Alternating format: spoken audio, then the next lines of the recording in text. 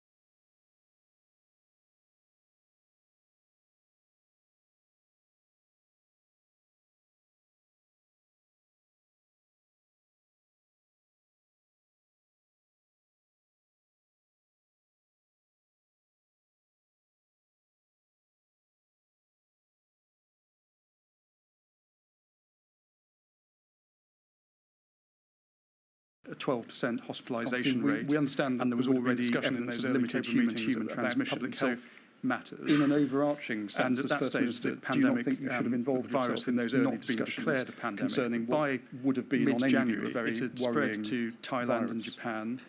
You had I UK think, scientists as you have reporting said, the a discussions 12% were hospitalisation focused rate, on and there was health already evidence evidence of and limited health human responses. transmission. So And at that In point, an I overarching believed sense, as that the First person Minister, best do you not placed think you should to have involved represent the Welsh yourself in those Government early discussions in those discussions was the concerning what person with would have been on those any view a health very responsibilities worrying in the Welsh Government? virus?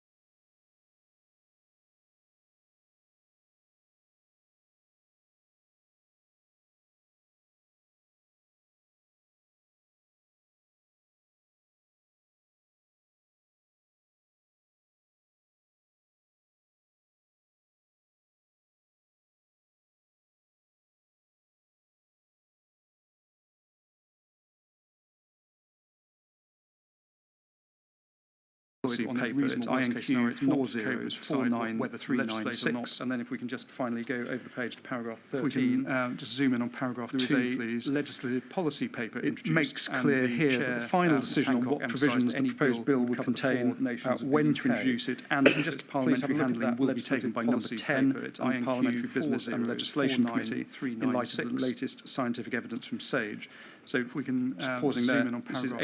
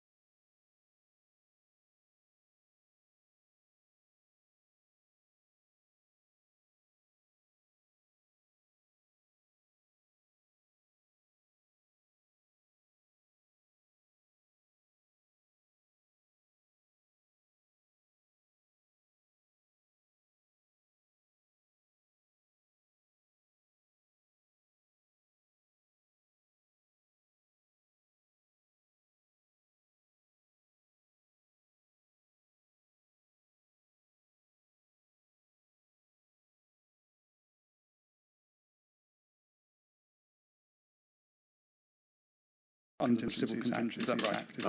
That was my assumption at that time.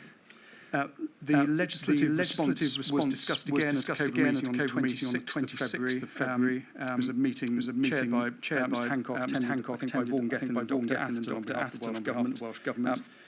You comment on this. We don't need the minutes. We can just see what you say in your witness statement. It's INQ 3002734747, and it's paragraph 23. Thank you very much. You say my understanding is an emergency coronavirus thus considered to be a legislative vehicle. The discussion around the legislative options was from the UK government. It was the UK government that exercised the relevant powers in the Civil Contingencies Act. However,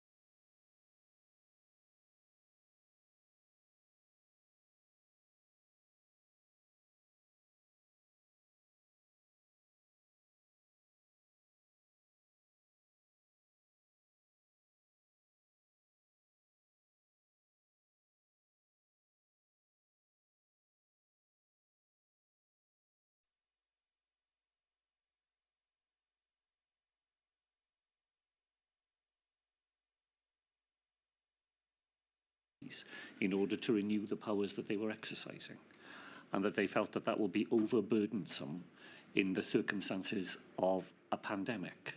So, to them, but make them more workable from their point of view.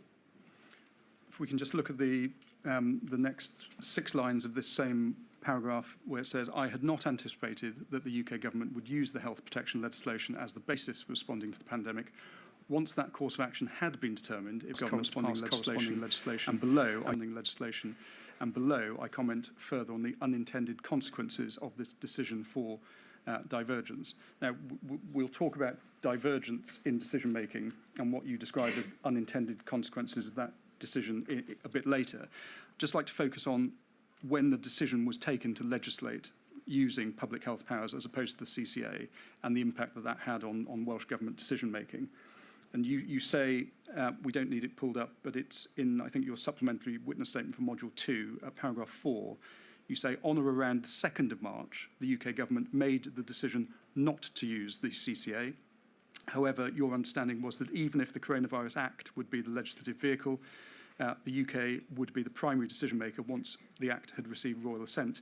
Implementation would be left to the Welsh Government. So your working assumption hasn't shifted at that stage by the 2nd of March.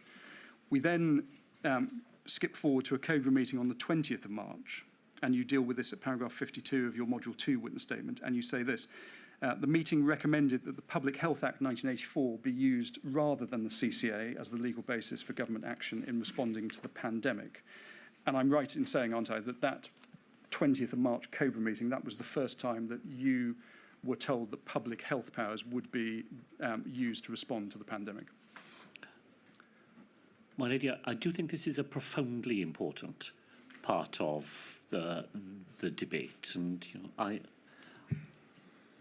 I know the dangers of looking retrospectively at these things, but the lack of clarity over the legislative basis for the powers that will be needed continues all the way through March. My belief right up until the 20th of March is that the essential decisions would remain in the hands of the UK government and that devolved governments would be implementers of those decisions. Even at the 20th of March, there is further confusion over the next couple of days as to where the ability to exercise public health powers lie. And there is an extraordinary exchange of messages between Mr. Gove and Mr. Hancock on the 30th of May, in which Mr. Hancock says, I've seen this submission. It's disgraceful that lawyers don't understand where these powers lie because public health is not devolved. So here is the Secretary of State for Health in England getting the most basic thing entirely wrong. He has advice from his lawyers, which is correct, that once the decision had been made to use the 1984 powers, then the decisions would move to Scotland, Wales and Northern Ireland, and for ministers in London for England, and that we would have an obligation to discharge those responsibilities once they were placed in our hands. But as late as the 30th of May, the Secretary of State gets that entirely wrong in his exchange with Mr. Gove. So if we were to look to the future and draw any lessons from the experience, then getting clarity early about the legal basis on which these most profoundly consequential decisions were being made, I think that's, when you work your way through it again, it's pretty alarming that on the 20th of March we are still resolving this. But both nations knew that they had Public Health Act powers on their own statute books.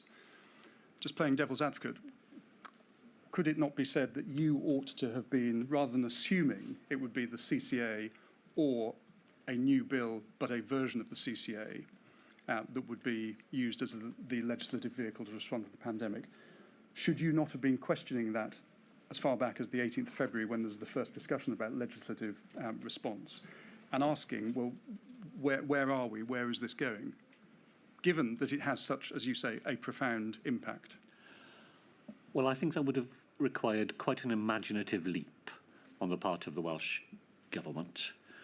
COBRA is constructed on the basis that the CCA lies behind the decisions that it will take, and there was no suggestion at all that this was going to be any different. All the discussions about legislation seemed to me to be clearly on the premise that decision-making in a national emergency would lie in the hands of UK ministers. I think it would have been quite, a sort of sidestep for the Welsh Government to say, but surely there's a different way of doing this using powers we've already got.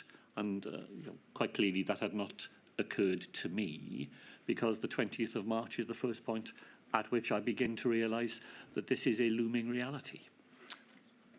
You say in your evidence that once the decision had been taken, this was a decision that you agreed with because health is a devolved matter, and using public health powers would allow the Welsh Government to respond to Wales's specific circumstances. And you go on to say, it's paragraph 195 of your Module 2 witness statement, that once the determination was made to rely upon public health powers, the responsibility for decision-making was dispersed to each UK nation, and you believe that this allowed the Welsh Government, in your words, to calibrate a response which reflected our particular circumstances and which sustained the broad support of Welsh citizens. Again, I suppose it's a similar theme to my last question. If you agreed, once the decision had been made and you agreed with the use of public health powers for all of those reasons you explain in your witness statement, why were you not advocating on behalf of Wales for public health powers to be used to respond to a pandemic rather than the CCA or a version of the CCA? Because until the 20th of March, there was no suggestion at all that that was the turn of thinking that the UK government had come to. Once they do come to it, maybe I would have changed one word in my own statement when I heard you read it. It isn't simply that a decision to use public health powers allows Welsh ministers. It requires Welsh ministers. These now become your responsibilities. You have no option but to exercise them because the responsibility has been placed in your hands. Coming back to the point I said we'd pick up on about unintended consequences that you refer to in your witness statement, was that something that you thought at the time was appreciated by the UK government? I think that's probably what I meant when I used the word unintended consequences. I don't think it was apparent to UK ministers at the time that by placing that responsibility at the nation level, that meant that there would now be decisions being made by others over which they had no direct control. So I think that was a dawning realisation for UK ministers. You can begin to see it as early as the 23rd of March, though, the decision of Cobra in lockdown, because there are already nuances that are different there. There's a discussion in which the Mayor of London, myself and the First Minister of Scotland are arguing that construction sites ought to be covered by the new arrangements, and the UK government is taking a different view. So there are already small signs from the very beginning that there would be some differences in implementation, but I think it was a dawning process rather than a clearly plumbed in recognition from the outset. Now, perhaps, Mr. Drakeford, for some of the reasons that you've just given, the inquiry has heard evidence in Module 2 from some UK government ministers and former ministers that they regret the decision not to use the Civil Contingencies Act to respond to the pandemic. Mr. Johnson, in his evidence in Module 2, has said that in the event of a future pandemic, the UK should be treated as a single epidemiological unit, and that the best approach is a UK-wide one with no differences between the four nations. And that evidence was echoed by Simon Hart at the end of last week when he gave evidence to the same effect. Do you agree that the best approach in the event of a future pandemic is a UK-wide response, or would you see a response, as with this pandemic, by using the Public Health Act again? Well, I definitely don't think that the evidence suggests to me that decisions made in London would have been better decisions as far as Wales is concerned. We are just inevitably closer to the ground, more aware of administrative structures, alert to the different patterns of the disease in the Welsh case, simply better able to communicate in the bilingual way in which Wales operates. So I definitely don't agree that better decisions would have been made from Whitehall than in Wales. I think there is a different way, however, in which strengthened ability to coordinate between the four nations would have been preferable to the pattern that we ended up with, and that would have allowed a different degree of coordination and joint decision making that we ended up with, and that's a preferable way, I think. Before we leave the question of divergence, you will have been aware that both Mr. Johnson and Mr. Hart have given evidence to the inquiry that there was a risk of the devolved administrations being, in their words, different for the sake of being different. And in fact, Mr. Hart arguably went further and stated that the Welsh Government actively sought differentiation for no other reason than to be different and to set Wales apart from the other nations in the UK.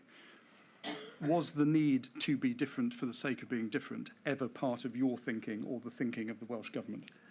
Well, I absolutely refute the assertion of the Secretary of State for Wales, for which I notice he provided no evidence at all. My lady, I am a believer in the United Kingdom. You know, I lead a government that wants the United Kingdom to succeed and faces considerable political opposition from people who believe that Wales's future will be better separated from the United Kingdom. I had no motivation of any sort to make decisions for the sake of being different. And I think my effort through the whole pandemic is to try and find better ways of coming together to make better informed decisions. And I don't think the Prime Minister or the Secretary of State could offer you a single specific instance to justify the charges that they have made.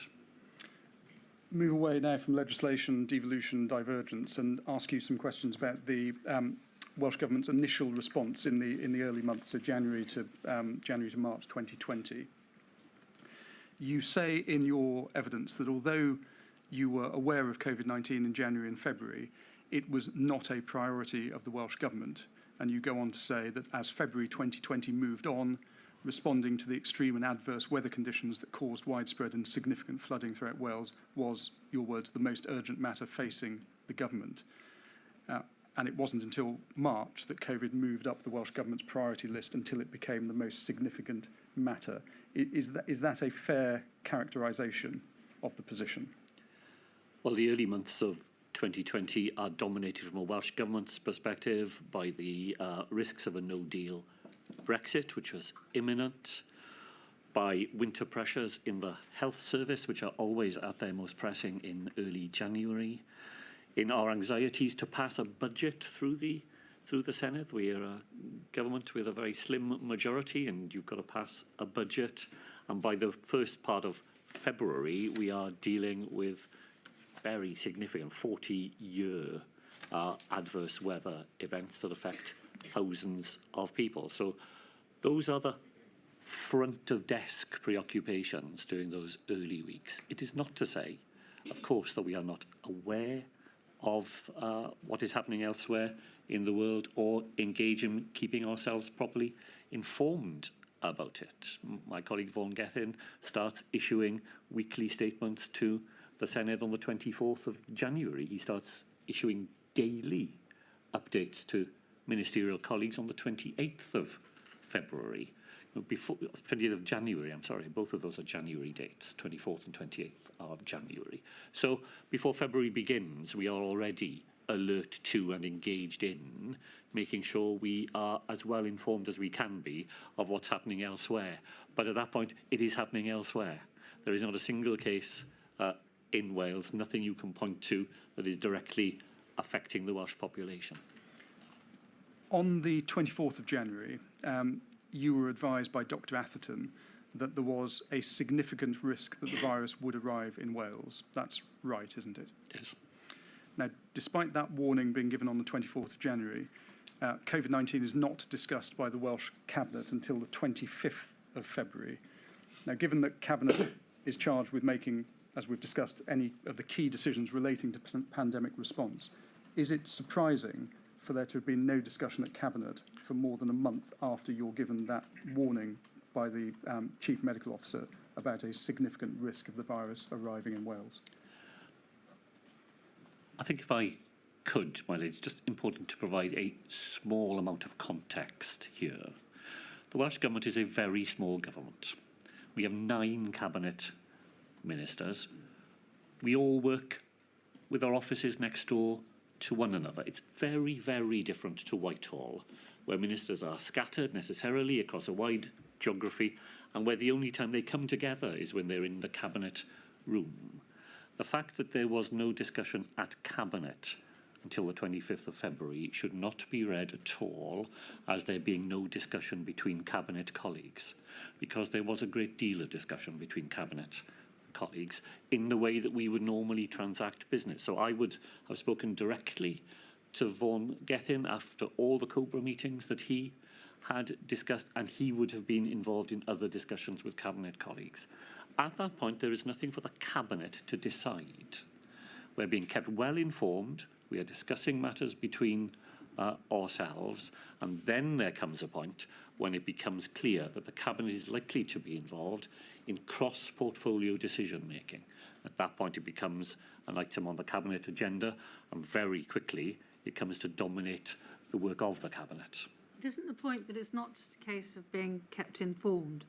It's a case of making sure that people know what is going to happen on the ground, what preparations there are, for example, for shielding vulnerable people, to check that there's surge capacity.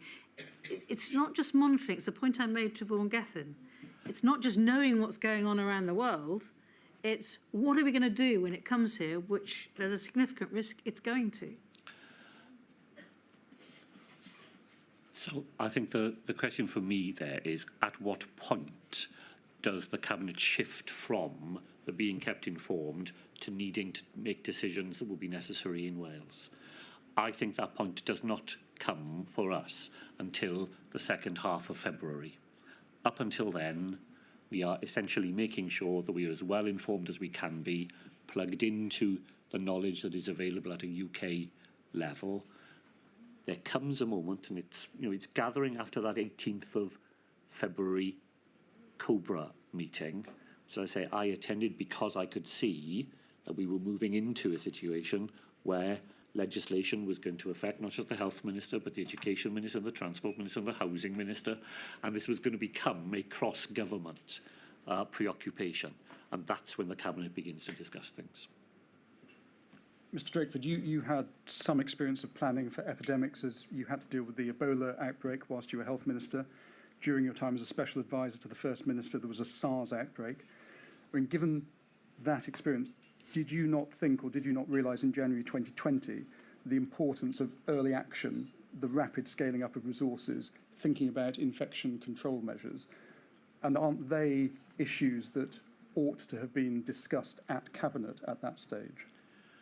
Well, the signal to me that we needed to move into that territory was the moment when Chief Medical Officers advised that the risk level to the United Kingdom and to Wales has moved from low to moderate. Right until the point at which the Cabinet begins to discuss things, the advice from our Chief Medical Officers is the risk to Wales is low. And when that is your primary signal, it doesn't read to me like a signal that we need to start mobilising in that purposeful way all the things that you listed. When the signal changes, and the signal is now, it's gone from being low to being moderate, that's the point at which the Cabinet does become engaged in exactly that list of considerations. There's a very plausible case, well, I'm not denying it at all, that signal should have been read earlier, and that we should have moved what we were doing some weeks earlier into the year. But the signal wasn't there at the time. At the time, the signal is this is a low risk. You know, it's not as pressing or right in front of you as some of the other risks that we are dealing with. But at the point that the risk level rises from low to moderate, you see the Welsh Government gearing itself up, and the Cabinet gearing itself up to grapple with some of those matters. Eluned Morgan gave evidence yesterday, and she said that if the Welsh Government were given their time again, we would recognise that we probably should have been making earlier preparations throughout January and February. Do you agree with that? I think I've just said that there's a very plausible case for saying that, but that is with the lens of hindsight applied to it. If we knew then what we knew now, there are many things we might have done differently with better knowledge. In the knowledge of the time, we moved when the signal to us suggested to us that that was necessary. The inquiry has heard evidence from various sources. So I'm thinking particularly Professor Sir Chris Whitty. He told Module 2 that he was under no illusions that the UK was well set up to meet a challenge of a major pandemic, because he said he knew investment in healthcare had been suboptimal. He knew that the planned flu plans, such as they were, wouldn't necessarily stand up to the challenges of a coronavirus. And also he was aware that there was no sophisticated or scaled up test and trace system, in contradistinction to some other countries. In general terms, in late January, early February, were you aware of those concerns? Was that a viewpoint you shared in Wales? Well, we would certainly have shared the view that a prolonged period in which the funding of public services was not what it needed to be would have left the system more vulnerable to a sudden and major impact. We would absolutely have understood and shared that. I would certainly have been aware that we did not have a test and trace capacity of the sort that we were eventually able to mobilise. I received advice in the middle of February that Wales had the capacity to carry out 100 tests a day, and that in normal circumstances that was sufficient to meet our needs, but it clearly was not going to be sufficient to meet a mass testing regime. So some of the points that the CMO for England makes there, I think, would have been known to us. Just before we move, can I go back? I'm sorry about this, Mr. Poole. Can I go back to the advice you were getting, Mr. Drakeford? You said that your CMO advised you in January of significant risk. I always call significant a Weasley word on the basis it can mean a lot of things to different people. But it usually means something to mark significant. And then you say you were getting advised it was low risk, that the virus was coming to Wales. Did you interrogate that advice and say, well, wait a minute, back in January you said it was significant and therefore something that should be marked, and now you're saying low. Did you interrogate it? Did you ask questions of why you were getting that advice? We'd certainly have had opportunities to discuss it directly with our Chief Medical Officer, but my understanding at the time would have been the risk to the United Kingdom is low. the chances of it coming here are not significant. If it does come here, then the risk will be significant. That's the distinction I think that was in my mind. You know, the risk of it happening is not, it's at the low end of the spectrum.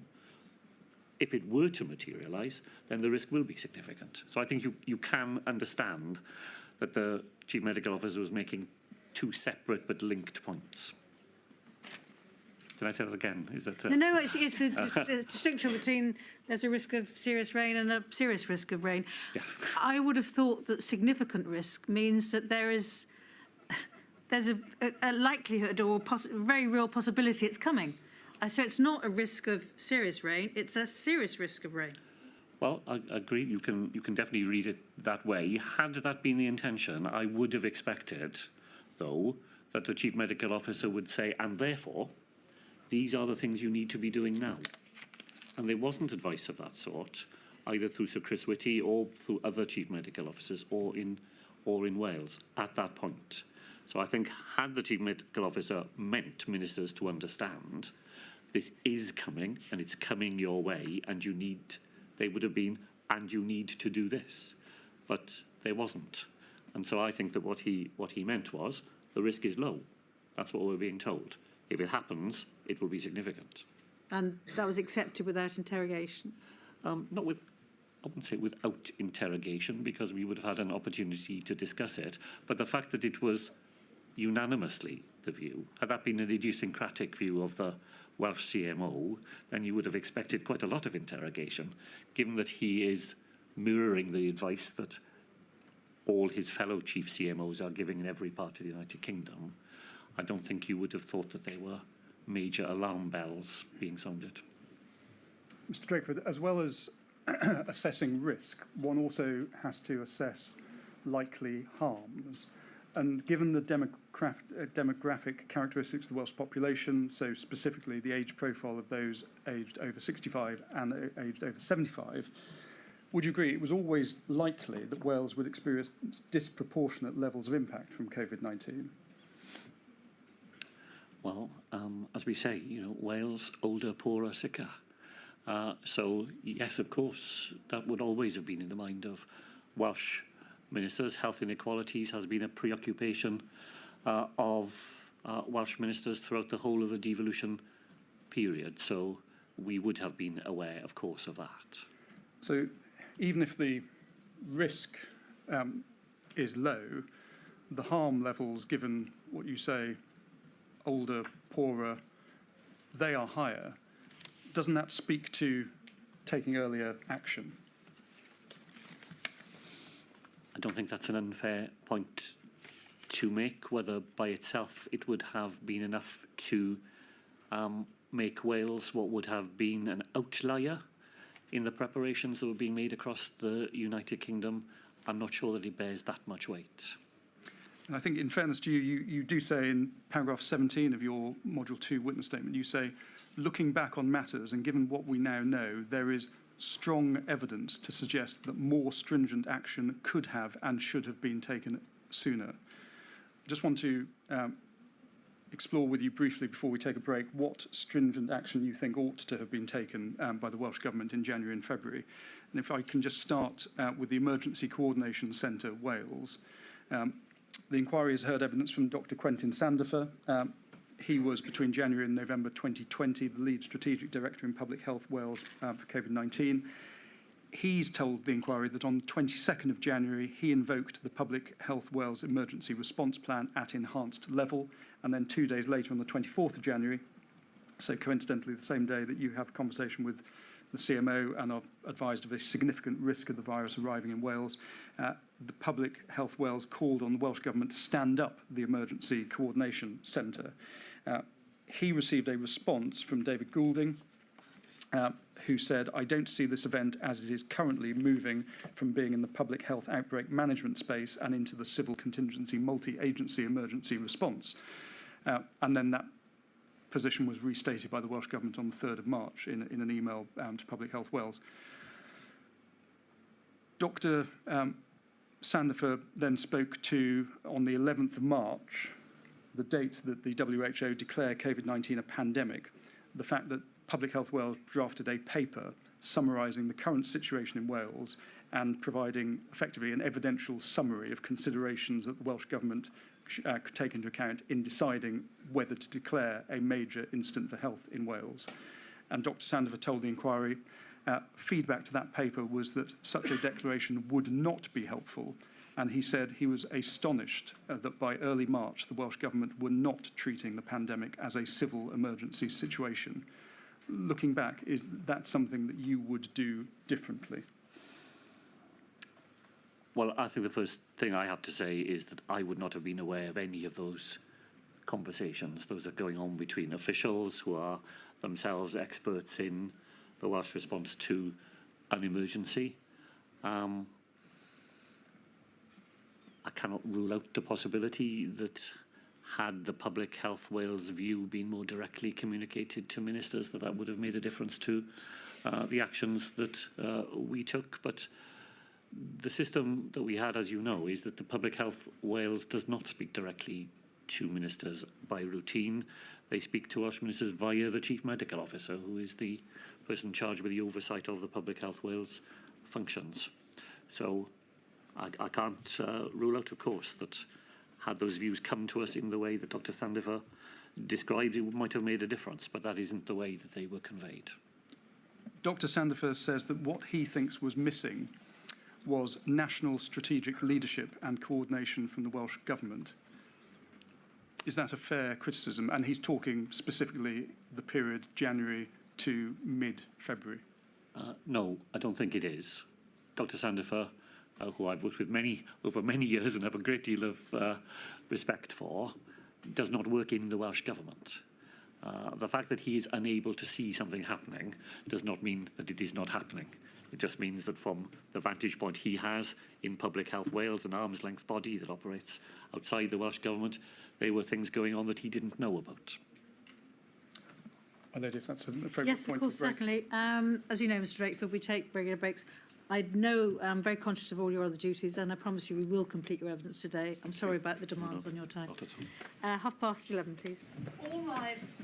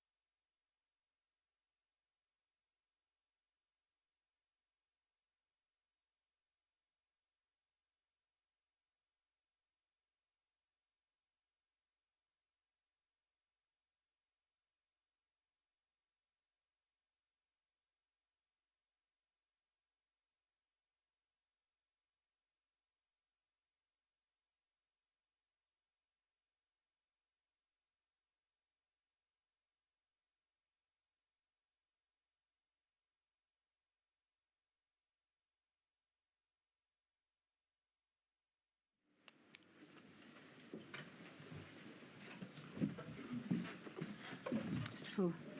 Mr. Drakeford, if we could start, please, with the 25th February Cabinet meeting. We can see the minutes at 000129.852. As we discussed earlier, this is the first Cabinet meeting to formally discuss COVID. If we can go to the last page, page 6, under any other business, we were told by Mr. Gethin we shouldn't read much, if anything, into that. 5.3, please. Mr. Gethin is leading and addressing Cabinet at this stage. This paragraph was discussed at quite some length with Mr. Gethin when he gave his evidence.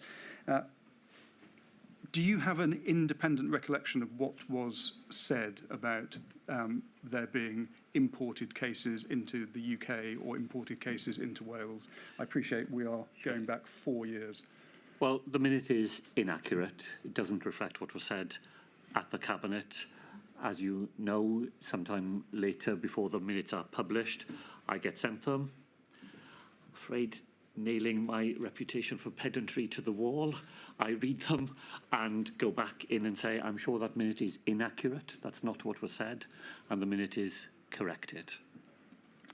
You, just to clear this up as well, you do deal with this in your witness statement for this module. It's INQ 30371.209 at page 25, paragraph 77. You say there, it was noted that the Minister for Health and Social Services had been updating Senate members. The risk to the UK was described as moderate. Information was shared across all 4 travel advice, public, so 4 lines up from the bottom. There had been no imported cases into the UK, so that error from the minutes has crept into your witness statement. Yes. That is also an error, is that right? Yes, it is. What is perhaps striking about these minutes is that and perhaps if we just go back to them, it's INQ 30129.852, please, is there's no consideration by Cabinet of what steps should be taken to stop the virus spreading. So what infection control measures needed to be thought about and put in place. There doesn't seem to be any discussion about that. Why is that? I'm not sure that I can recollect for you precisely enough why some things were discussed and why some things were not at that moment. For me, the key thing is that this is the moment at which the Welsh Government's attention turns to this issue with the significance that it was to command, and at that point all those issues are being discussed.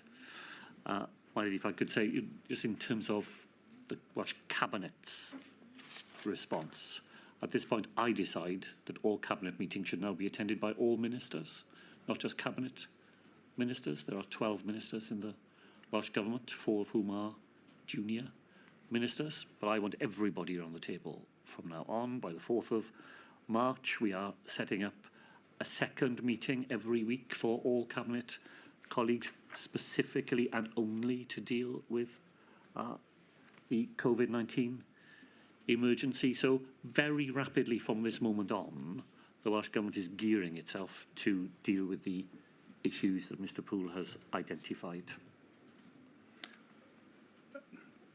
Mr. Drakeford, what was the plan at this stage? This is the 25th of February. COVID is being discussed for the first time at Cabinet. What was the plan for practically stopping the spread of the virus into Wales? The nuts and bolts of the plan, as you understood it to be. You've spoken about testing and tracing. We know that only dealt with index cases. What was the Welsh Government going to do about infection control measures? That's why I say I'm surprised that's not seen in these Cabinet minutes, and I just want to know what was the plan at this stage? Well, first of all, to be clear, there is no plan to prevent the virus from spreading into Wales. That would have been an ambition well beyond what you would have imagined we could have accomplished. But from now on, there are very practical things being discussed about how we would respond to coronavirus when it arrives.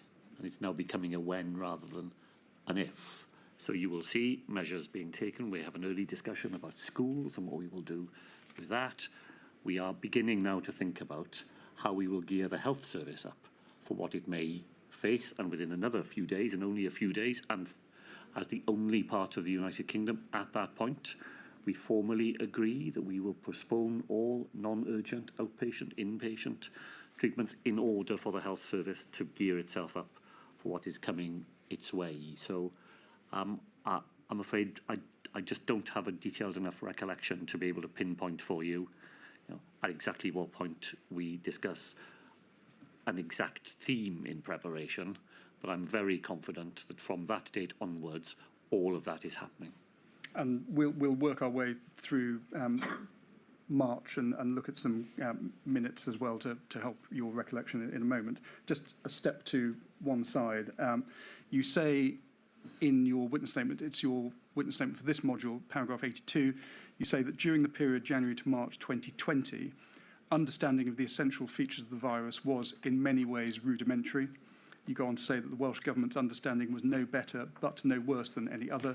And then you go on to say at paragraph 83 that during January and February, there was some limited and preliminary evidence which suggested the possibility of asymptomatic spread, but that the Welsh Government concluded that there was insufficient evidence upon which to base operational decisions. And this has been a topic that's been explored with various witnesses over the course of the last couple of weeks. The inquiry heard evidence from Mr. Hancock in Module 2 that his single greatest regret was not pushing harder for asymptomatic transmission to be the baseline assumption. Is that a regret that you share? Well, I have a slightly different regret, I think, to Mr. Hancock, which is that I wish we had known more at that point about the scale at which asymptomatic spread would happen. But we didn't have it. Nobody had it. The World Health Organization is still saying in July that it is unclear the role that asymptomatic spread is playing in the coronavirus epidemic. And in February and into March, there are very tentative and with very limited evidence suggestions that asymptomatic spread may be playing some unspecified part in transmission. Now, I wish we'd had better information than that, but I'm not sure that I share Mr. Hancock's regret that we didn't act more decisively on evidence that was as thin and as unreliable as it was at the time. Given the risks presented to some of the most vulnerable in Welsh society, do you think the risk of asymptomatic transmission was sufficiently factored into Welsh Government decision-making in this period, January to March? And I suppose the question is, I hear what you say about there being some evidence, but no definitive evidence. Ought a more precautionary approach have been taken in any event? Well, knowing what we know now, the answer to that would be definitely. Did the evidence at the time amount to sufficient to take even that more precautionary approach? Well, that question was very directly addressed by our clinical advisors, and as late as the 28th of April, they are telling us that it doesn't. Ask some questions next before we move into March 2020, just about data and modelling.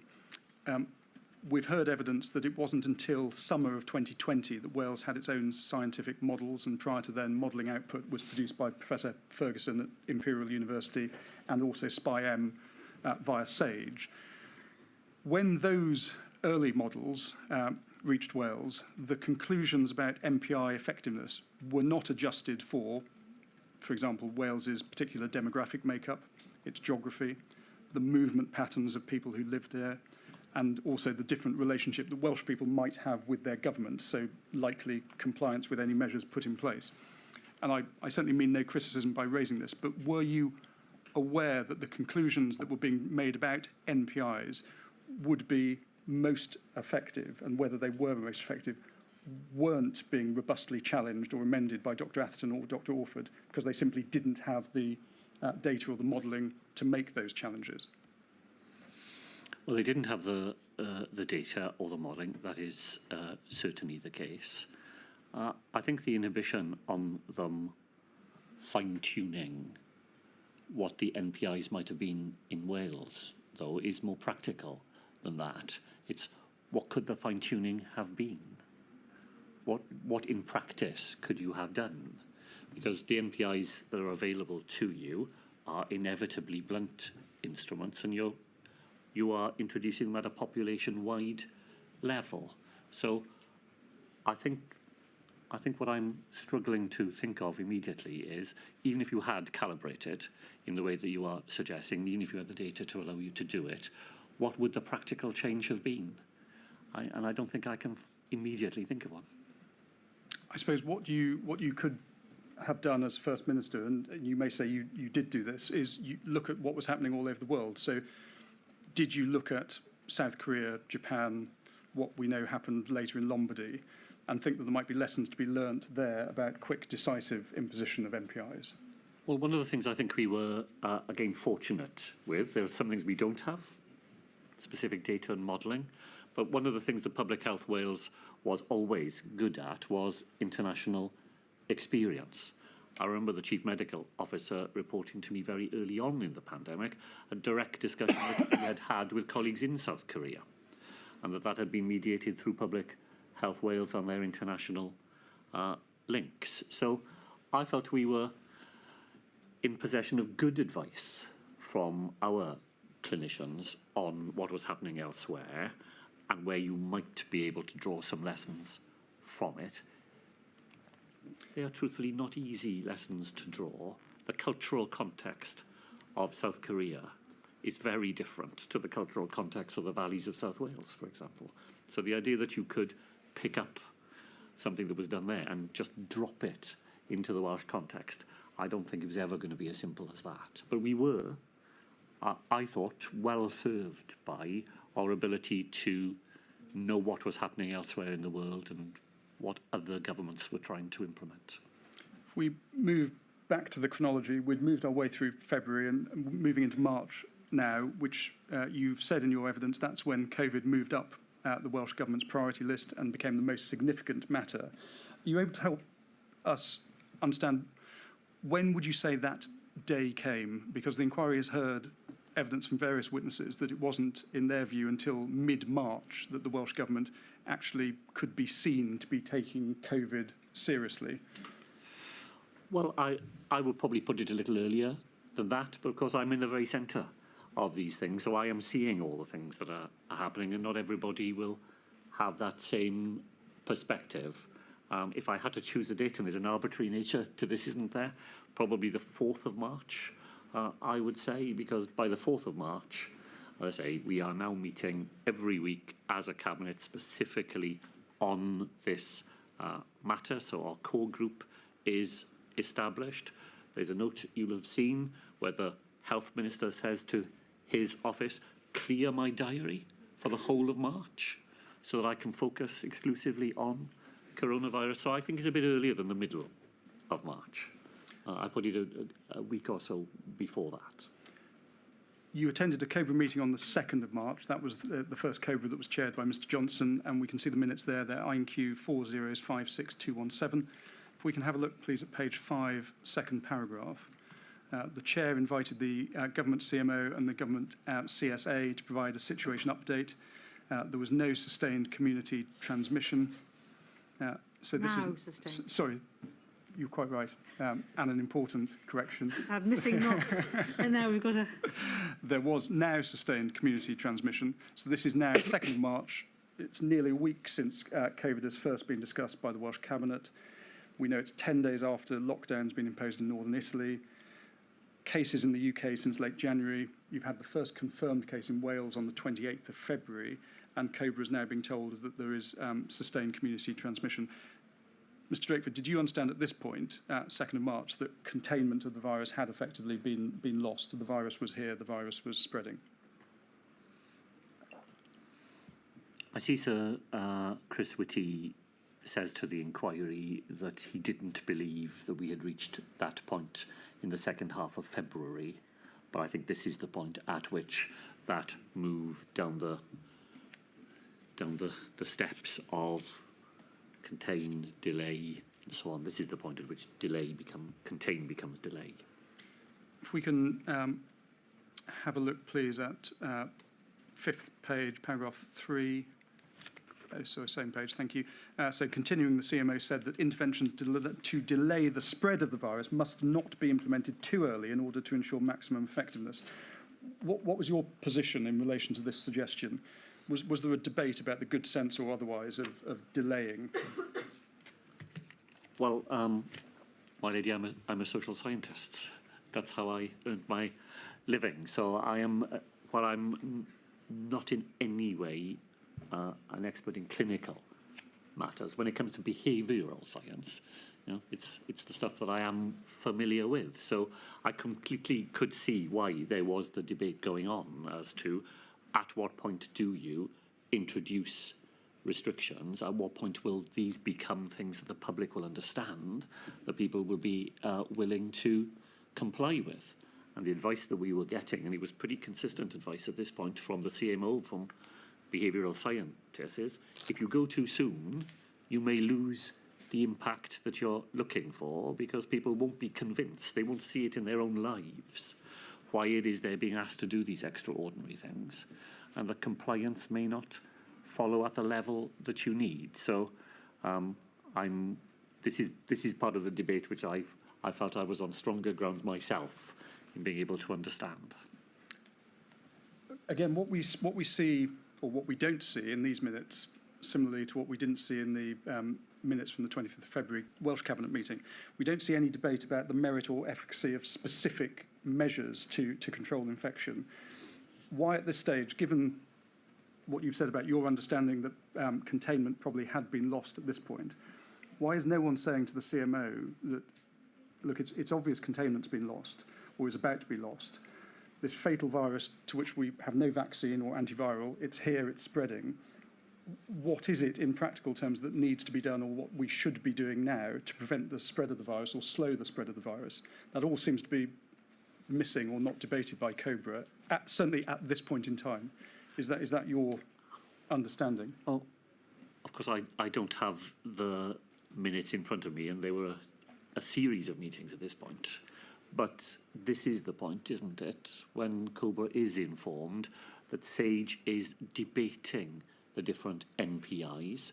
It doesn't yet have a sense of which of the potential repertoire are likely to be the most effective, and it doesn't have a sense of the different combinations. The different ingredients on this menu can be put together in different ways, and SAGE doesn't yet know which ingredients we should use and what combination we should use. So that work is going on in SAGE. That's what COBRA is told, and we'll get advice as soon as the people who are focusing on this with the best ability to offer us that advice are in a position to do that. And I think if we look at page 6, the end of these minutes, next steps, it says, summing up, the chair said, so I think page 6 of these minutes. Thank you very much. Power 14, next step. Summing up, the chair said the government's response must be guided by the science and protecting the vulnerable. So this is effectively waiting on SAGE to inform them of what could be done. That's that final. I think it's either this meeting or the one on the 4th, where the chair has just summed up a bit earlier in saying it's business as usual. So I think I do need to make that one, if I could, that the Prime Minister's view, and he expresses it routinely in March, is that we must carry on. We must tell people this is a mild illness. They're not to get anxious about it, and that does create a certain inhibition on some of the advice being taken as seriously as I think it was being proposed to us. First Ministers of Wales and Scotland being inhibited by the Prime Minister's view. Mr. Drakeford?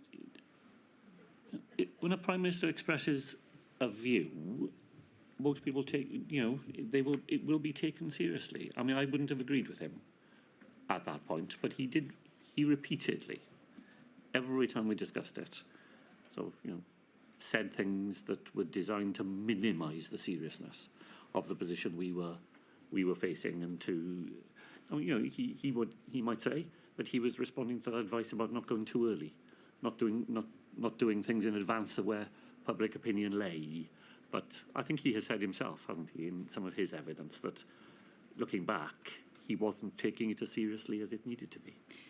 Accepting the point about that some say not going too early, although I think there may be debates about that.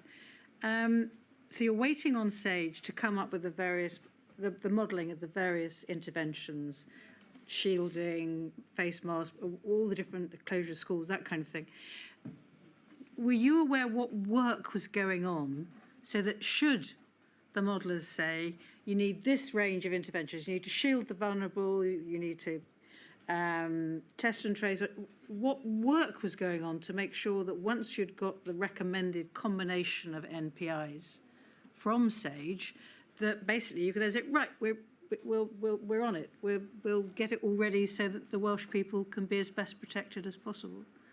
What work was, to be honest, I've heard a lot throughout the inquiry, not just this module, plans and discussions, and I want to know what was actually happening to make things ready. Were you aware at that stage, or had you left it to your health minister? No. We'd have been discussing all of this in our cabinet discussions. I think the point that I will probably make is that it wouldn't be a reflection of the realities of the time to regard these things as happening in sequence. It wasn't an orderly, we will think, we will plan, we will prepare, we will do. We're thinking, planning and doing all at the same time.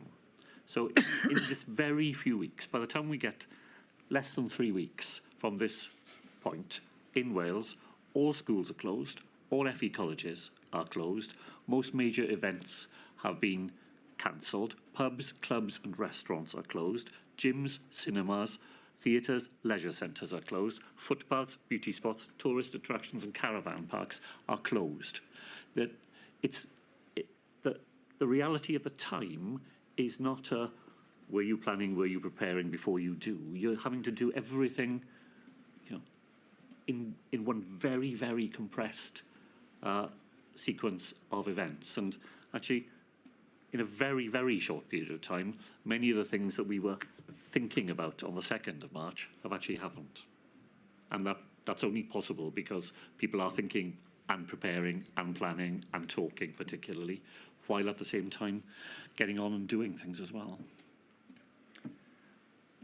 At your regular Monday press briefing on the 2nd of March, that's the first mention of COVID. We can have a look at INQ 30227479. Second bullet point, you confirm the first case in Wales, person being treated at Royal Free Hospital in London. And then if we can zoom out and look at under preparations, you say that Wales and the whole of the UK is well prepared for these type of incidents and that you have robust infection control measures in place. Now, isn't the reality that Wales was not at all well prepared? I mean, that much was accepted by Mr. Gethin in his evidence that he gave in Module 1 and to some extent in his evidence that we heard on Monday.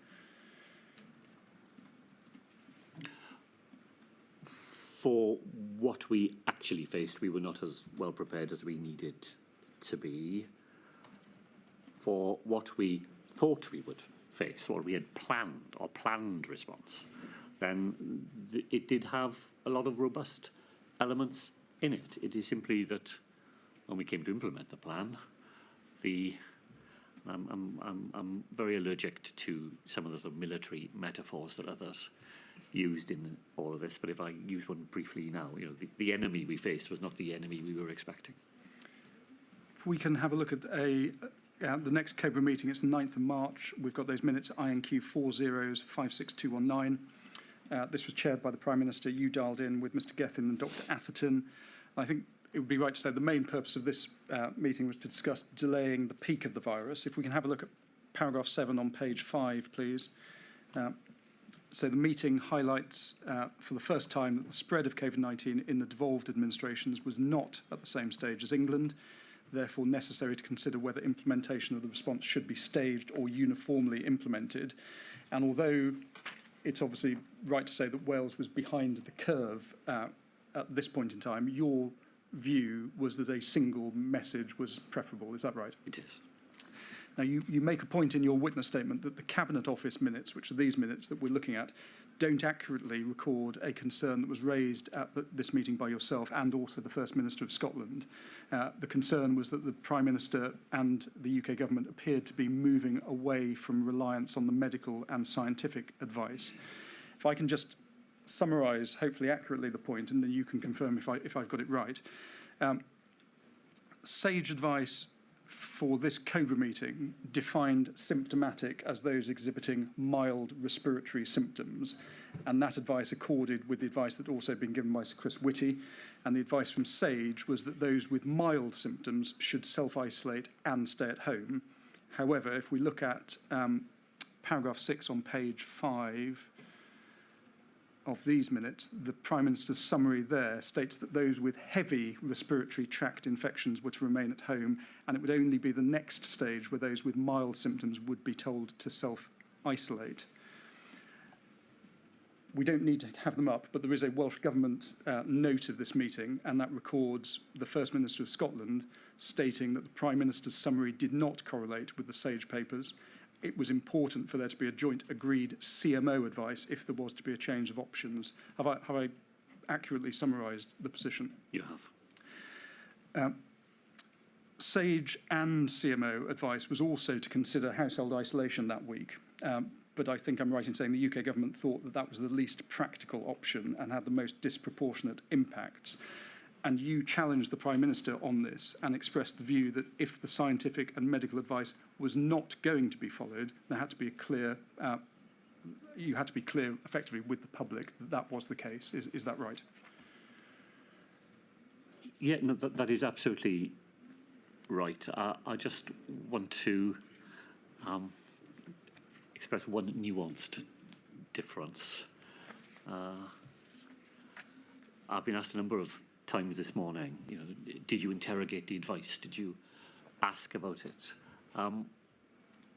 I myself would not use, maybe you didn't intend it, pejorative language about having a robust discussion in COBRA. That's what they're there for. And yes, both the First Minister of Scotland and I felt that we'd gone into the meeting with a very clear understanding that the advice we were getting, the advice we would follow would be that people would be asked to self-isolate on mild symptoms. At the meeting, the Prime Minister would not use the word mild. He wanted to use a different threshold for self-isolation, and we have a challenging conversation about it, but that's what we were there to do. Was the impression you got, though, at this Sage meeting that this was an instance perhaps of the UK government and the Prime Minister not following the science? Well, it's a gradation. The science is that people should self-isolate. He agreed with that. It's the threshold at which they are to self-isolate that he wished to take a different view. I myself, I'm sure I was guilty of it many times, but I tried to avoid using the phrase following the science. What we were is informed by the science, and then we made the decision. And the Prime Minister was probably entitled to have that debate, but he wasn't. He was not advocating an outcome from that meeting, which is the outcome that I believed at the start. When I went in through the door, I didn't think that's what we were being asked to agree. And it turned out that we were, and that's why we both said, in that case, we need a further advice from all CMOs to tell us whether or not they think we are doing the right thing here. Following the chronology, but dealing with a discrete topic that fits in now, which is mass gatherings. 2 days after that COBRA meeting, so now the 11th of March, you attended the COVID-19 core group meeting. There was an update from Dr. Atherton. There was now 15 cases in Wales with some community transmission. And given the events in Italy, there was a need to prepare, he told you, for the reasonable worst-case scenario. Dr. Orford provided a technical briefing on mass gatherings and behavioural and social interventions. It's INQ 302711613. If we can just have a look at the first paragraph, please. So, in the event of a severe epidemic, the NHS will be unable to meet all demands placed on it.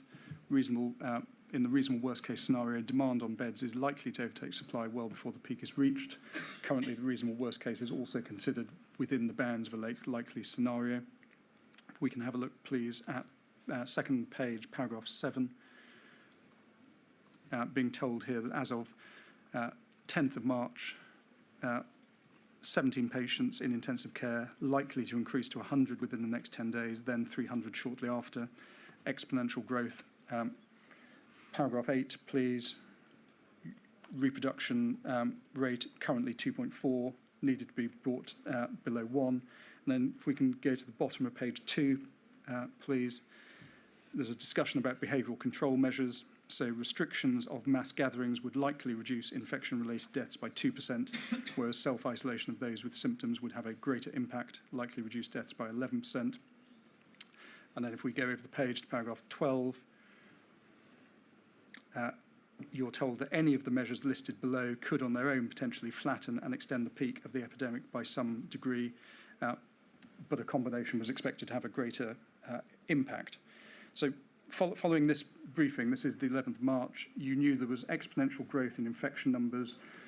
Urgent action was required to control the spread of the virus and stop the NHS in Wales being overwhelmed, also obviously reduce the number of deaths. There is then a COBRA meeting on the 12th of March. If we can have a look at the minutes, please. It's INQ 4056221. If we have a look, please, at page 5, first paragraph. Government Chief Scientific Advisor provides an update. Number of cases in the UK increasing. Numbers would increase quickly, and then sage advice was the UK was approximately 4 weeks behind Italy, expected the UK to follow a similar trajectory in terms of number of cases. Then, if we can please skip to paragraph 5, the third bullet point notes that the hardest intervention to call was whether to cancel mass gatherings, as the evidence was not there, especially for outdoor events. Just pausing there. Although the scientific advice was not there, as it says here, to cancel mass gatherings, you'd been advised the previous day that restricting mass gatherings could reduce infection-related deaths by 2%. That's right, isn't it? Yes. And I think you say in your witness statement that mass gatherings were, in your view, you say, an unwelcomed distraction for the emergency services in Wales. That's also right, isn't it? That is right. And you also say that you were significantly concerned because of the need for consistency of public messaging, and felt strongly that to say on one hand, stay at home, but on another to say it was fine to attend the Cheltenham Festival or a concert was confusing. That's also right. I argued at this COBRA meeting for us to agree that mass gathering should not go ahead.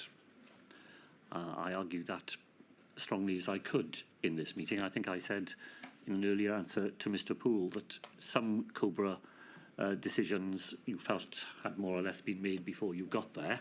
Others, there was a more free-flowing discussion. And I remember this discussion particularly well for a reason I'll say in just a moment. And in this discussion, the Prime Minister, in my view, did go round the room. He took views from anybody who wanted to contribute. He took views from people who were attending remotely. It was a proper discussion, and in the discussion, I was arguing for a four-nation agreement that mass gatherings would not go ahead, not on clinical grounds. I can't do that because all the clinical advice I have is that that's not a supported course of action, but I am arguing for it on the grounds of messaging. It seemed to me we're trying to convey to people how serious the position is, and we're asking them to do some extraordinary things. To say that it's all right to go to a mass gathering seemed to me to contradict that, and my argument was we should all agree that they won't go ahead. The reason I have such a vivid memory of it is that having gone round the table, the Prime Minister summed up against that course of action, and he summed it up by saying, Dom says no. That was his final contribution. I did not know who Dom was at this point, but that was the final thing that the Prime Minister said, and that was the decision that we were not going to go ahead in that way. But my argument, and I made it as strongly as I could, was that on public messaging grounds, that was the right thing to do.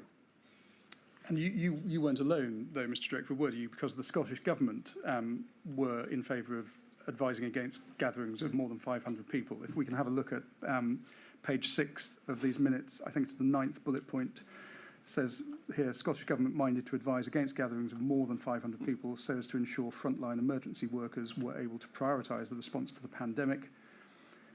And then we have a look at the conclusions. It's page 8, paragraph 15.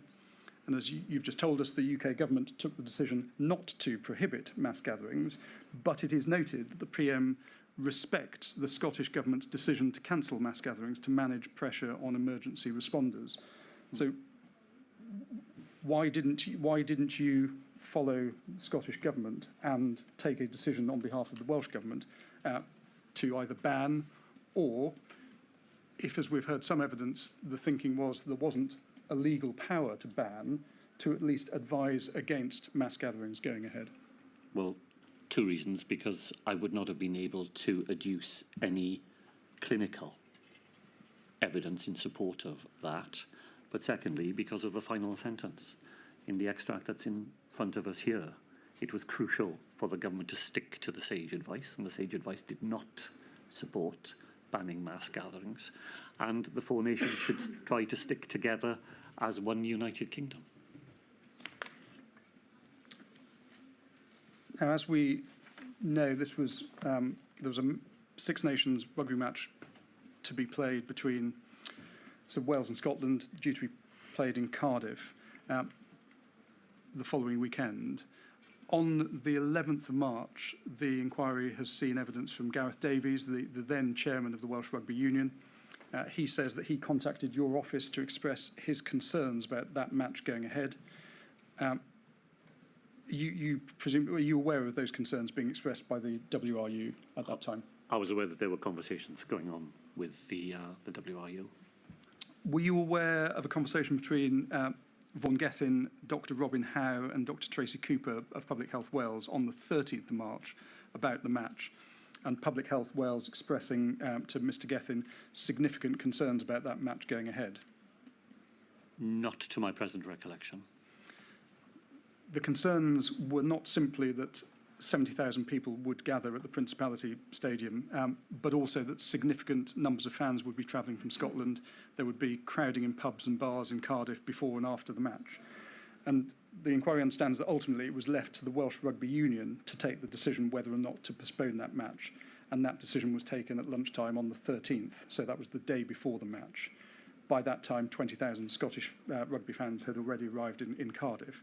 And Mr Davies's evidence to the inquiry is that it would have been reckless to allow the match to proceed. Do you agree it would have been reckless to allow that match to proceed? Well, I had already been arguing Cobra for the match not to go ahead. So, my position was it would be preferable for the match not to happen. But I had no medical evidence that I could make to support that conclusion. I had no agreement from the UK government to that position, and I have no legal power, actually, to enforce that decision, because the power lies exclusively with the Welsh Rugby Union. I had a conversation, as you might be about to say, Mr Poole, sorry if I'm anticipating you, directly with Mr Davies. This was I think one thing we've missed in this discussion so far is just what a hotly contested decision this was.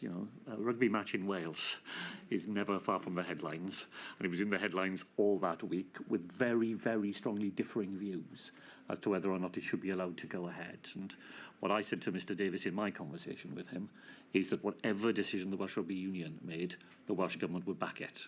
There would be no criticism from us of whatever decision he made. If he decided to go ahead, we would not criticise him for doing that, because he would be relying on the medical advice that was available to us. If he decided that he wouldn't go ahead, we would support them in that as well.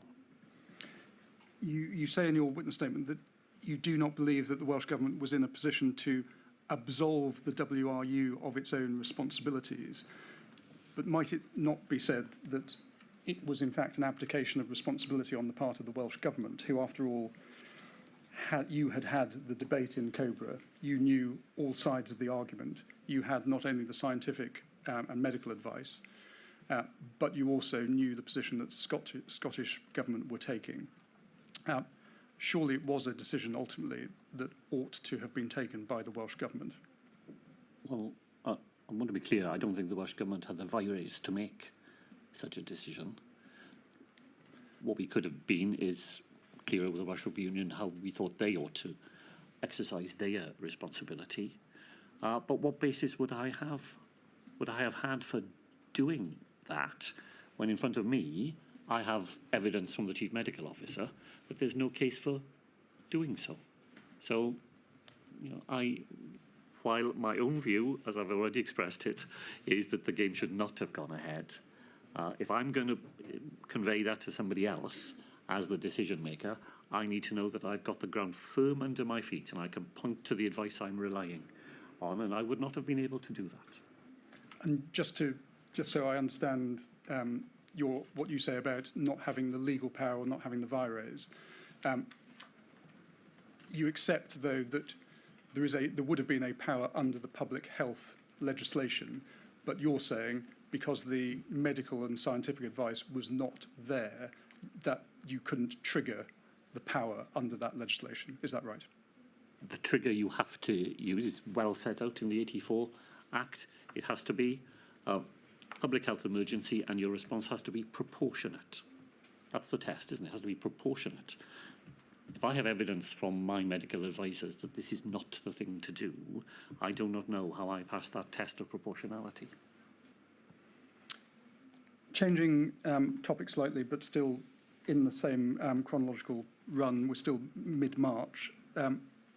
Hospital discharge and care homes. The inquiry heard evidence on Monday from Vaughan Gethin that on the 13th of March, he gave a joint press conference with you regarding the framework of actions, which included a direction to expedite the discharge of vulnerable patients from acute and community hospitals. It also suspended the protocol which gives the right to a choice of care home. How much of this was led by the UK government, or was this a decision taken by the Welsh government in a devolved space, namely health? This is a devolved government decision. It's made in advance of a decision by the UK government for England. Now, as we discussed with Mr. Gethin on Monday, discharging vulnerable patients to care homes presented an obvious risk that had to be managed. Do you think that the risk of spreading the infection from hospitals into care homes, which obviously contain some of the most vulnerable people in Welsh society, was properly managed by the Welsh government?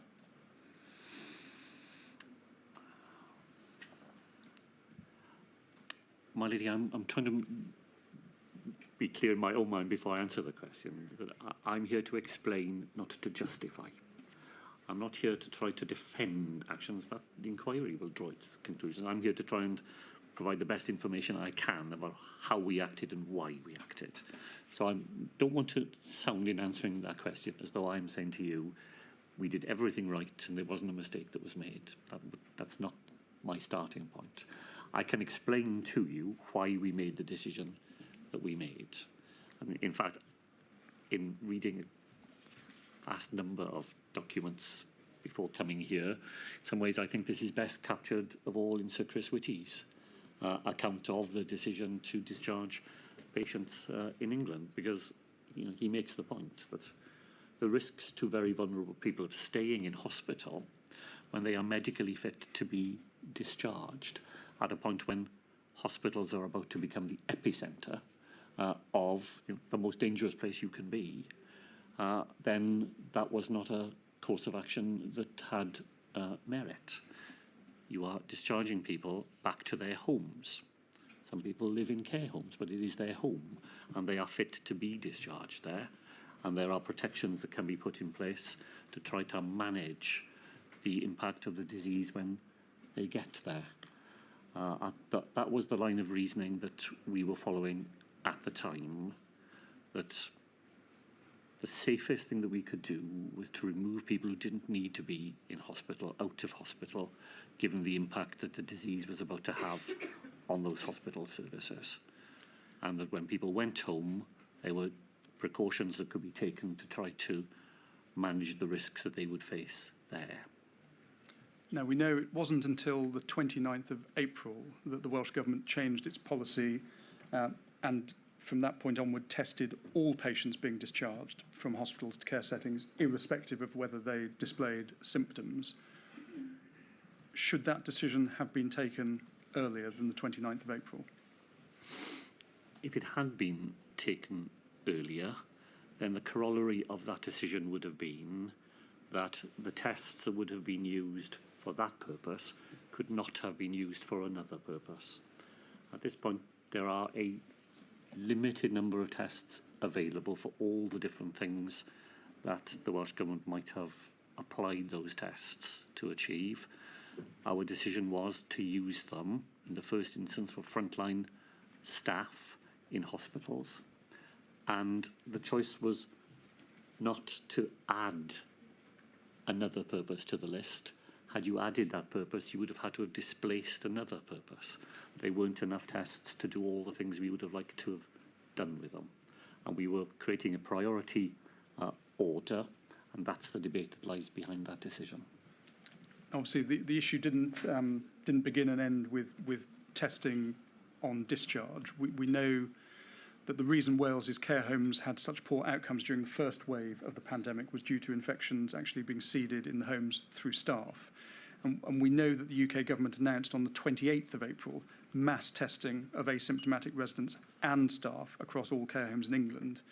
2 days after that, a group of UK MPs wrote to you expressing their concerns about Wales's failure to do so. What steps did you take in response to that letter? Well, I think this is terribly difficult territory because I know just how powerfully people feel about what happened in care homes here in Wales. And, I absolutely regret everything that led to loss of life. My own mother lived in a care home in Wales throughout this pandemic. These are matters that in a Welsh context, decision makers are not immune from the decisions that we take. But the evidence, I think, is the evidence Mr. Poole has just cited, that of course there are instances where coronavirus is seeded into care homes by people being discharged from hospital. But the primary reasons why coronavirus ends up in a care home is because of the necessary ingress into care homes of people who are there to care for people in them. And as coronavirus rises in the community, the risk that it will be carried into the care home in that way increases. And I know for lots of people that's an uncomfortable conclusion, but I think it is where the evidence that I have seen takes us. Once we had received, we are receiving letters and advice and suggestions from all sorts of people all the time. What we had was, I hope, and believe at the time, an orderly and predictable way of making decisions in which advice comes to ministers very regularly from people who are focused entirely on this matter of how to try to keep care homes safe, what we can do to enhance that. And I can't be buffeted by letters that want me to do something different over here or something else over there. I have to rely upon the orderly decision-making approach that we have laid down. And as ministers get advice, you can see over March and certainly through April how our approach to care home testing and the protection of people who lived in that vulnerable setting, how that develops. On the 2nd of May, Mr. Gethin made an announcement that the evidence does not support blanket testing of staff and residents in the UK.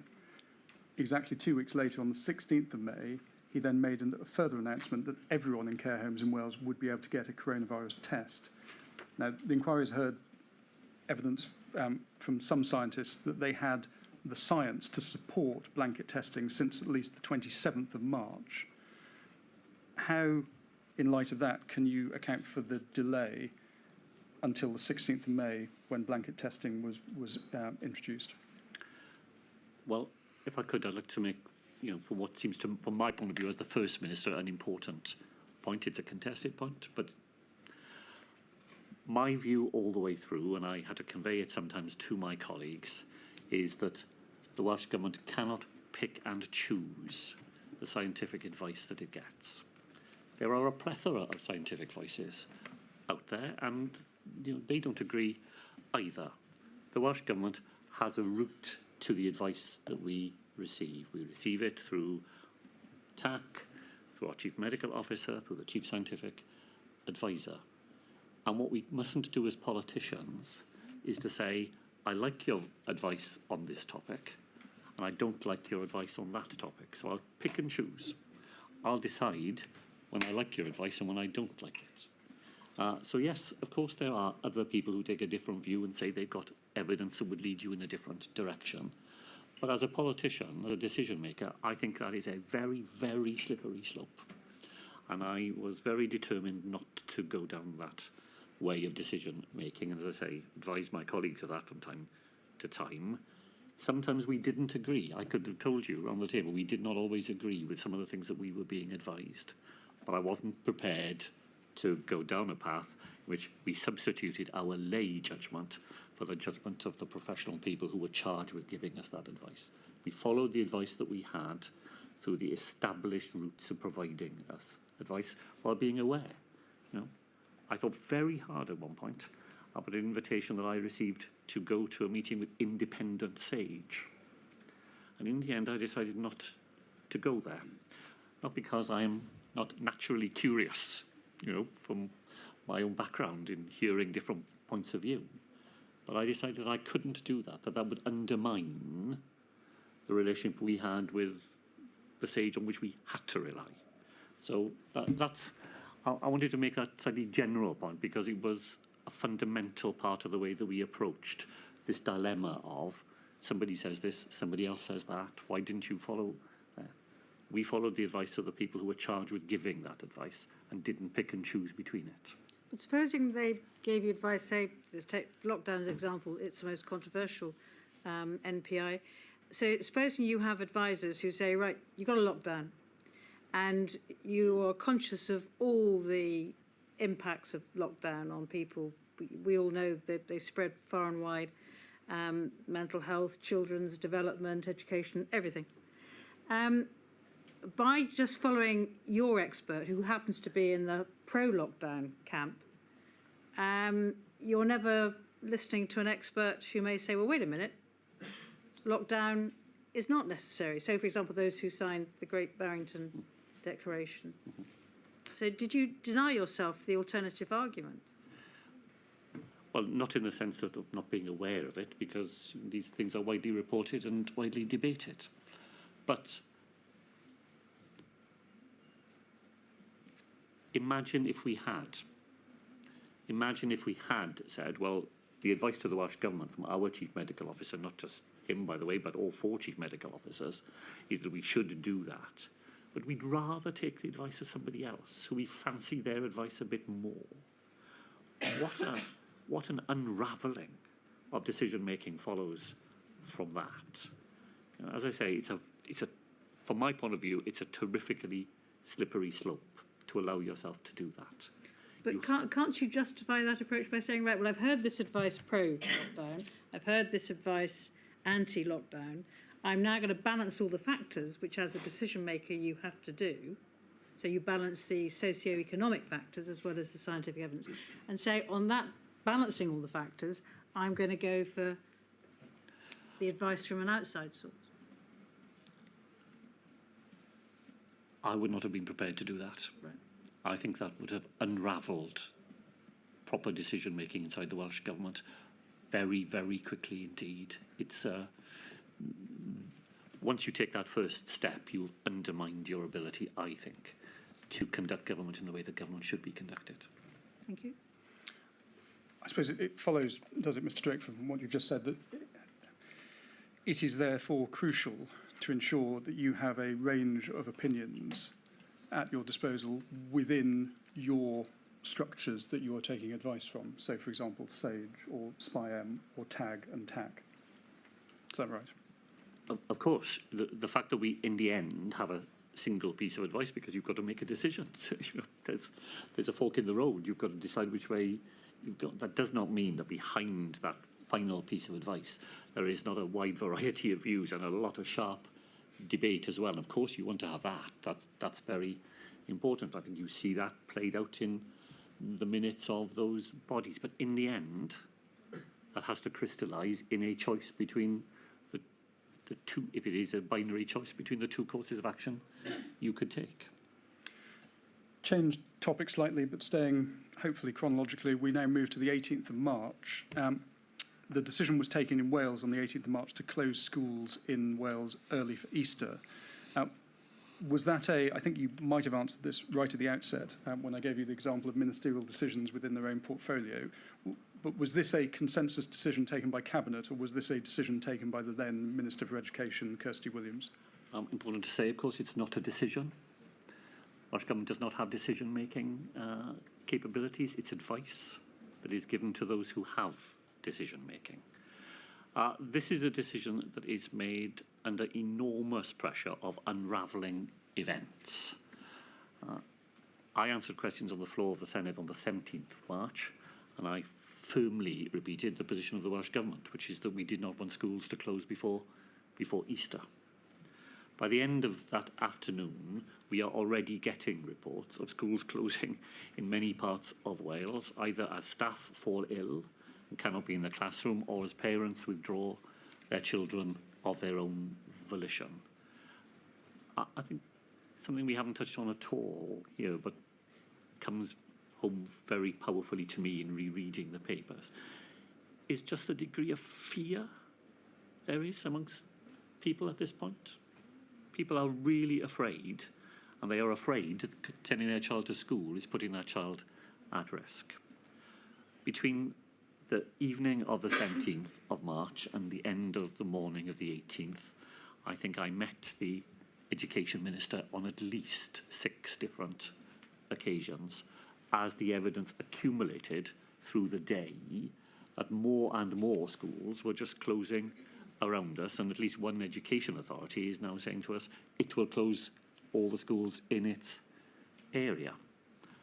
We are also getting powerful pleas from the Welsh Local Government Association, teacher unions, for the Welsh Government to try to put some order around what we see happening in front of us, so that parents, teachers and others have a sense of schools coming to an orderly end. And by the end of the morning, that is what the Education Minister and I have concluded. There is no opportunity at this point for the whole Cabinet to be gathered around that decision. But, as I say, we are not deciding to close schools. In many ways, what we are doing is trying to put some sense of order around a series of events that are happening beyond our direct control in any event. And is it therefore your evidence that closing schools on the 18th of March is really something that could not have been avoided at that point in time? It was happening already. It was happening in front of our eyes. What we wanted to do was to try to make that system predictable, communicable to parents and staff, and then to take action immediately to put in place alternative arrangements for those vulnerable children and children of key workers who we knew would still need to be able to attend school. On the evening of the 20th of March, you announced that the Welsh Government would use public health powers to close restaurants, pubs, bars, other facilities where people gather. The inquiries heard evidence that on the 22nd of March, there was then a meeting between yourself, Secretary of State for Health, health ministers from the devolved administrations, obviously including also Mr. Gethin. And you say that one of the actions that arose from that meeting on the 22nd was to prepare a lockdown plan. Would I be right to infer from that that at that stage, 22nd of March, there was no plan as such for a Welsh lockdown? What I think you see there is that for the first time, I am agreeing that we need to think of a Wales-only lockdown plan. This is the 21st and the 22nd of March are weekend days.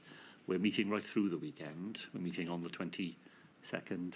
As you say, the Cabinet meets in full at the end of the 22nd. And I have been told that there will be a COBRA that day. that I'm expecting to attend a COBRA, and I'm expecting the Prime Minister to propose that there will be a UK-wide lockdown. When the COBRA doesn't happen, I'm now beginning to wonder why it hasn't taken place. And I'm bound to have some anxiety that it may be because the Prime Minister isn't going to agree to that course of action. So at this point, I ask for legal advice and policy advice as to what we would do if we were in the position of having to do that alone. I think it's highly improbable that we would have been able to do it, and I think they were very large barriers in our path. But given that we might have to face it, then over that weekend I ask for that advice. On the 23rd, of course, we have a COBRA meeting, and it transpires that the proposal is for a UK-wide lockdown, so I don't need to act on any of that advice. But on a precautionary, it may be necessary basis, that advice is commissioned. You have said in your evidence that your perception is that the actual decision to lock down was taken by the UK government shortly before the COBRA meeting that you attend on the 23rd of March. Is that right? Well, that is an impression, so I mustn't put any more weight on it than that. But we were not getting indications earlier in the day, as you sometimes would, that, you know, this meetings are happening, decisions are being made, this is the direction of travel, this is what you should expect when you come to the meeting at 5 o'clock. My impression is that so I'm going to use another football analogy now, you know, the ball was still in the air until quite late in the day. And obviously you attend that COBRA meeting on the 23rd of March. At that stage, you all knew that there was exponential growth. Once control had been lost, the virus would be rapidly spreading. Now, notwithstanding that understanding, the four governments had introduced measures previously on the 16th of March to try and control the spread and slow the spread of the virus. Why weren't those measures given longer to work prior to imposing a lockdown on the 23rd of March? Because I think the evidence was too vivid that insufficient numbers of people were complying with the decisions that had already been taken. That was the anxiety. I received, my lady, reports over that weekend of the 21st and 22nd of March. It was a beautiful weekend. Barry Island, I saw a note, is rammed. Beaches in Llanelli are overflowing. Pen y Fan, which is a tourist hotspot in Wales, has got hundreds and hundreds of people gathering and walking up and down the mountain. You know, the evidence was there already that the measures we had agreed only a few days before were not being observed with sufficient consistency to have the impact that we know we needed to extract from them. Do you consider then by the 23rd of March a national lockdown was absolutely necessary? That was my view, but I was confident that it was the view of my cabinet colleagues as well. We'd met on the Sunday, we'd met on the Monday, we'd been rehearsing all of these arguments. Although the decision on the spot was a decision I had to take on behalf of Wales, I was entirely confident that this was what my cabinet colleagues would have wished to have supported. Had different decisions been made leading up to this point on the 23rd of March, do you think there is a chance that lockdown could have been avoided? Well, we are entirely in the realms of speculation here. My own speculation is that lockdown would have happened and should have happened earlier. Not that it would have been avoided, but the timing of it would have been altered. And when should the UK have locked down, in your view? Well, I'm an amateur witness on this matter. I've seen what other people have said. I don't have any reason to dissent much from what seems to me a fairly broad consensus that it could have happened a week earlier than it did. I want to next look at the period following the implementation of national lockdown up to the autumn of 2020. Now, as we know, imposing the lockdown in Wales using public health powers meant that there was a legal duty to review the need for restrictions and requirements every 21 days. Early April, you were pressing the UK government to convene a COBRA meeting in good time before the 16th of April, which was that first 21-day review date, so that the four nations could discuss a further set of coordinated announcements. If we could please have a look at INQ 30256826. This is a letter written by all of the devolved administrations to the Prime Minister on the 4th of April. If we can have a look at the first paragraph, refers to Mr Johnson's recent COVID-19 diagnosis. Now, we know that on the 27th of March, it was made public that Mr Johnson had tested positive for COVID. He was later admitted to hospital on the 6th of April, where he remained for 6 days. You have said in your evidence that Mr Johnson's illness and hospitalisation did have an impact on decision-making. You describe it as having had a chilling effect. Just describe to us in what way you say that Mr Johnson's illness and hospitalisation had an impact on decision-making in the way you describe. Could I say to begin with that I have no complaints at all about the way in which meetings in the absence of Mr Johnson were conducted by Mr Raab, who chaired those meetings. He was a good chair of a meeting. The chilling effect is in the hesitation which the whole system feels about making major decisions when the Prime Minister himself is not at the table and not able to participate in them. So, to my mind, you could detect very easily the hesitation that was there amongst people who were left to make those decisions in the absence of the Prime Minister. If we can have a look at the third paragraph, please, of this letter. You say, picking it up, whereas hurriedly convened COBRA meetings early in the pandemic were understandable, there is no reason not to ensure an orderly process ahead of this predictable milestone. Did you find it surprising that you and the other First Ministers were having to write to the Prime Minister in this way on the 4th of April? Well, I think it does illustrate some of our anxieties that a regular, reliable rhythm of engagement at that level had been put in place. A few days after this letter was sent, you describe in your evidence a call with Mr Gove on the 8th of April, but you say there was no commitment being given on behalf of the UK government to hold a COBRA meeting. You must have been somewhat surprised then to receive a calling notice at 10 to 7 that evening to attend the COBRA the following day. That was chaired by Mr Raab.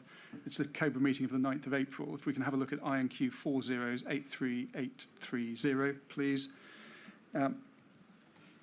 Of these minutes, you've said in your evidence that they accord with your recollection that, your words, a consistent message was required across the four nations to ensure the message landed in the most clear way.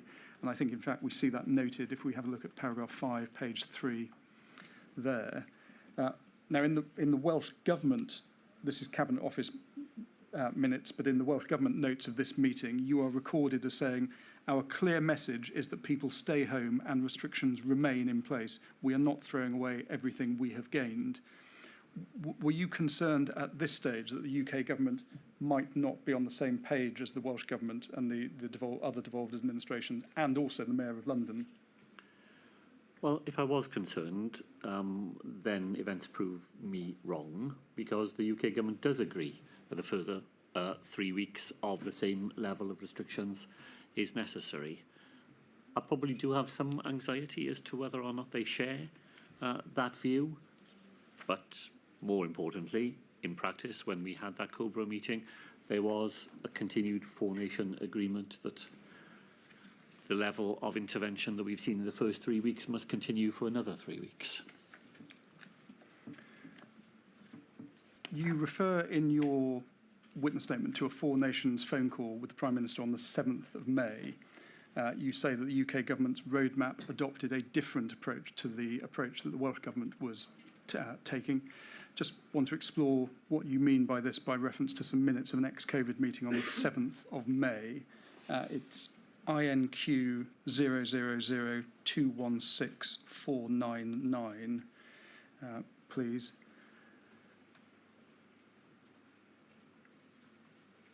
And if we look at in the middle of the page, the Permanent Secretary is noted as reporting that he had been told by his counterparts in the UK that the view in Westminster was that the population was over-complying with the work from home message and were overlooking the part of the message which said it cannot work at home, then you should go to work and practice social distancing.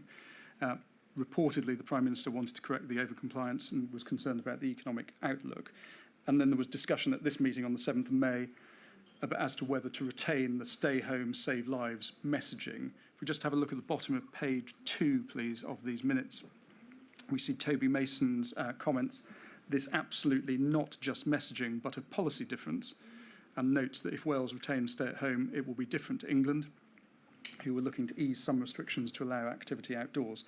Now, in terms of the stay-home message, you say in your evidence, Mr. Drakeford, that changing policy from stay-at-home to stay alert was not something that you could and would support. Can you just explain why, given that the UK government and the Welsh government were drawing on the same scientific evidence, you didn't feel able to support the UK government's change of policy?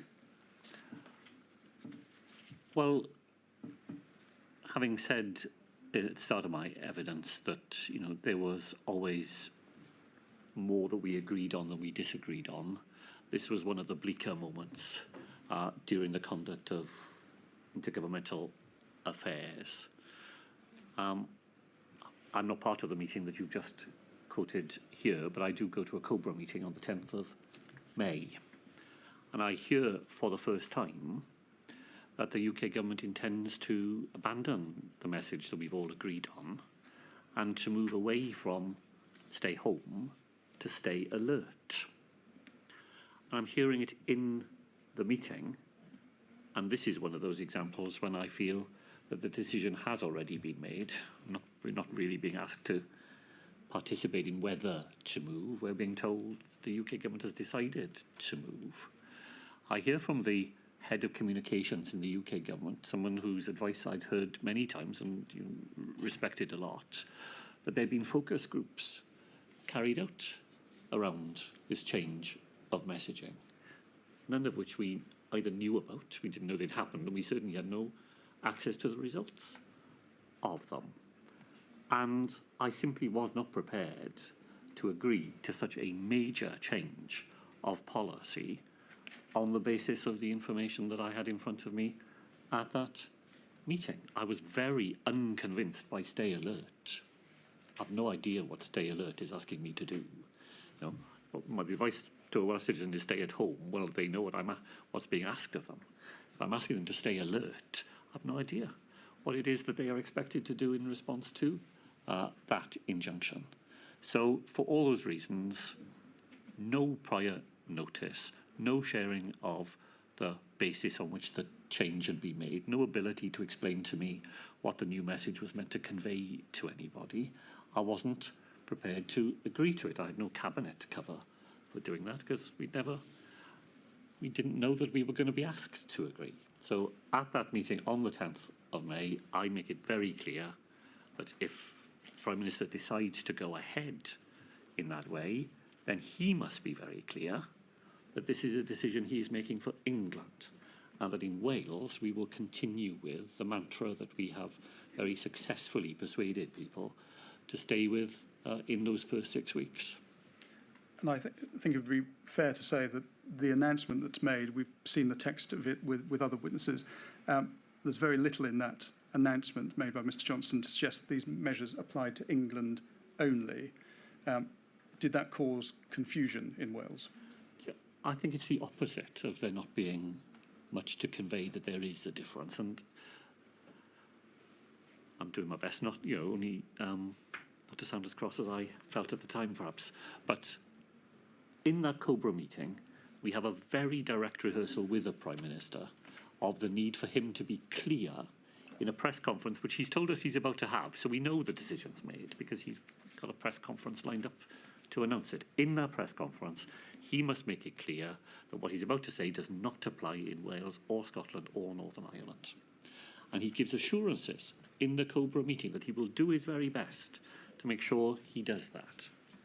He then heads to the cameras and he provides a script in front of the cameras in which the only time he refers to Scotland, Wales and Northern Ireland is when he says early in the press conference, as Prime Minister of Scotland, England, Wales and Northern Ireland. It is a very clear indication to people that what he's about to say applies to the whole of the United Kingdom. And he never once says that that is not the case. That's why I describe it as a bleak moment, because this is not a moment when, I understand that people can use Britain, Northern United Kingdom, England interchangeably if that's the way they've been brought up. But in this case, this is not a slip of the tongue. This is not somebody forgetting to mention. This is a deliberate attempt to imply to people that what the Prime Minister is about to say means them, when he full well knew that he didn't. And I think the following day, the 11th of May, you give a press conference making some of the points you've just made, and we'll come to that after the break. Certainly. 1:45, please. All rise.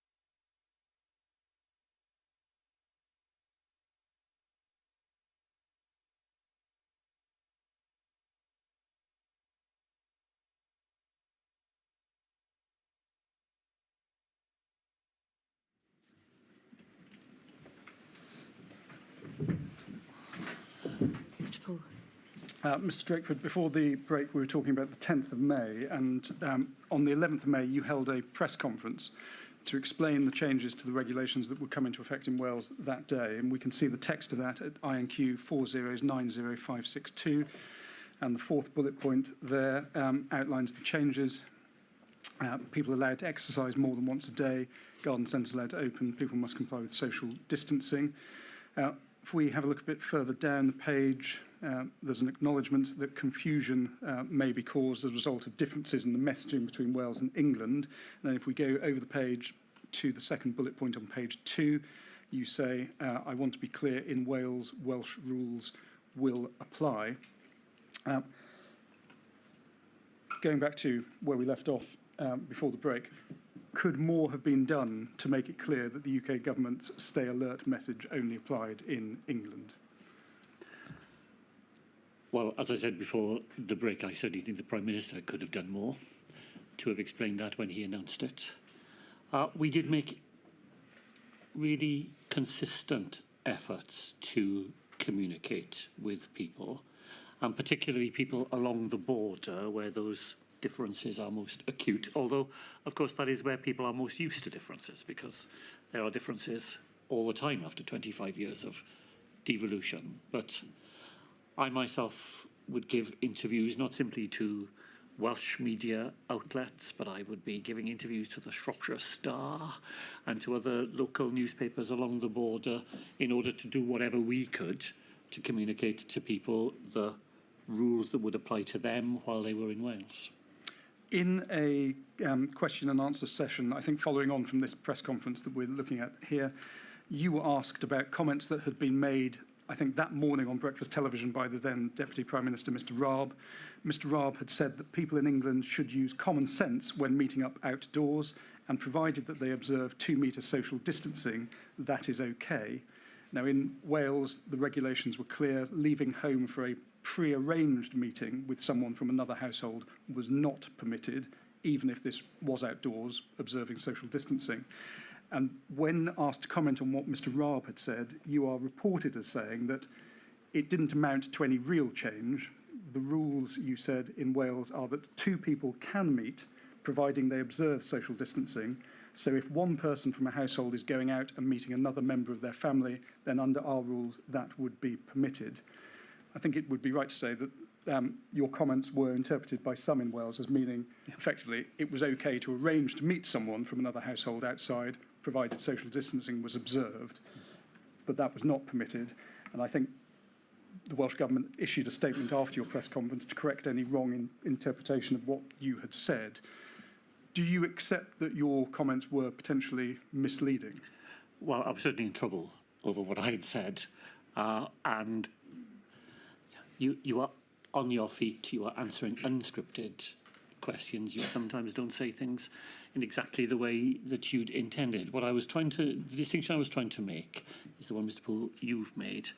But, and I made the point at the time, I used to, in those very early days, Cardiff Council kept allotments open for the 1 hour you were allowed out. So I would cycle to my allotment for 45 minutes and cycle home again. And as I would do so, I would see people absolutely scrupulously obeying the rules. And by chance, not by design, they would see somebody they knew on the other side of the road, and they would say hello to them or hope you're okay. And I was being asked whether that was somehow against the rules, that you couldn't even acknowledge somebody. And the point I was trying to make was that there was nothing wrong with that. Going out purposely to meet other people was clearly against the rules, and that's the distinction that we tried to clarify. You say at paragraph 49 of your witness statement for this module that you are in favour of strong debate when difficult decisions had to be made, and you say when physical meetings were not possible, some of the interaction defaulted to informal means. And obviously during much of the pandemic, particularly lockdown periods, virtual meetings became the default. And you say these obviously would be supplemented by telephone calls and emails. And one of the informal means of communication that you specifically reference in this context, where physical meetings were not possible, is the use of text and WhatsApp messages. So I want to ask you some questions about your use of text and WhatsApp during the pandemic. Now, it's been widely reported in the press that you had to correct the record in the Senedd when you said that you did not use WhatsApp. And just to be clear, it's right, isn't it, Mr. Drakeford, that you did use WhatsApp to communicate with Welsh ministers and others, such as the First Minister of Scotland, during the pandemic? I used WhatsApp on 11 occasions in the whole of the very many months of the pandemic. I don't believe I used WhatsApp to communicate with the First Minister of Scotland. I would have had text messages with her, certainly, but in terms of WhatsApp, I've had the record checked. There are 11 occasions. One of those, I say thanks. That's one of them. And another one, I complain that I can't hear the sound of the Senedd when I'm meant to be answering questions.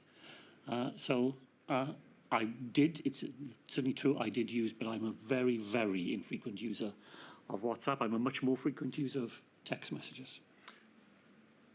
Dame Sian Morgan was taken to a number of Welsh Government policies concerning the use of informal methods of communication and also the importance of keeping records. Do you accept that using WhatsApp to discuss Welsh Government business was prohibited by those policies? I do accept that. It's the policy that's wrong, not the practice. Do you accept, as Jane Runnacles, your most senior advisor, did when giving her evidence, that using WhatsApp, even for administrative purposes, was wrong? It was against the policy of 2009. In the circumstances of 2009, the policy no doubt was a sound one. The circumstances of dealing with a pandemic, the policy did not make sense. Even if the policy were to change to allow the use of WhatsApp and text messages and other informal methods of communication, I assume you wouldn't be advocating for a change to the policy of the importance of retaining such messages.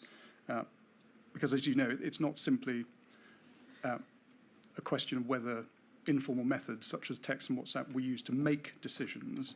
It's necessary to see discussions that led to decisions or led to decisions not being made. And that's important to retain those records. Do you agree? I understand the point that's being made. My own experience is looking at text messages. They're not used even for background to policy making very often, and there are many other far more informative sources available that show the workings out before a policy is concluded. But I don't disagree with the point, but I don't myself believe that they would be very helpful to anybody looking to understand the arguments that lay behind decisions. Certainly much less useful than many other sources that are available. Did you ever give a direction to Welsh ministers and Welsh government officials for messages not to be deleted and for records to be retained? No. When you were made aware of this inquiry being formed, did you discuss with cabinet colleagues or officials for the need for such messages to be retained for the purposes of this inquiry? No. Why not? It would not have occurred to me that I would need to do so. You're aware that the disappearing messages function was turned on by a number of officials, including Jane Runnacles. Also, Mr. Mars yesterday said that he enabled this when it became available on his phone. Is that something that surprises you?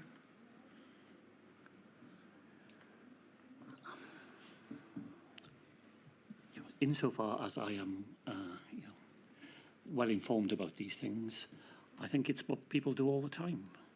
And I don't think people would have been doing it with an eye to a future inquiry when they did so.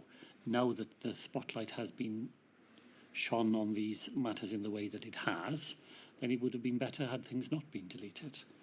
But I don't believe that it was in order to escape the gaze of anybody else that people would have taken that very ordinary decision. And it's right to say that although you have shared messages with the inquiry, you have not been able to recover messages for the period July 2018 to March 2021 from your Senedd-issued mobile phone, have you? Apparently not. Can you tell us what efforts have been made to recover those messages? Well, I use only one telephone.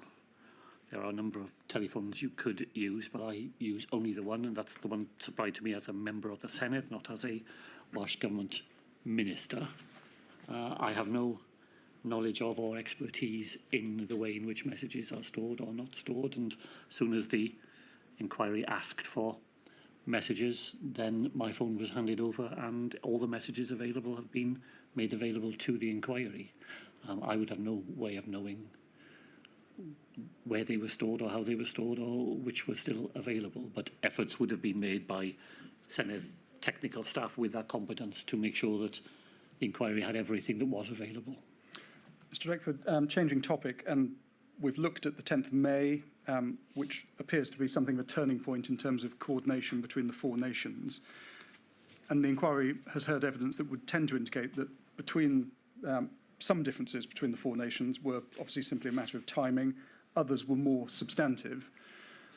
The general pattern, though, perhaps with the exception of schools, where England reopened schools first in early June, and then that was followed by Wales. With that exception, the general pattern seems to be England and Northern Ireland easing restrictions and then reopening the economy first, followed next by Scotland and then Wales. Dr. Di Lloyd, who's the chair of the Health and Social Care and Sport Committee in the Senedd, he told the Institute for Government that the Welsh Government had taken a general cautious approach, which is reflective of Welsh society. Does this explain the pattern that we've just been looking at? And if not, what is the explanation? Well, I think it is true to say that we did take a more cautious approach to the lifting of protections. Mostly that is done because of the advice that we have, which is that in opening up Wales again, you ought to do it one step at a time and with sufficient time between measures to be able to assess the impact of those measures on the circulation of the virus. That is the essential reason.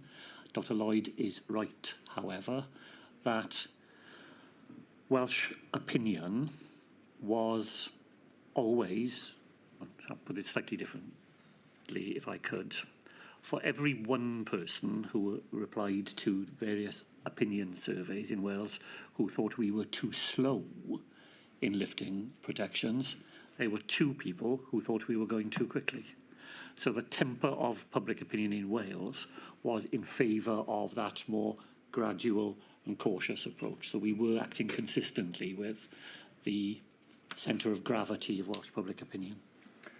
There's a cabinet meeting on the 27th of May. If we can go to those minutes, they're INQ 404896. And if we can have a look at page 2, please, paragraph 1.1. The focus of this meeting was on the next 21-day review, which had to be carried out by the 29th of May. If we can have a look at paragraph 1.5, please. Transmission rate at this point, 27th of May, was under 1. It was 0.87. Substantially changed since the last review. There'd been decreases in admissions suggesting that the rate was falling. And then if we have a look at page 3, please, paragraph 1.9. There is there's a proposal that the regulations be amended to change the stay-at-home provisions to stay local. And then further down that same page, 1.14, the proposal to allow 2 different households to meet outside subject to social distancing being maintained. And I'm right in saying Cabinet agreed both of those changes ought to be made to the regulations. That's right, isn't it? That is right. What did Cabinet decide at this point in time, so this is 27th of May, in respect of reopening schools and childcare settings? At this point, the Cabinet decides that we want schools to be able to resume education. We have a plan that the Education Minister leads, which would be to bring the school term to an end early and for schools to reopen early in August, because that would have given us the maximum amount of time for schools to be in operation at the best time of the year when the risks were lowest. So we are planning for the resumption of face-to-face education, and the Education Minister has proposed that as the plan that would give children the maximum amount of time in the classroom and in the safest conditions. We are unable to bring that plan to fruition because it is opposed by the teacher unions, whose argument is that they have a contract that means that they can't be asked to rearrange their holiday time. The Education Minister moves to her next plan, which is to ask schools to continue the summer term for 1 week extra and to bring children back to school for 4 weeks before the end of the term, and to give schools that 1 week back in holiday term time in October. Again, unfortunately, in my view, the teacher unions oppose that as well. 3 education authorities out of 22 in Wales go ahead with the Education Minister's plans, but the other 19 feel they can't overcome the objections of teachers to it. So we end up with schools going back in Wales before the end of the summer term, but for 3 weeks in most cases rather than the 4 we would have preferred. I think Miss Williams, Kirsty Williams, then Minister of Education, she says in her witness statement, on the 29th of June 2020, schools across Wales opened to pupils from all year groups for limited periods during the week, with only a third of pupils in school at any one time. She states that she was proud that Wales was the only UK nation where all pupils had the opportunity to attend school before the summer break. There had been advice given by TAC in a report to the Cabinet on the 27th of May that there was insufficient headroom for schools to reopen. Do you think, in light of that, that the correct decision was made for schools to resume some form of face-to-face teaching prior to the summer holidays? I do, because that is a month later from the TAC advice, and the basic patterns across the United Kingdom are the same. And at this period, we are all heading into better times, better territory, and we are all looking to use the headroom, as we called it, that provides to be able to restore some of the activities that otherwise would have been there. On the 27th of May, we didn't open schools that day, but we are giving what the Bank of England would call forward guidance, and we are anticipating the fact that things will continue to improve, as SAGE has told us they will, and we'll come to a point when it will be safe for that to happen, and we're planning purposefully for that. In June 2020, that's when MIGs, Ministerial Intergovernmental Groups, were replaced with COVID-S, Prime Minister's Strategy Group, COVID-O, the Operations Committee that we know was chaired by Mr. Gove. I'm right in saying that the devolved administrations were not invited to attend COVID-S meetings and were not invited to attend COVID-O meetings on a standing basis until October 2020. What impact did the decision to replace MIGs with COVID-O and COVID-S have on Welsh Government decision-making? Well, I think the first thing to say is that we're not involved in that decision. No attempt is made to ask devolved governments how those arrangements might best be deployed. We're simply informed that the decision has been taken. It means, I think, that we are even further away from that regular, reliable engagement between us that I would like to have seen. We're not involved at all in the strategic thinking of the UK government, and we're only involved in the operational side of it when they decide that it would be useful for us to be in the room. I do not believe that that was a satisfactory basis on which to navigate a four-nation approach to the challenges that we all faced. And you voiced some of those concerns in a letter you write to Mr. Gove on the 11th of June. We can see that letter, INQ 30216-519. Second paragraph on that first page, you point out that COBRA last met on the 10th of May. You last heard from the Prime Minister on the 28th of May. This is obviously now the 11th of June. Through official channels, you'd also learnt that COBRA had been stood down and that there were plans to scale back the SAGE arrangements. You then note 3 announcements that had been made by the UK government. 4th of June, mandatory face coverings on public transport. 5th of June, face masks in NHS facilities. And 10th of June, bubble for single-person households. And you make the point that those announcements were made with minimal or no prior communication. You then say that those have big practical implications for Wales, directly or indirectly. Just explain to us what you mean by that last sentence. Well, I'm afraid that those announcements will again have been made with very little reference to the fact that they were announcements for England and not for Wales. So many people in Wales get their news from London sources. There is no strong Welsh press. There's a good Welsh broadcasting system, but even then, the closer you are to the border, the more likely you are to get your news from Bristol or from them in Wales. So there's that very direct decision. And then there is the fact that had we known about it, and had we had a chance to be part of the decision making, then had we chosen to do it at the same time, which we might have done in that context, then there would have been practical things that we would need to have done, putting face masks in NHS facilities in that way in place. You've got to make sure that there's a supply, you've got to make sure that they arrive in the right place and so on. So there are intensely practical implications that we might have been able to navigate together had the opportunity come our way. You say in this letter, I think it's the same page we're looking at, but the last paragraph and slightly over the page, you say that without a predictable rhythm of engagement, it is not credible for you to continue to defend the four nations approach as you had done consistently until now.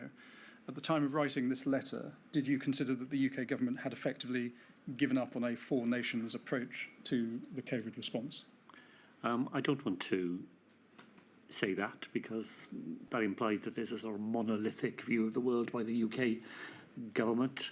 They were parts of the UK government that I think were very keen to maintain a four-nation approach and worked quite hard to do it. What we now lacked was an impetus from the centre of government to sustain that four-nation approach. The machinery had been eroded and withdrawn, and too many decisions were being announced, which applied only to England, without any prior notice or opportunity to engage in that decision. And I would be very regularly asked in press conferences about consistency in the Four Nations approach, and I always wanted to argue for it, because that was always my preference. But I was explaining to Mr. Gove that was getting harder and harder when I would be confronted all the time with practical examples of where the UK government was not acting in that way.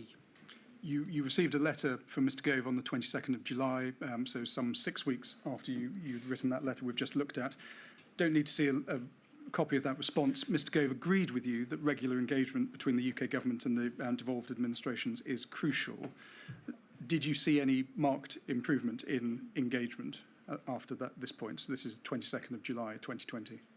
Well, it's a characteristically emollient reply from Mr. Gove, and contact through him, and in the way we've described during the morning, is a much better part of the landscape. There is no resumption of contact at prime ministerial level. So again, I want to give proper credit to the things that did work, while just arguing that they weren't necessary, but they weren't sufficient. You were present at some of the discussions that took place when they took place, prime ministerial, first minister level. To what extent do you think certain personality clashes, about which I've heard, might have affected the attitude of the UK government to these meetings? I should say, my lady, that I had the highest regard for the First Minister of Scotland and the First Minister and Deputy First Minister of Northern Ireland. They were never anything but collegiate people. They took phone calls, they were involved in discussions. I had a very high regard for them all. The UK government was always anxious about their interactions with the First Minister of Scotland,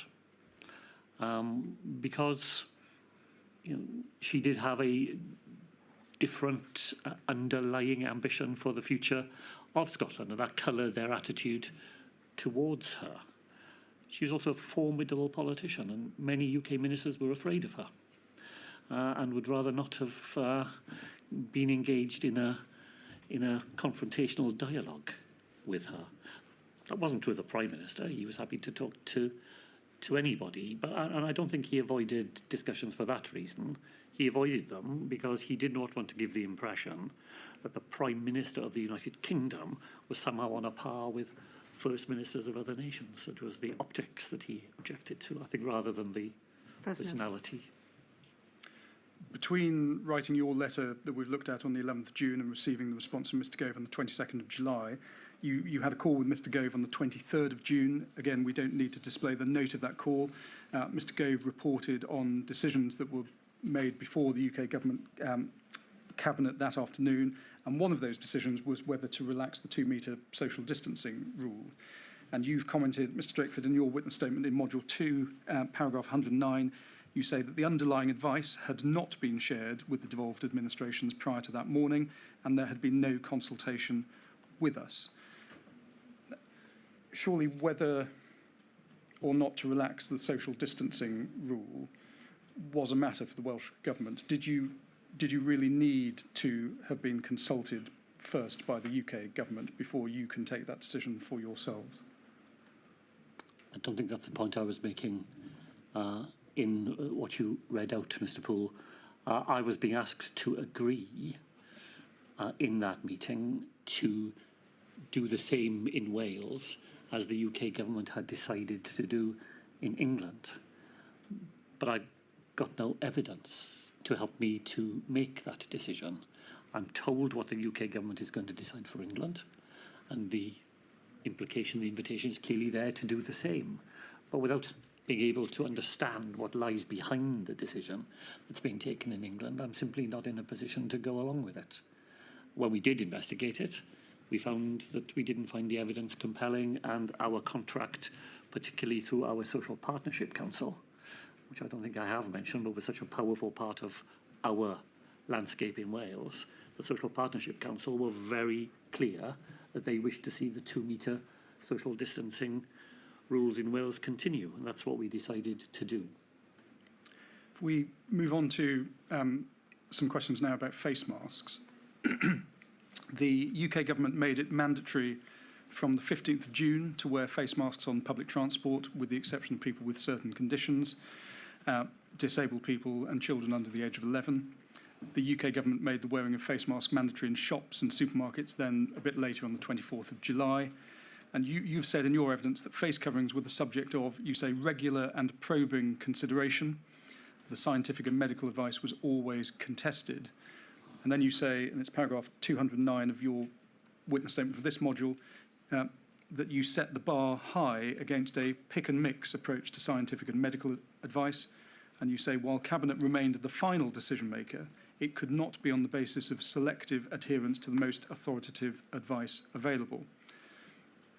And I think this goes back to an answer you gave this morning.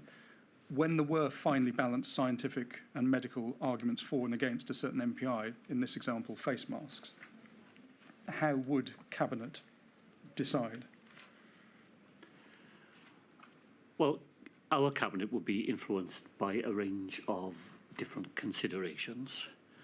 Fundamentally here, the Chief Medical Officer of Wales advised us very regularly not to put the weight of the Welsh Government behind the wearing of face masks. He says in his witness statement to you that there were only 2 examples in the whole of the pandemic where the views of ministers and the views of the Chief Medical Officer differed, and this is the most important one of them. And maybe if I could make one slightly wider point, but it's relevant to this. One of the big differences between being a minister in Wales and being a minister in England, but in Scotland as well, is that we don't live separate lives. The First Minister of Scotland spent the pandemic in Bute House, in her official residence. We have no such thing.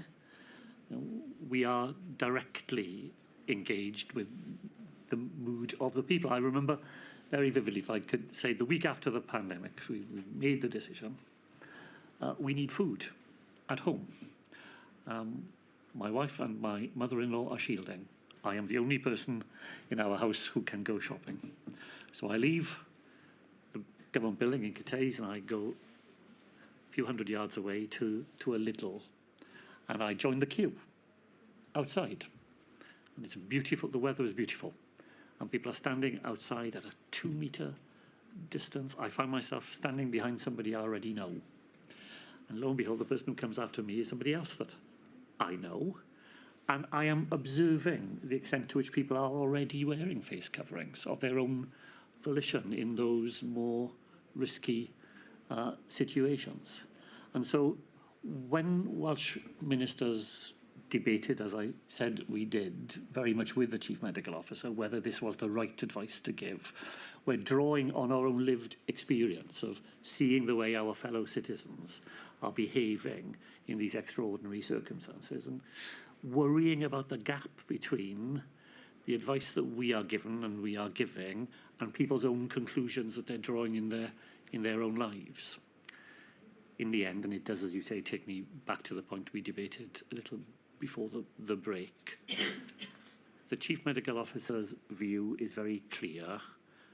Advising face coverings is not only of marginal utility, but could positively harm the efforts that people are making, because it would lead them to do more risky things in the belief that they were protected from those risky things by wearing a face covering. And in the end, as I say, we don't pick and choose. We follow the advice that we're given. And it would be right to say we know that Dr. Atherton remained at the sceptical end of the spectrum of opinion in respect to face coverings. His advice was always explicitly against making them mandatory. And you say in your witness statement, you felt it important to support that position. Why? Because of the arguments I made this morning. Imagine if we had decided to go against the advice of the Chief Medical Officer, advice that would be publicly available.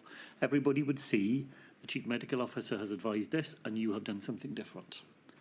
The following day, I would go to the Social Partnership Council and I would be in a difficult conversation with tourism interests in Wales.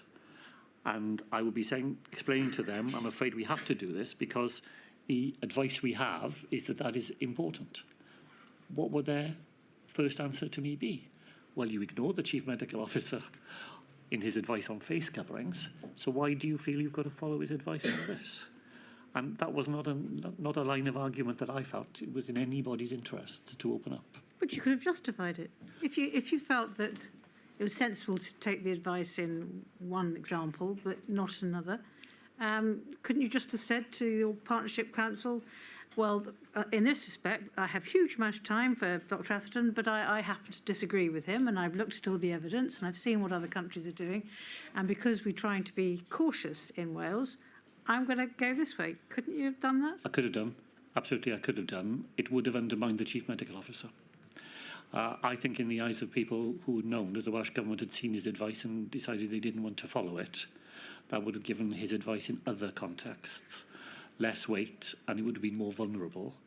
And we were constantly being asked by different groups to make an exception for them.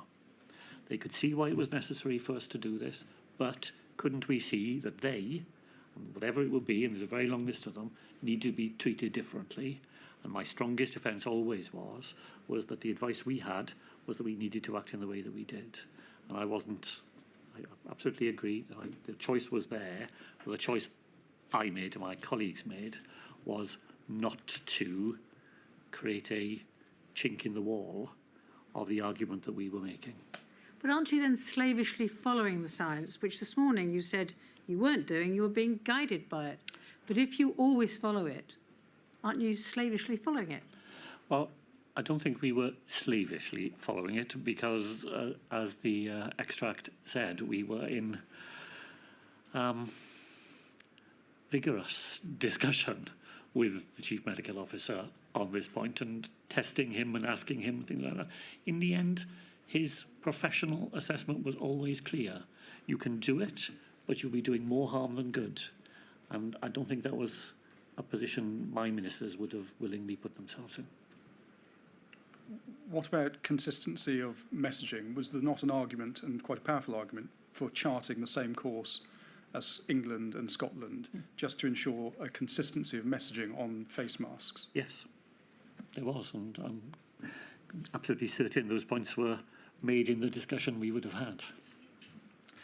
There's a COVID-19 core group meeting of the 14th of July. Don't need to display the minutes, but it was noted that there'd been a great deal of coverage in the media about the use of face coverings, and in short, the public were questioning why it wasn't mandatory to wear face coverings on public transport.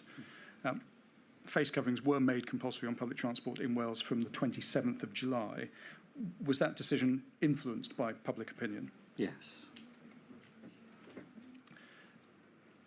6 weeks after that decision had been made by the UK government,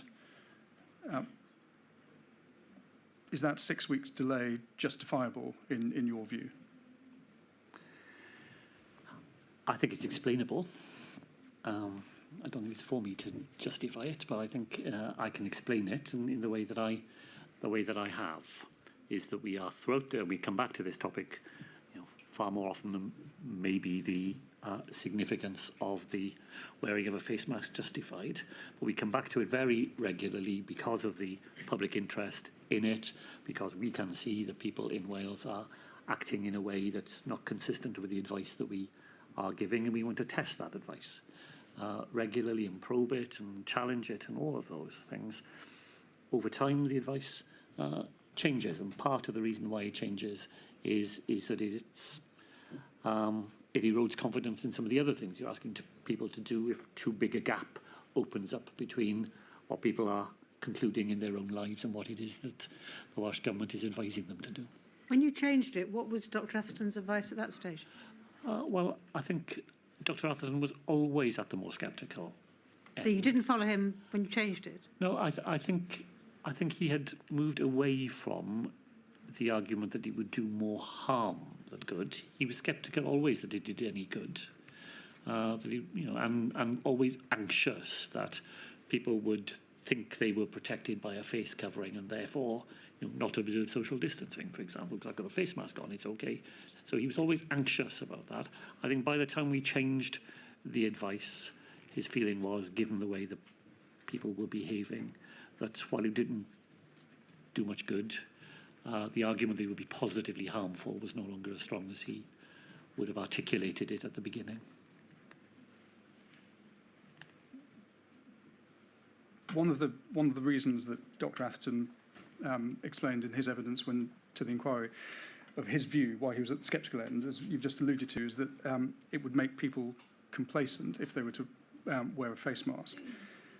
And from what you've just said about your trip to Lidl and seeing people in the queue wearing face masks, even though it wasn't mandatory in Wales at that point, I mean, did you see evidence from England or anywhere else in the world that actually wearing face masks made people complacent, such that it might support Dr Atherton's views? I don't think I could say that I saw direct empirical evidence. I certainly saw Dr Atherton's view expressed by a whole range of other scientists who also argued that there was a risk in encouraging people to wear face coverings, that it would undermine their willingness to adhere to far more effective NPIs. The inquiry heard evidence in Module 2 from Sir Patrick Vallance, and his evidence was that there was clear advice on the benefits of face masks in June 2020, and he said anything else was politics. Did you consider that playing politics is perhaps how the different policy decisions being taken by the Welsh Government would perhaps appear to members of the public? I don't think there's any evidence of that. Satisfaction levels with the Welsh Government and people's confidence in the advice they were given was at a very high level during all of these months. Change topic briefly. Eat Out to Help Out. August 2020 saw the introduction of that scheme. We know, obviously, it was a scheme implemented by the UK government. We've heard, the inquiry's heard evidence that Sage wasn't consulted about the scheme, only knew about it when it was announced. And I'm right in saying there wasn't any consultation with the Welsh Government about it. Is that right? That's right. Were you given any opportunity to ask questions as to its scientific rationale? We weren't offered any opportunities. And just to be clear, this was an entirely non-devolved scheme carried out by the UK government using their own reserved powers, and there would have been no receptivity at all to the Welsh government saying, we'd like to talk to you about this. Are you sure it's the right thing to do? We would, I'm absolutely certain, have been told that it was nothing to do with us. It was a UK scheme and it was happening everywhere.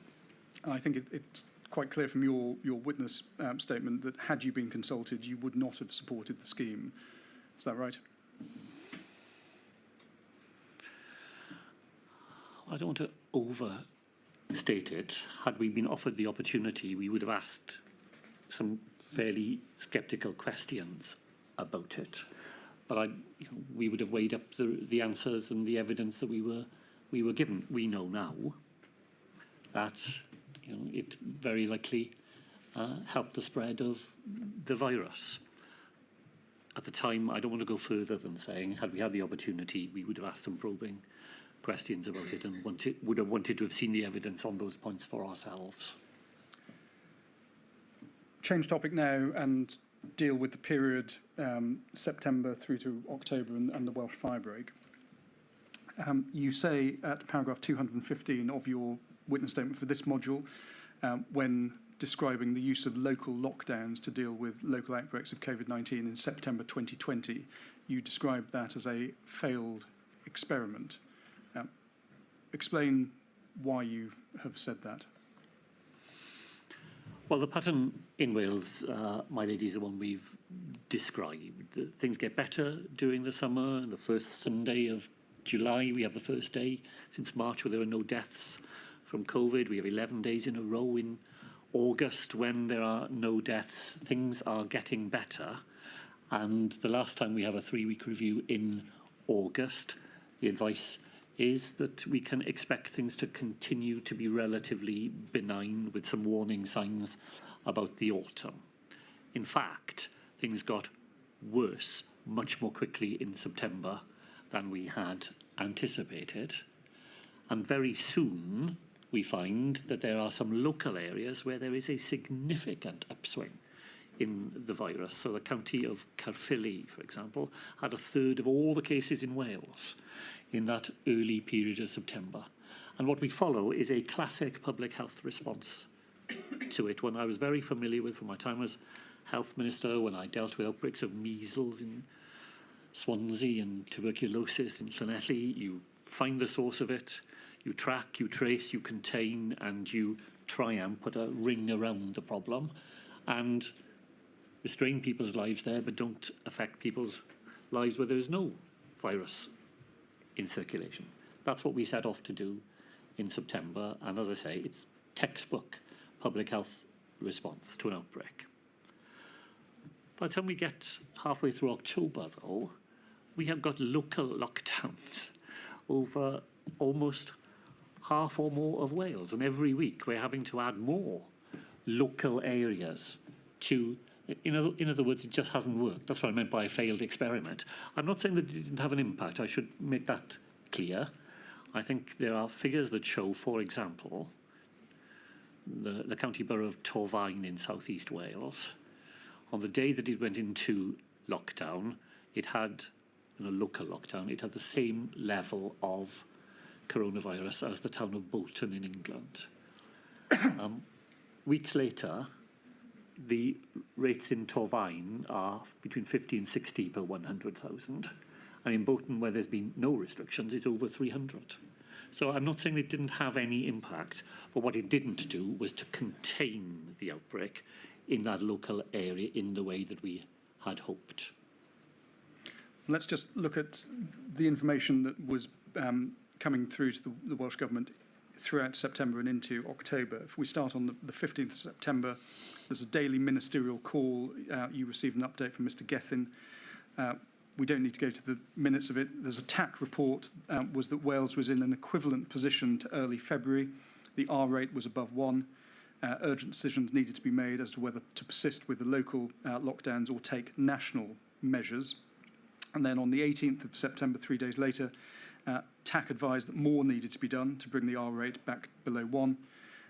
So in summary, again, the TAC advice was a package of MPIs may be needed to bring R below 1, and that action would be most effective if implemented early. And we know that a circuit breaker or fire break lockdown was recommended by SAGE on the 21st of September. Perhaps if we just have a look at the minutes. Fliss Bene attended on behalf of TAC, their INQ 4061566.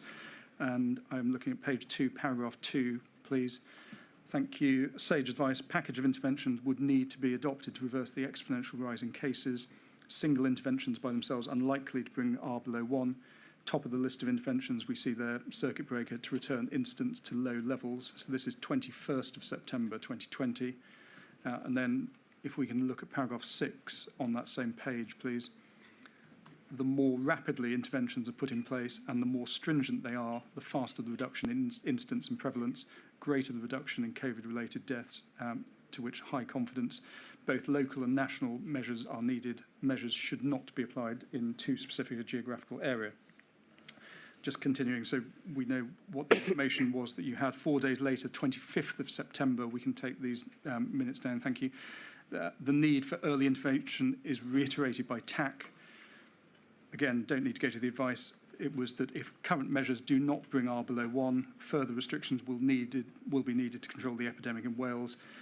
And then a week later, on the 2nd of October, a rather more stark warning from TAC. Unless measures bring R below 1, it is possible that infection incidence and hospital admissions may exceed scenario planning levels. So the advice seems to be pretty clear, certainly from SAGE on the 21st of September, and then reinforced by TAC and TAG, that immediate steps such as a circuit breaker are needed, and that they would be most effective if introduced early. So at this point, we're now beginning of October. What is the Welsh Government's thinking as regards a circuit breaker?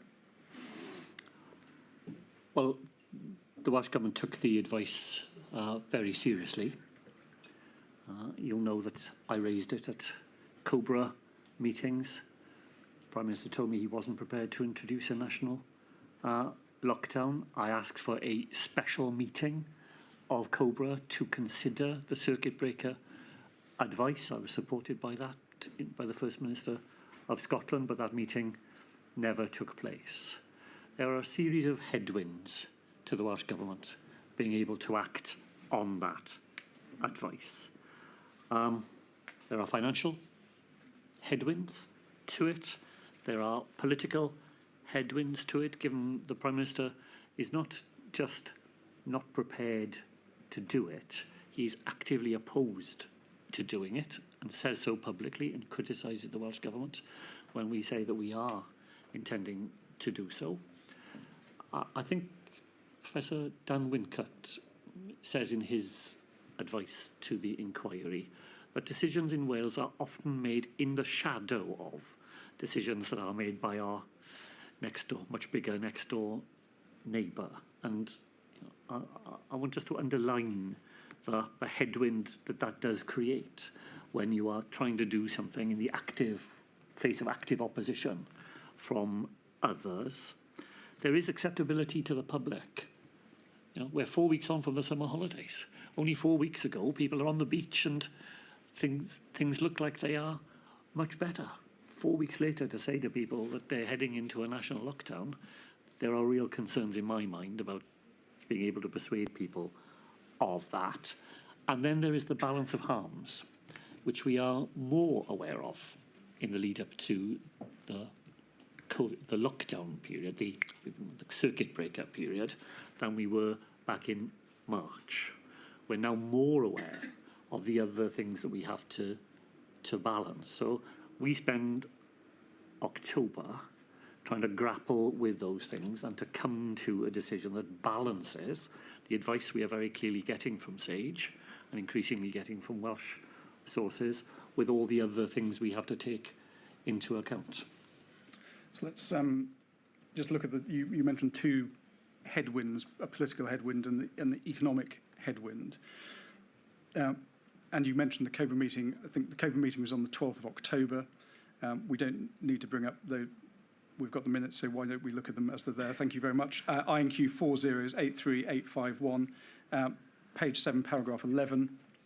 You asked the Prime Minister whether a circuit breaker or a fire break lockdown would be considered, as had been advised by SAGE. And I think, talking about a political headwind, you had formed the view, had you not, even at this relatively early stage in October, that the UK government were not with you on the need for a fire break lockdown. Is that right? Well, I had formed that. I don't.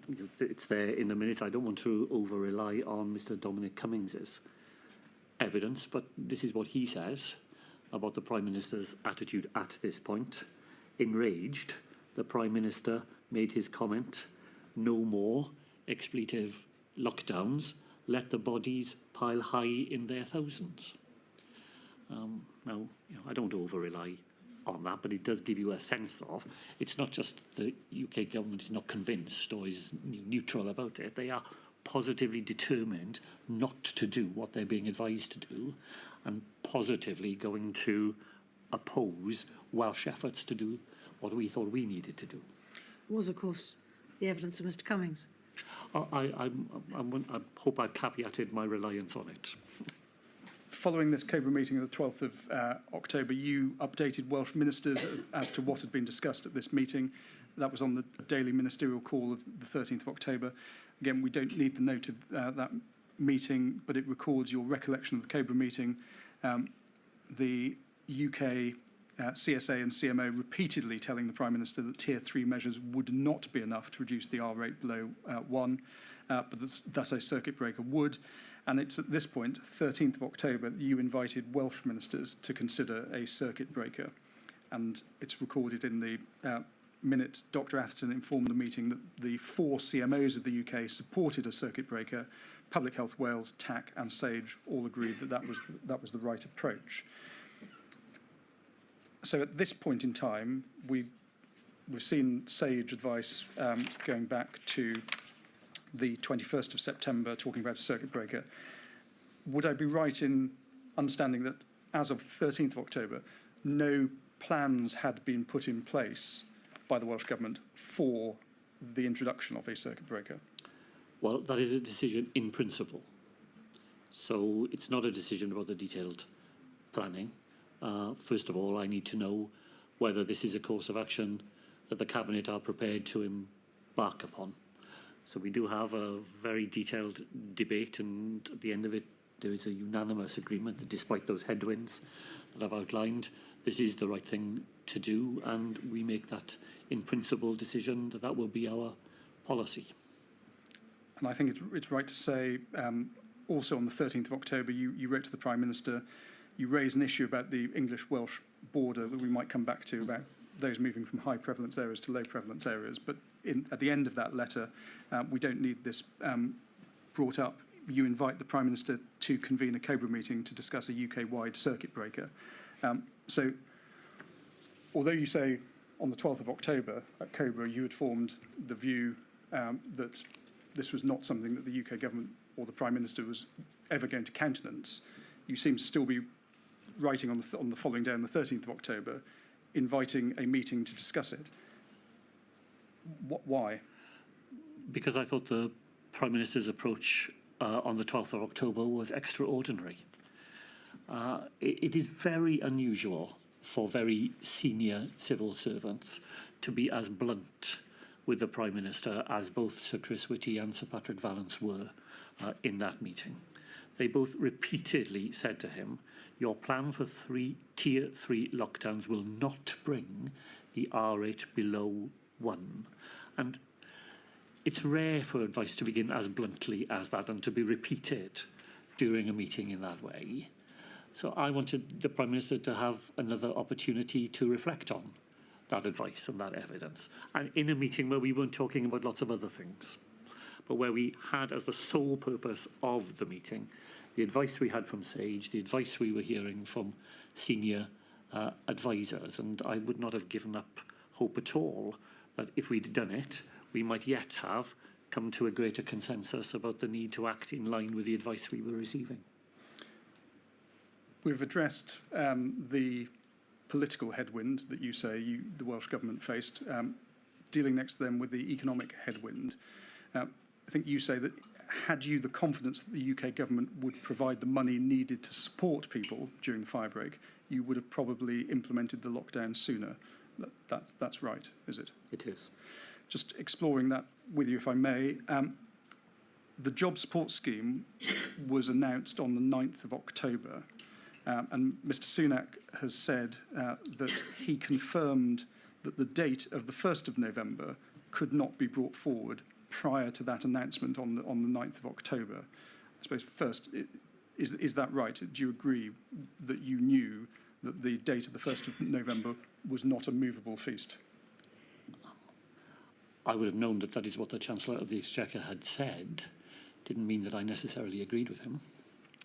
You wrote to him on the 16th of October. If we can have a look at that letter, please. It's INQ 302165554. The first paragraph, you tell Mr Sunak that the Welsh Government is actively considering introducing a Welsh circuit breaker and that the plan is that it would run from the 23rd of October to the 9th of October. I think that is captured in the next paragraph. But if we can turn over, please, to page 2 and look at the third bullet point, you say that HMRC could administer a scheme of this sort given the systems put in place, and you then say that the Welsh Government would be willing to reimburse HMRC for the additional costs of paying 67% of the wage costs of eligible employees instead of 60%. So that's your letter of the 16th of October. Chancellor's response, or then Chancellor's response, if we can see that, please. It's INQ 302165555. And it's the first main paragraph, effectively saying unable to bring forward the claims date to 23rd of October due to limitations in HMRC delivery timelines. Now, it's fair to say that you were deeply disappointed with this response, and you said as much in your letter back to the then Chancellor of the 20th of October. Returning, though, to the point you make about the timing being tied up with or influenced by UK Government financial support, your first letter is the 16th of October. That's a week before the firebreak was to come into effect. You knew prior to the JSS announcement on the 9th of October that the 1st of November had been effectively a date set in stone by the then Chancellor. Why were you not making these inquiries much earlier, especially given the sage advice in mid-September? Well, I think the facts are that I was raising it much earlier. The first time I raised it is on the 22nd of September in a COBRA meeting where I make a point. Well, there's a huge amount of very knotty detail in this issue, but there's a very simple principle behind it, which is that if the public health circumstances in any part of the United Kingdom were such that action needed to be taken, there needed to be a process in which the Treasury could be asked to support that action. Clear, it was never my proposition, nor indeed the proposition of the First Ministers of Northern Ireland, Scotland, that it would simply be a matter of us saying, please send us however many pounds, and it would follow. We wanted a process that we would all agree on, whether First Minister of Northern Ireland would say, things are so bad in Northern Ireland at the moment, I need to take this action. Will I have the financial support needed to allow me to go ahead? And that's what I was looking for from as early as the 22nd of September, a recognition that any part of the United Kingdom could have a call on Treasury support where it could be demonstrated that that support was needed. And after that, that is what I'm pursuing all the time here. Here is a letter from the Chancellor that tells me it can't be done practically. Of course, he was able to do it practically as soon as England asked him to do it. So there's a little bit of a gap between what he's saying to me. He had no more time to change his plans for England when they asked him than I was asking him in Wales. As you know, there is a document that I would like to draw attention to, if I could, because I think the Chancellor's reply offers half of the reason that he had rather than the whole of the reason. Yes, and just for the record, so we can see it there displayed, it's INQ 000397193. So I asked if I could draw attention to this, my lady, because I hadn't seen this document until Friday of last week. It's a debate between officials in the Treasury as to how they should respond to the request that I have made. And you will see that there are two reasons why the request was turned down. There is the practical reason, they continue to identify that in here, but they say that there is a policy of the UK government not to support the devolved administrations going further than the UK government on NPIs. So it is the policy position of the UK government that devolved administrations are never to be offered more help than has already been offered to England. Sorry, where do I find that, Mr. You would Drakeford? find that it's under handling advice, and it's in the second line. The point we previously discussed about DAs going further than HMG on NPIs. My request, they say, is not possible and goes to the point we previously discussed. And they say in the first paragraph that that is a matter of policy. A policy I'm of the not Treasury. sure I'm reading it exactly that way. Well, Wait a minute. So they're basically, in the first paragraph, we have two reasons, a matter of delivery, which we know about, as well as policy. Well, policy there could mean policy to do with whether or not they should all apply to the United Kingdom and when, or the fact is going to apply to the whole of the United Kingdom and when. Policy doesn't necessarily mean, it could be all sorts of things, couldn't it? Does not necessarily relations with devolved nations. So then we come to, and anyway, furlough carries on to the end of October, which I suspect a point Mr. Paul was about to come to. Then handling advice, we've had the attached letter, can't bring it forward. As you know, this is not possible, bringing it forward. And anyway goes to the point we previously discussed about DAs going further. So I believe that that is a statement of their policy, the policy they refer to in the first paragraph, which is that they have made a decision that we will not get any more help than has already been provided to England. None of that appears in the Chancellor's letter. The only point he relies upon is the practical point. But you will see in point 2 of the handling that this is a relatively cynical decision to put pressure back on the First Minister.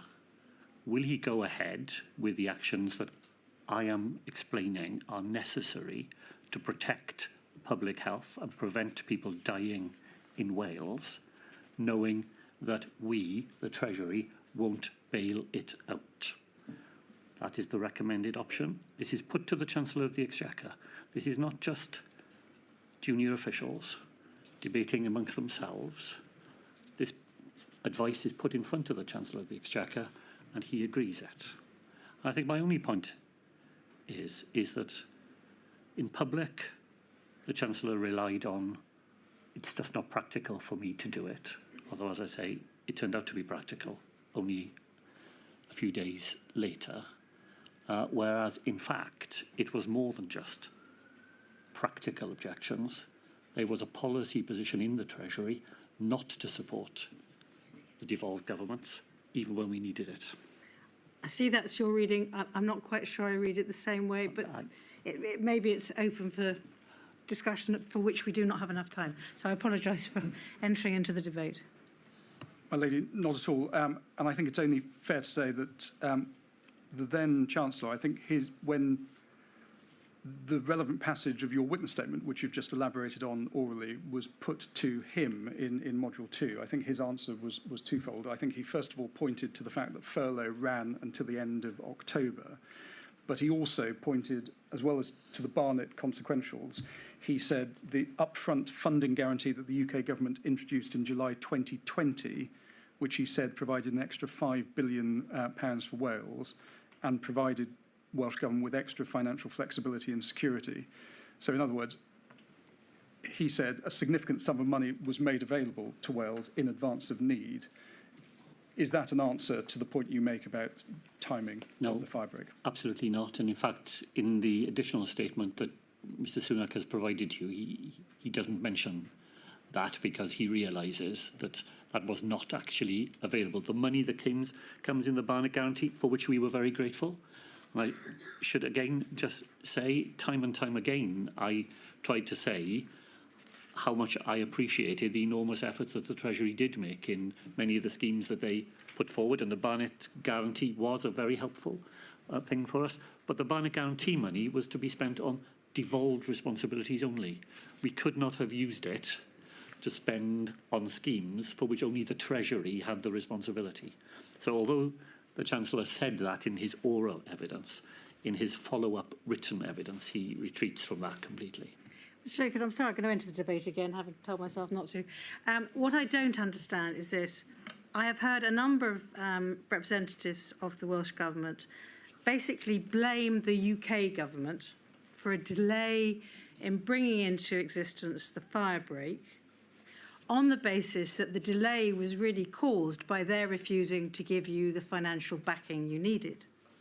Then yesterday we were discussing this matter with Ms Mason, and she explained, when pressed, that in fact the furlough scheme was going to keep going till the day before the new scheme came into force, and therefore you had the financial backing. It's just that the new scheme would have provided greater financial backing. So I'm sorry, I don't understand the argument, and I'm happy for you to explain it if you can, as to how the Welsh Government can blame the UK Government when there was financial backing in existence. It just wasn't as much. I'll do my best to explain, because I think there are two reasons why that argument would not have been sufficient for us at the time. First of all, it would have required every business in Wales who was now going to have to furlough somebody because they would no longer be able to operate, to apply for one scheme for week 1 and then a wholly new scheme for week 2. We thought that was not a reasonable burden to put on businesses and employees when it could be avoided. But the second and the more important reason is that the qualifying criteria for the two schemes was very different. And the qualifying criteria for the first week was much more restrictive than it would have been for the enhanced job support scheme. So not only would people have had to have applied twice, but far fewer people would have been successful in those applications in the first week than would have been true in the second week. And the reason the Chancellor had put in a new scheme and a more generous scheme was to recognise the gathering difficulties of COVID's new sweep up through the autumn. So not only would it been difficult to do it practically, but actually it wouldn't have delivered for very many people. Anybody working in hospitality would not have qualified for the first week of help at all. So we would be saying to people in Wales, you're not allowed to go to work and there's no help for you at all. All of that could have been put right by the UK government by simply adjusting 1 week in the introduction of the scheme. And we were prepared to recognise that there would be additional costs for them in doing that, and we would have paid for them out of our own resources. The UK government wasn't prepared to do that. So I understand that you'd have much preferred it to come in and that you made your contribution offer. What I don't follow is if on one side of the argument or one side of the equation you have the health of your nation and the possibility of many more infections and many more deaths, and the fact you've come to the conclusion you have no alternative but to lockdown.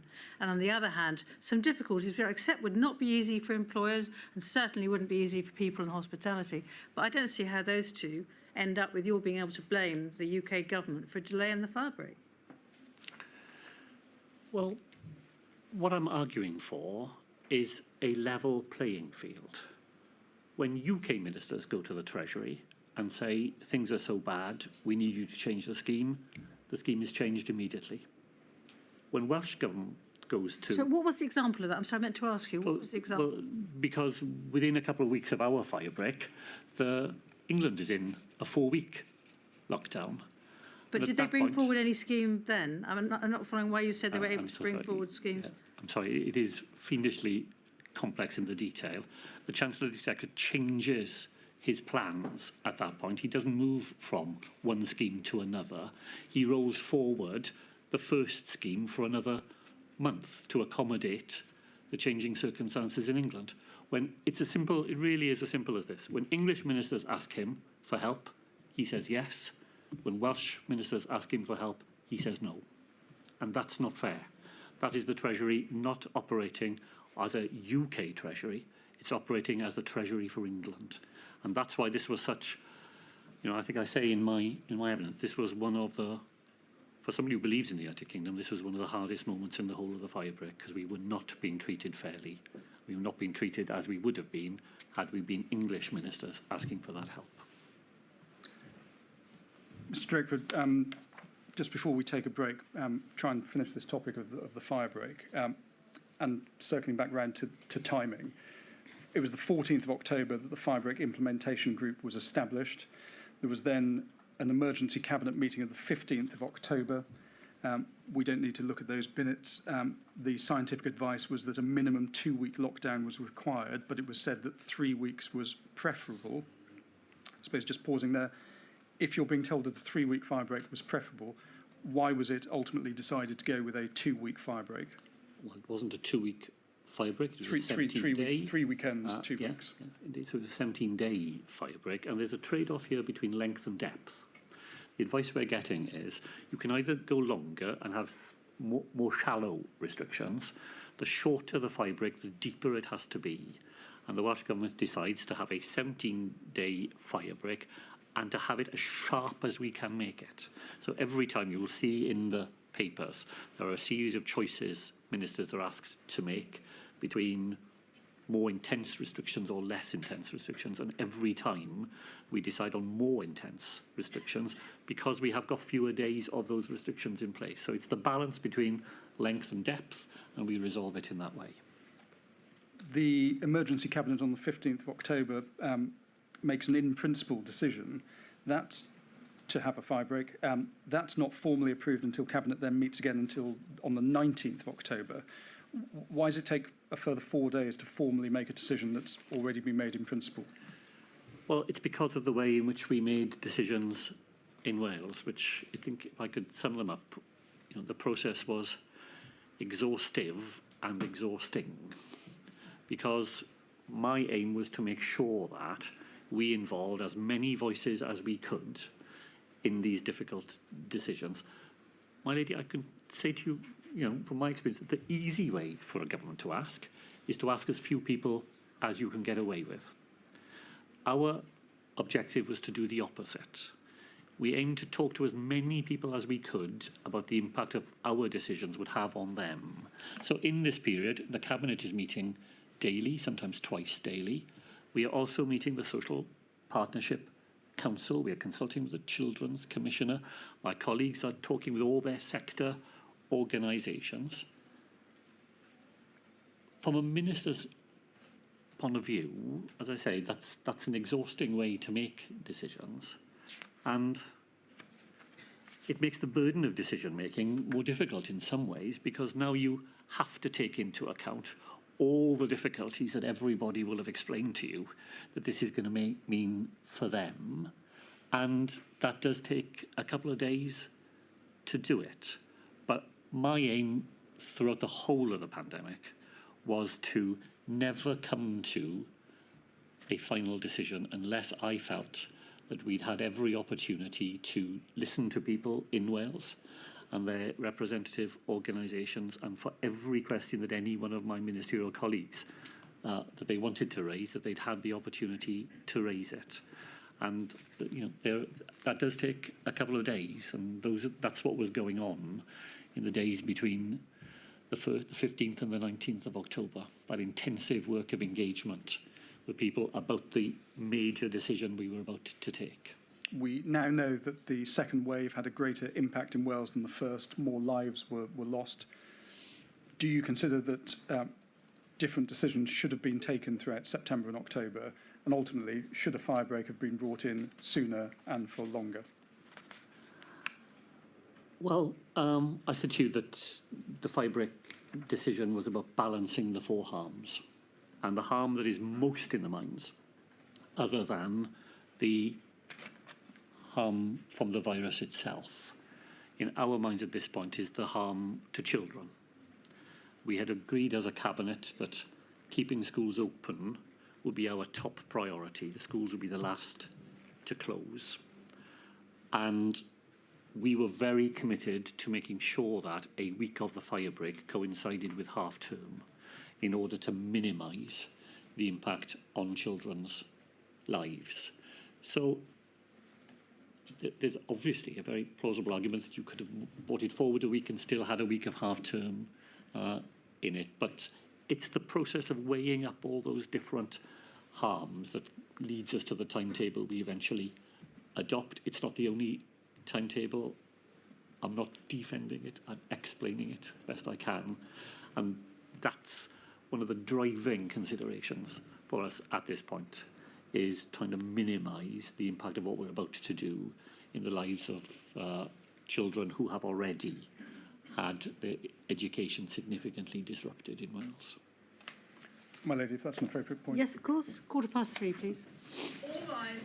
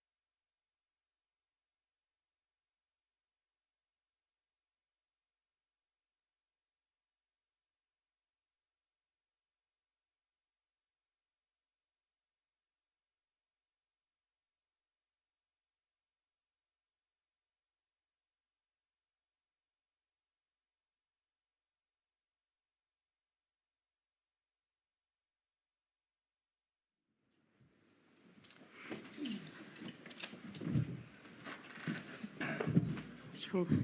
Thank you, my lady. As you came to the end of November 2020, Mr. Drakeford's attention turned to the approach to adopt over the Christmas period, and it was recognised that, if possible, there should be a four-nation position on what was and what was not going to be allowed over Christmas. If we can have a look at a COBRA meeting minutes of the 24th of November, please. INQ 40838850. If we have a look at page 6, paragraph 4, please. Dr. Atherton is noted as saying relaxing the rules for winter festivities would bring a cost to it. Paragraph 6 on the same page. Christmas proposal was put together as there was a significant risk of non-compliance otherwise, and it allowed the public to come together when needed in a more managed way. Para 7, please. The proposal was for up to 3 households to come together in an exclusive bubble, with the 4 nations being able to define households slightly differently.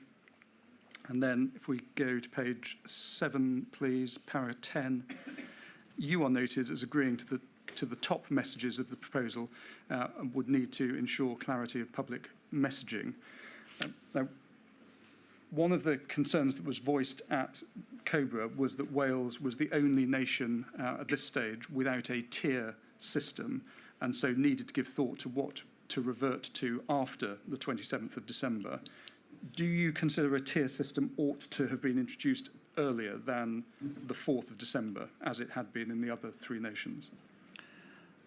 I don't think so. At this point, we have our own method of responding in Wales, and I don't think I felt under any pressure just to come into line with what others were doing.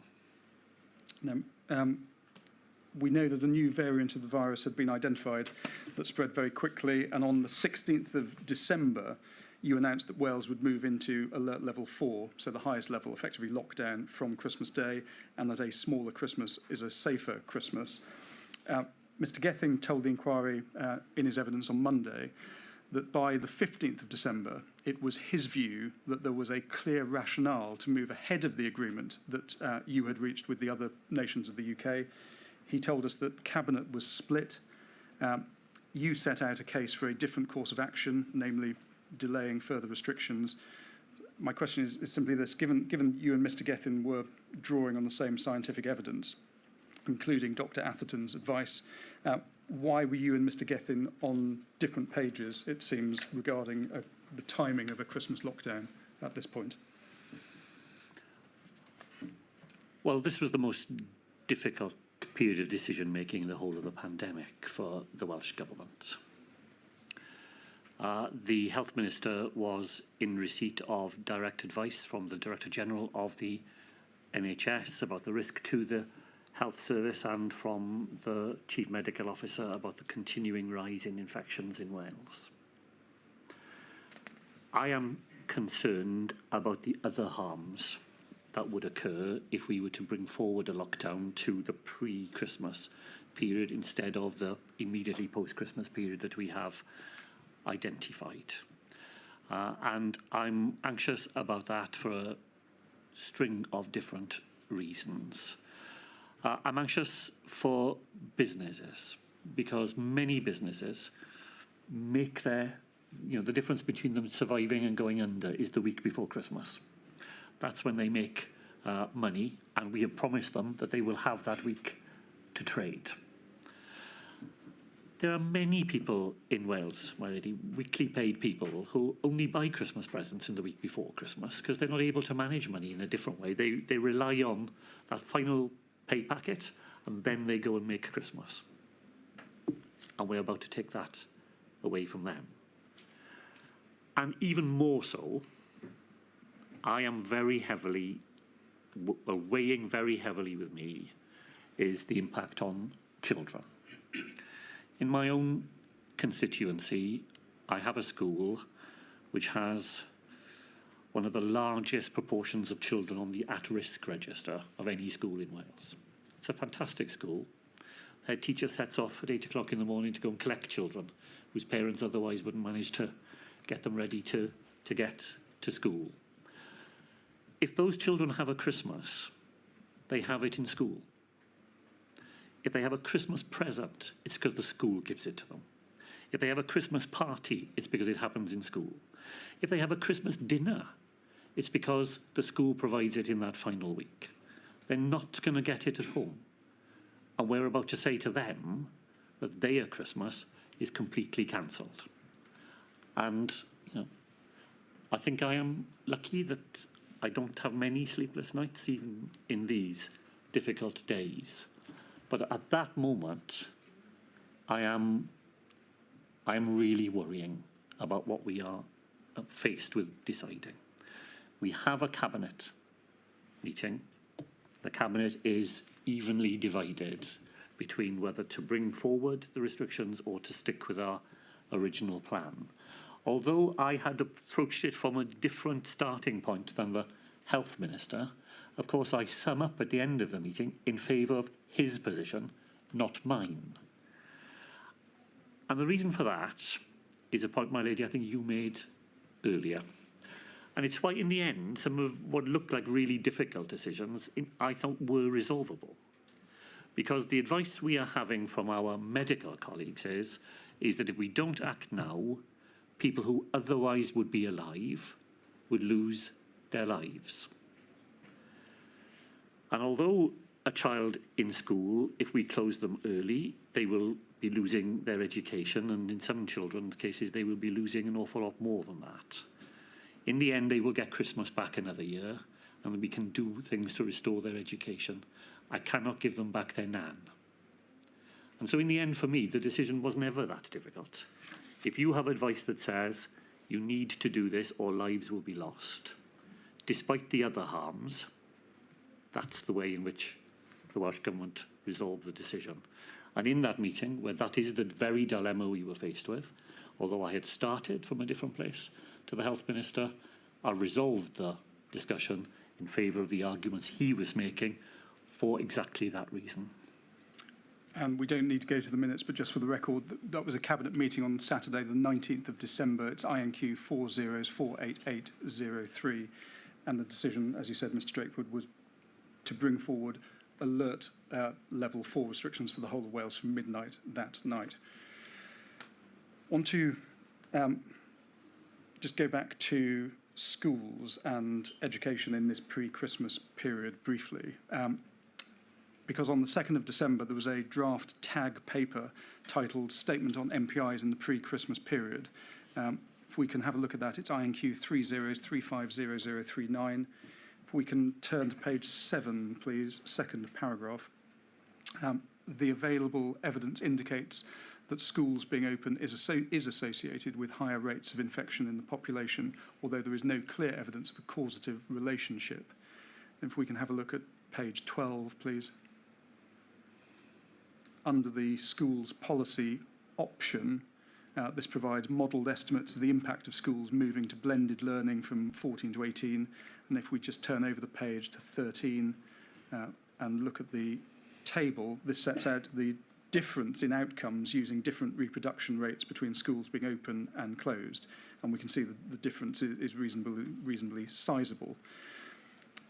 Miss Kirsty Williams, set out her thoughts on this TAC paper in an email to the Minister for Health and Social Services and your special advisors and your private office. If we can have a look at the email, it's the 6th of December.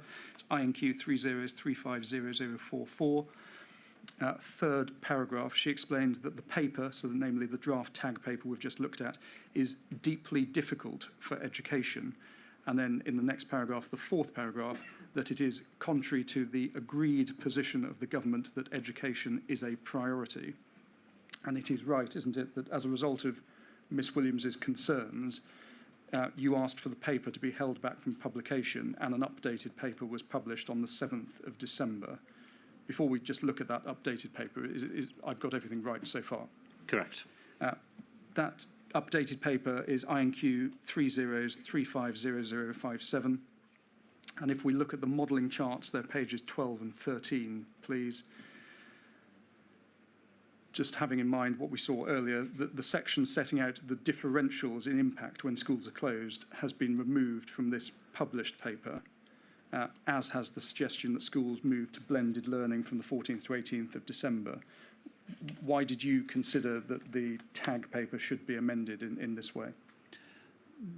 Because I agreed with the education Minister that there had been insufficient discussion with her and her advisers about the content of the paper.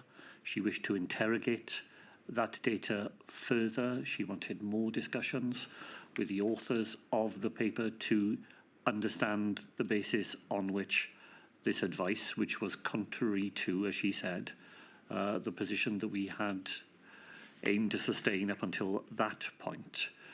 Before that information went into the public domain, I wanted to be sure that my education minister was confident in it, and she clearly wasn't confident. Thought she hadn't had the opportunities that she needed. I didn't want to hold the paper up longer than was necessary, so the paper was published, but it allowed discussions with the education minister and her advisers to go ahead. I understand. As we entered 2021, cases remained very high in most parts of Wales. There were rapid increases in North East Wales in particular. So despite the Christmas restrictions, the new strain of the virus appeared to be driving an increase in cases.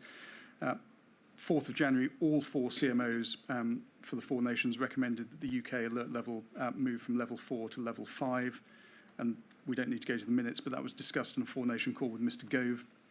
And in summary, the decision was made that measures would remain in place until the 15th of February with no review before then. That's right, isn't it? Yes.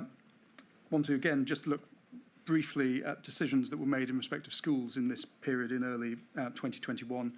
If we can see a tag paper, published paper, 7th of January, it's INQ 4066357. If we can have a look at page 6, please. Under the heading Education and Schools, I think it's about 6 lines down, it starts slightly indented. It is difficult to quantify the size of this effect, and it remains difficult to quantify the level of transmission taking place specifically within schools compared to other settings. Open schools also being associated with adults attending work, more travel and commuting, and schools' day wraparound community and sport activities in the end-to-end day. If we can turn to page 8, please. Second paragraph. Pattern of confirmed cases and clusters of cases associated with schools in Wales reported by Public Health Wales during the autumn term did not indicate a large proportion of transmission associated with schools. And then over the page, page 9, please. ONS CIS data from 2nd of September to 16th of October show no evidence of difference in the rates of teachers, education workers in England testing positive compared to key workers and other professionals, medium confidence. And then finally, over page 11, please, second paragraph. Schools should not be disproportionately used as a control measure for reducing rate, particularly if existing non-pharmaceutical interventions are not being observed as well as they could be, e.g. indoor mixing. The aim to maintain schools' operations to minimise avoidable harm to children would be accompanied by a clear communication strategy that there should be no wider relaxation of precautions. Ms Williams, in her witness statement to this module, when discussing this paper, she says it was discussed in a ministerial call on the 7th of January 2021, and it was decided that schools could not fully reopen on the 18th of January, and that it was unlikely that schools would return to face-to-face teaching before the half-term in mid-February. Why was this decision taken, given the advice and the evidence set out in this TAG report? Well, first of all, Mr. Poole, I think in the extracts you've highlighted, you see the complexity of the advice in this area and its inconsistency. You know, it was never that we had a definitive set of information about the impact that schools had on transmission, the difference between different age groups, the effect of parents congregating at the school gate. You know, at different points, the advice pushed you in different directions, and although this advice would be very consistent with the Welsh Government's ambition, which is to have children in school, there is lots of other advice extant that gives people of a different view, you know, evidence that they can point to say this is not the right thing to do. You know, during this period, the Education Minister and I are both separately served with a legal document from the National Association of Head Teachers saying that they will prosecute us if we open schools in Wales. Now, I obviously would not agree with that, but the National Association of Head Teachers is not a frivolous organisation, and it would not have come to that conclusion if it didn't believe seriously that reopening schools in these circumstances, the alpha wave and so on, that was putting their members at serious risk. So while there is the evidence you have quite rightly pointed to here, it's not unambiguous and it's not the only advice in town. And there are other people who feel very strongly that schools must not reopen to the extent that they're prepared to take legal action against the Welsh Government to prevent that from happening. Mr Drakeford, changing topic now, but staying anchored in 2021, wanted to ask a few questions about international travel. You've said in your witness statement that engagement between the UK government and the Welsh government regarding international travel was a low point in intergovernmental communication throughout the pandemic. On the 23rd of June 2021, you wrote to Mr Gove regarding the UK government's proposals for relaxing the self-isolation requirement for those returning from amber list countries.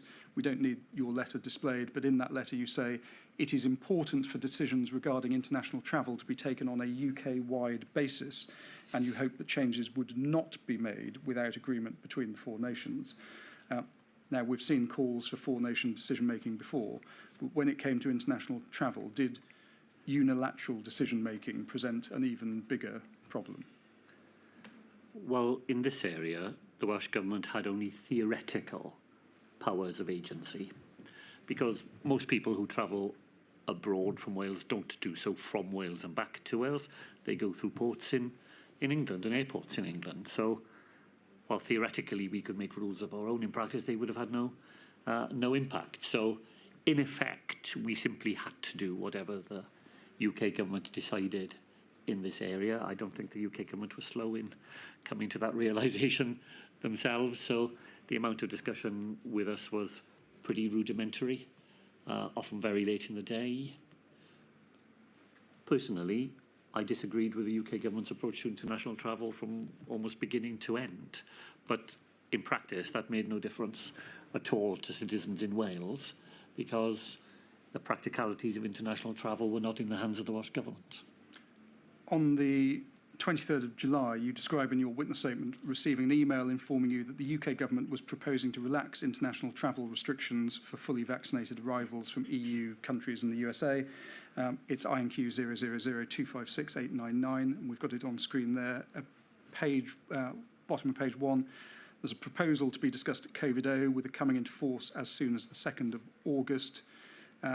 You are asked for your views, and I think it is page 1, right at the top. You say, I think my reaction is, as it has been throughout, that the risks from international travel remain real and that the UK government's approach is not proportionate to that risk.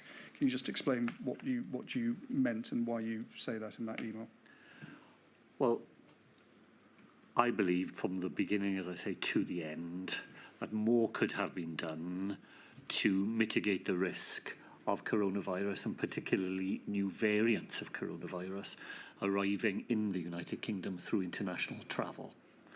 The instinct of the UK government was always to liberalise travel as much as possible, and that meant, in my view, that they were prepared to take risks on importation that would better have been avoided. So it's just a fundamental difference of view. When it plays out week after week in all the practicalities, we would have had a stronger grip on international arrivals in the United Kingdom, and when they did arrive, we would have had stronger precautions to make sure that they were safe to be here, and we would have lifted those restrictions more gradually and for fewer countries at a time. Our view, in a practical sense, counted for nothing, because we couldn't make it effective. But that's what I mean there, that throughout the time, their approach underestimated the risks. In a letter you wrote to Mr Johnson on the 5th of August, you described the UK government's approach to international travel and UK borders as chaotic and the engagement with the devolved administrations as shambolic. Looking ahead to a future pandemic, how is this to be improved in the future, in your view? Well, it is chaotic and shambolic because of the pace at which changes are made. You really would need to be running a travel agency to have kept up with whether France is on the list today and Tobago is on the list tomorrow, because the lists were constantly changing. And the criteria against which it was decided whether or not a country would be on a list were changing as well. So I suppose my answer, I haven't given it a great deal of thought, truthfully, but my answer will be rooted in some of the answers I've tried to give earlier, which is that consistency and predictability of action would be as welcome in this area as it was in others, and it was very absent in this area. Heading into winter 2021, Omicron, as we know, emerged as a variant of concern. Do you consider that the Welsh Government was overly cautious or overly pessimistic in the way that it responded to Omicron in winter 2021? I don't. The advice we had was that Omicron was significantly more transmissible, and there were two things that we didn't know about it. We didn't know whether the available vaccines would have been as effective in dealing with this new variant as they had been with the pre-existing ones. And we didn't know whether Omicron would not simply be more transmissible, but that it could be a more serious disease. Now, you could try your luck and, gamble on the fact that it wouldn't be more serious and that the vaccines would work. Trying your luck wasn't a basis of the decisions that we would make. We acted on a precautionary principle that either of those things could have been true. Until we were confident that it wasn't true, we would protect the Welsh public from the potential impact. Changing topic, Mr. Drakeford, and just touching on public health messaging, which I appreciate we've already touched on already. You've said in your evidence that you were determined throughout the pandemic that the Welsh Government communications should speak to the people of Wales in a way that was clear, direct and honest. I appreciate this is probably asking you to mark your own homework to a certain extent, but do you consider that that was achieved during the pandemic? Well, I'll make one point, and maybe if you don't mind, I'll tell one story just to illustrate it. I'll do it as quickly as I can.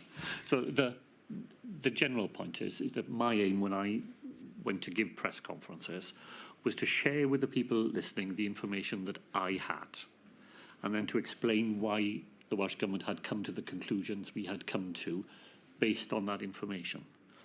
But that information would allow people to make a different conclusion if they wanted to. I wanted them to know what I knew. And so I would set it out week after week. I'd say, this is the state of the virus, this is what we're being told, and this is what we now think we need to do. But I wanted to make sure that they always felt that if they thought there was a different conclusion to be drawn, people would be able to do so. Were we effective? Here's my very brief story. I woke up one morning at home, probably in July, one of the days when things are getting better. Cafes have just been allowed to open outdoors, and a BBC reporter is interviewing a group of ladies who have gathered at Verdi's, which is a coffee shop in the Mumbles in Cardiff, which they've not been able to do for many weeks. And he says to them, how have you been able to follow, the rules? It's all been very difficult. And this person says to him, well, at 12:15 on a Friday, we draw the curtains, we sit down, we listen to the press conference, and we do everything Mr. Drakeford tells us to do. At that point, I've had a rather sinking feeling, really. But that, in a way, I don't think that was untypical. The number of people who followed the press conferences was enormous, and the number of people who relied upon them to know what our advice to them was huge. And the willingness of people in Wales to comply with the extraordinary things we were asking of them was, I think, well beyond what you might have reasonably expected. There were some high-profile instances of ministers and officials within the UK government appearing to contravene COVID regulations, We've heard Mr Cummings's drive to Barnard Castle. Do you consider, from a Welsh Government perspective, that those incidents had any impact on the public's confidence in your government's handling of the pandemic? I think there's some empirical evidence on this. Every month, the UK government paid for research. I think it was by Mori. We paid for a Welsh booster sample to get the views of people in Wales. At the start of the pandemic, trust in the Welsh government and the UK government are more or less at a par. Maybe the UK government is slightly ahead of the Welsh government in terms of trust. There comes a point, and it's around that time, when there's a big divergence in trust. So from there on, the Welsh government's trust rating is around the 70%, sometimes a couple of points below, sometimes quite a few points above. And the UK government's trust ratings are 40% or lower. So a 30% gap opens up between people's feeling that they can rely on what the UK government is telling them and what they think and how they think they can rely on what the Welsh government is telling them. And I think it's very, very much connected to a feeling that in some parts of the United Kingdom, there were people issuing instructions to others that they did not feel they had to follow themselves. And I don't think people thought that was true in Wales, and I can give you an absolute guarantee that it wasn't true. Did you ever consider that your own ministers or Welsh officials' behaviour during the pandemic dented public confidence in Wales? You know, there are one or two incidents that are reported and much is made of them, but they're very infrequent. Well, my lady, you will know that a television company had complete access to the Welsh Government for months and months and, you know, filmed us at work exhaustively. I don't think you will see anything there at all other than people absolutely scrupulously observing the rules that we had set for others and determined that we would always live up to what we were asking others to live up to. I want to deal next with the Welsh Government's consideration of vulnerable and at-risk groups. And you say in your witness statement to this module, it's paragraph 70, that you initiated a significant amount of data collection and modelling in relation to at-risk and vulnerable groups and those with protected characteristics. First of all, how did the Welsh Government assess who would be considered vulnerable and at risk during the pandemic? Well, we would essentially have relied on the protected characteristics list.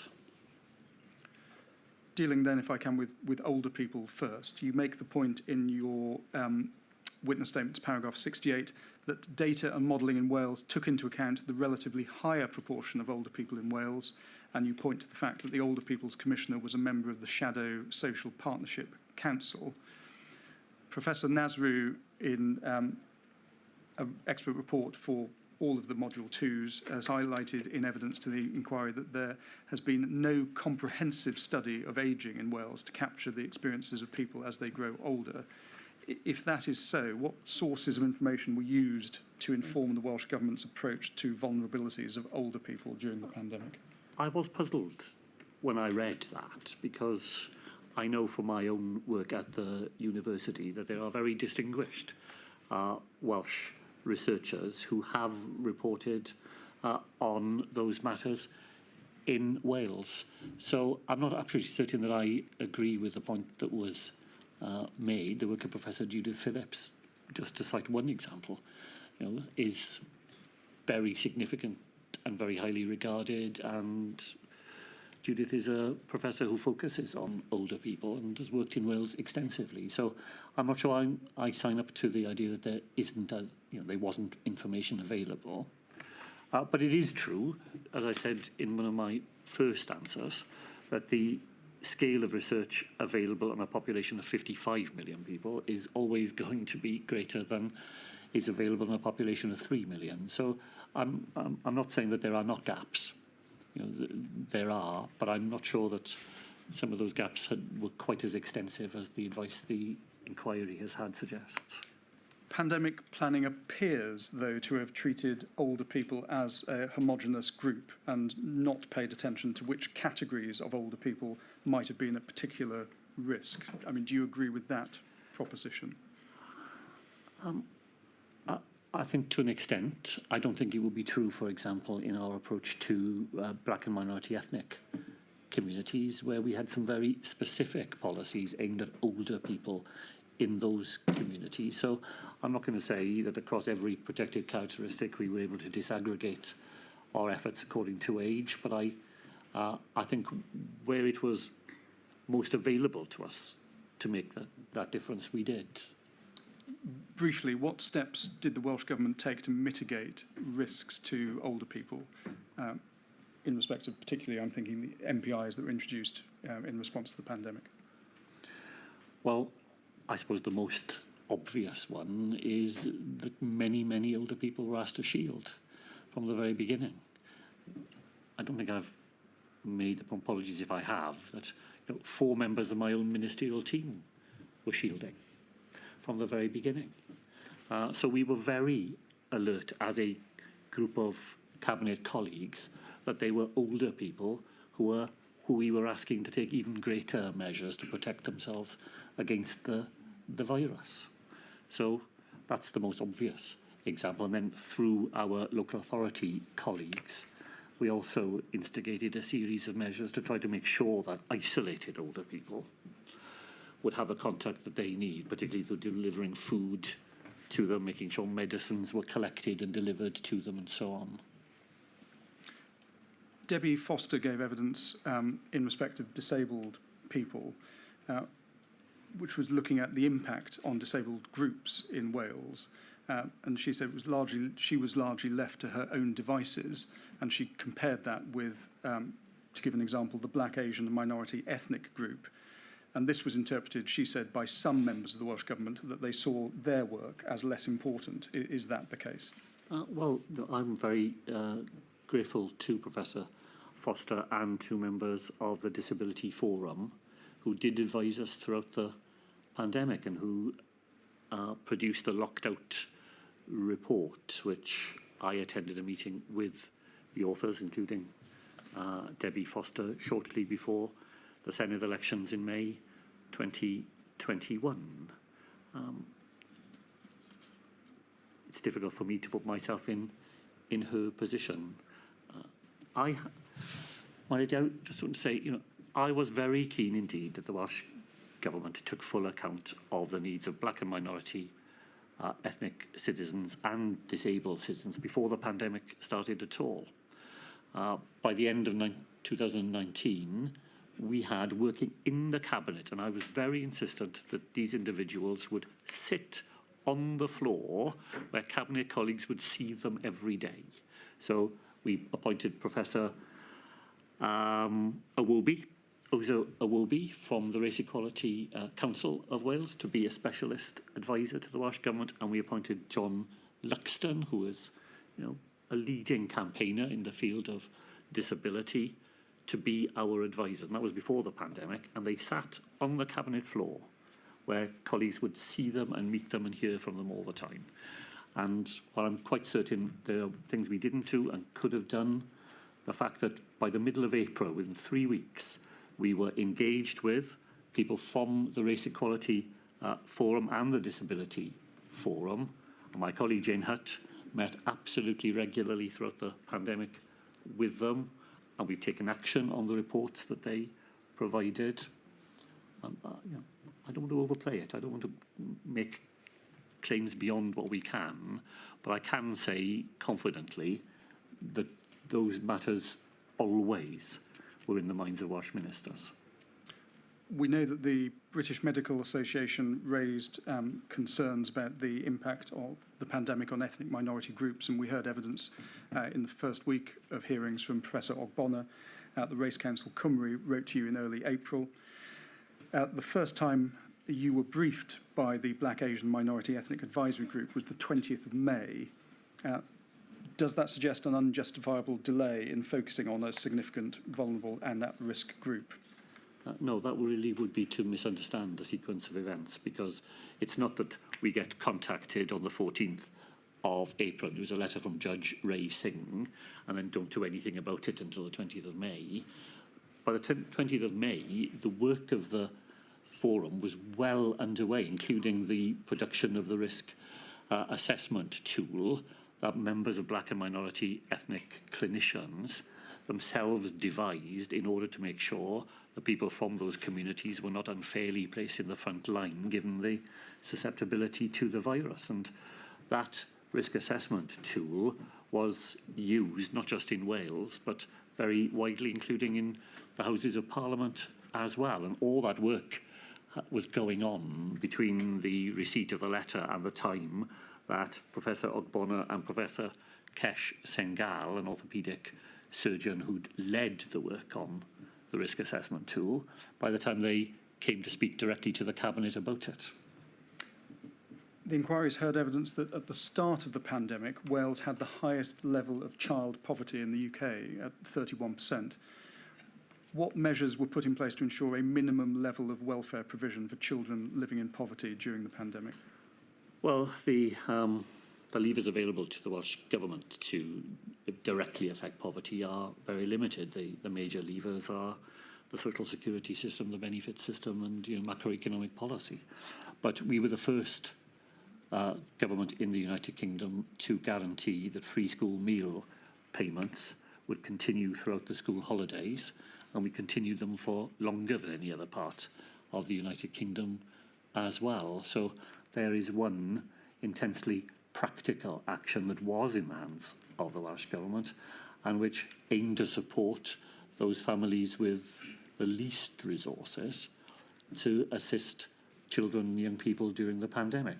We also, as I said earlier, having closed schools or advised the schools should be closed on the 18th of March, by the 23rd of March, schools were open for vulnerable children and children of key workers. And one of the reasons why we, differently to other parts of the United Kingdom, asked every child in Wales to come back to school in the end of June and beginning of July of 2020 was because of our anxiety about safeguarded children. Children who wouldn't have been seen by a social worker in those months, who normally would be visited regularly. We wanted to make sure that those children presented themselves somewhere where adults could make an assessment of their well-being. So, within the limited levers that we had, I think we did our best to use them to the benefit of those children who needed our help the most. It has been set out in the inequalities evidence of Professor Becares, who reported on the impact of the pandemic on LGBTQI+ communities, that there is an increased prevalence of pre-existing physical and mental health conditions among LGBTQI+ communities. First question, I suppose, is was the Welsh Government aware of this going into the pandemic? And then secondly, did it factor into decision-making? I could not claim that I was aware of some of that evidence going into the pandemic for the purposes of ensuring that the needs of that community in Wales were known about and discussed. I relied primarily on two ministers in my ministerial team who belonged to that community and who were assiduous in making sure that where there were issues drawn to their attention that were relevant to that community, that they would be shared with the Cabinet where we were able to take collective action to address them. But I can't say that it was necessarily more systematic than that, but we did have representatives around the table every day who had particular capacity to make sure we were aware of those issues. Digital exclusion has been highlighted by a number of the inequalities experts as a bar to receiving timely updates about the rules, guidance, access to help, and also healthcare during the pandemic. How was the risk of this form of isolation taken into account in Welsh Government decision-making? Well, the fact that we relayed our decisions through televised news conferences, and from the very beginning we had a British Sign Language interpreter there with us to communicate to people who wouldn't be able to hear what we were saying, and that there were 250, I think, press conferences held during the whole of the pandemic. I think that was our major effort to make sure that we weren't simply relying on a website or forms of access that people wouldn't otherwise have. But it is a rare person in Wales who doesn't have access to a television. And given that we were using that as our primary means of making sure the most widespread communication was available, I think that was a reasonable course of action. Mr. Drakeford, final topic, lessons learned. You contributed to the Welsh Government's Lessons Learned for Good Practices and Areas for Further Development. It was published in 2022. We can see it on the screen, and for the record, it's 30182549. If we can have a look at the second page of that, the third paragraph, thank you, set out there. That's a summary of the key lessons emerging from that exercise. Would I be right to assume that you would commend those key lessons to the inquiry? Well, I do commend them, but I just want to be clear that they are recommendations about the internal workings of the Welsh Government rather than wider recommendations. The exercise was to look at how the Welsh Government itself had discharged our responsibilities. It drew on the experience of many people who worked in the Welsh Government during that period, and the key lessons are well summarised on that page, but they don't necessarily translate into wider lessons beyond the internal workings of the government itself. And if there was a single lesson that you learnt during the pandemic, what would that be? Yeah. That's a difficult question, isn't it, to think of late in the day. Well, I'll probably just return to a theme which I've raised a number of times, that predictability, orderly conduct of government, the willingness to be round the same table together, even when decision-making is dispersed, availability of authoritative evidence which has signs of internal challenge in it, and then a commitment to follow that advice as part of the decision-making process. To varying degrees, those qualities were not sufficiently present in the way that the pandemic received a response across the United Kingdom. And if those lessons could be learnt and those strands strengthened for the future, I think it would be to the advantage of us all. Mr. Drakeford, thank you. They're all the questions I've got for you, but there are some questions from call participants. Let's have them.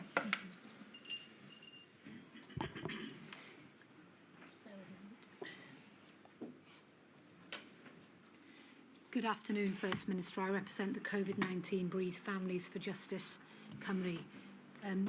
In your witness statement, you state as follows: sadly, too many families have lost loved ones. This cruel virus has stolen lives, and it has left their loved ones with questions which they rightly want answered. First Minister, you are entirely correct. The Welsh bereaved do want answers, but they want to see that you've openly reflected on your handling of the pandemic and learnt some lessons. Now, the Welsh bereaved have pored over every word in the statements that you've given to this inquiry, and indeed they've sat here today and listened very carefully to everything that you have said. They are therefore deeply disappointed that in all of your evidence to this module, including your oral evidence today, you will not accept that there was anything that the Welsh Government, and in particular you, did wrong. Now, you told CTI at the start of your evidence that you were not here to justify and you were not here to defend, but unfortunately that's exactly what you have done. You've refused to accept that you should have read the signals of risk earlier and acted sooner, instead relying on hindsight. On asymptomatic transmission, you've refused to accept that a precautionary approach should have been taken. You've refused to accept that you should have cancelled mass gatherings. You've refused to give an unconditional acceptance that you failed to plan for the pandemic. You've defended the 2 delays by the Welsh Government on introducing testing in care homes. And you've tried to explain away the Welsh Government's obviously illogical divergence on face coverings. Now, Nicola Sturgeon, Matt Hancock and even Boris Johnson were able to identify some things that they got wrong when they gave evidence to this inquiry. So, First Minister, can you please explain to the Welsh public why you are so reluctant to accept that the Welsh Government, indeed yourself, may have made some mistakes in the handling of this pandemic? Well, first of all, my lady, I'd like to thank members of the bereaved families Cymru for the opportunities I've had to meet with them and to pay tribute to them for their being here at the inquiry. I tried to say at the beginning that I wasn't here to justify, I was here to explain. I don't think the test for me is whether I got everything right, because I don't think anybody could possibly pass such a test. What I have tried to do is to explain why I think the actions we took at the time were reasonable in the context of the information that we had at the time. And that is not to say at all that another reasonable person could not have come to a different conclusion. So, Ms. Heaven, I suppose I don't sign up to your propositions. I hope that in the decisions that I made and my colleagues made, we were reasonable in our assessment of that evidence. I don't make a higher claim than that. As I say again, other reasonable people could have come to a different conclusion. That's not the same as saying that we got everything right. I don't claim that at all. Okay, let me move on then to my topic of the fire break. Now, you have been asked a lot about this, so I'm going to just cover some... Sorry if I stole any of your thunder. No, not you. I'm going to go on to new topics. Now, we know that money was eventually made available in Wales, and indeed we know obviously that the fire break did happen. And I'll look at a moment at the money. You've seen the SAGE advice obviously on the 21st of September. You've been taken by CTI to that TAG advice and series of advices, which was tracking the deteriorating picture. So my question is this. Knowing what you did then in September, did you commission anyone in the Welsh Government to consider the financial implications of introducing a fire break and the funding options that might be available to the Welsh Government in September? Or is the very first time you put pen to paper and think about this issue the 16th of October when you write that letter to the Chancellor Rishi Sunak?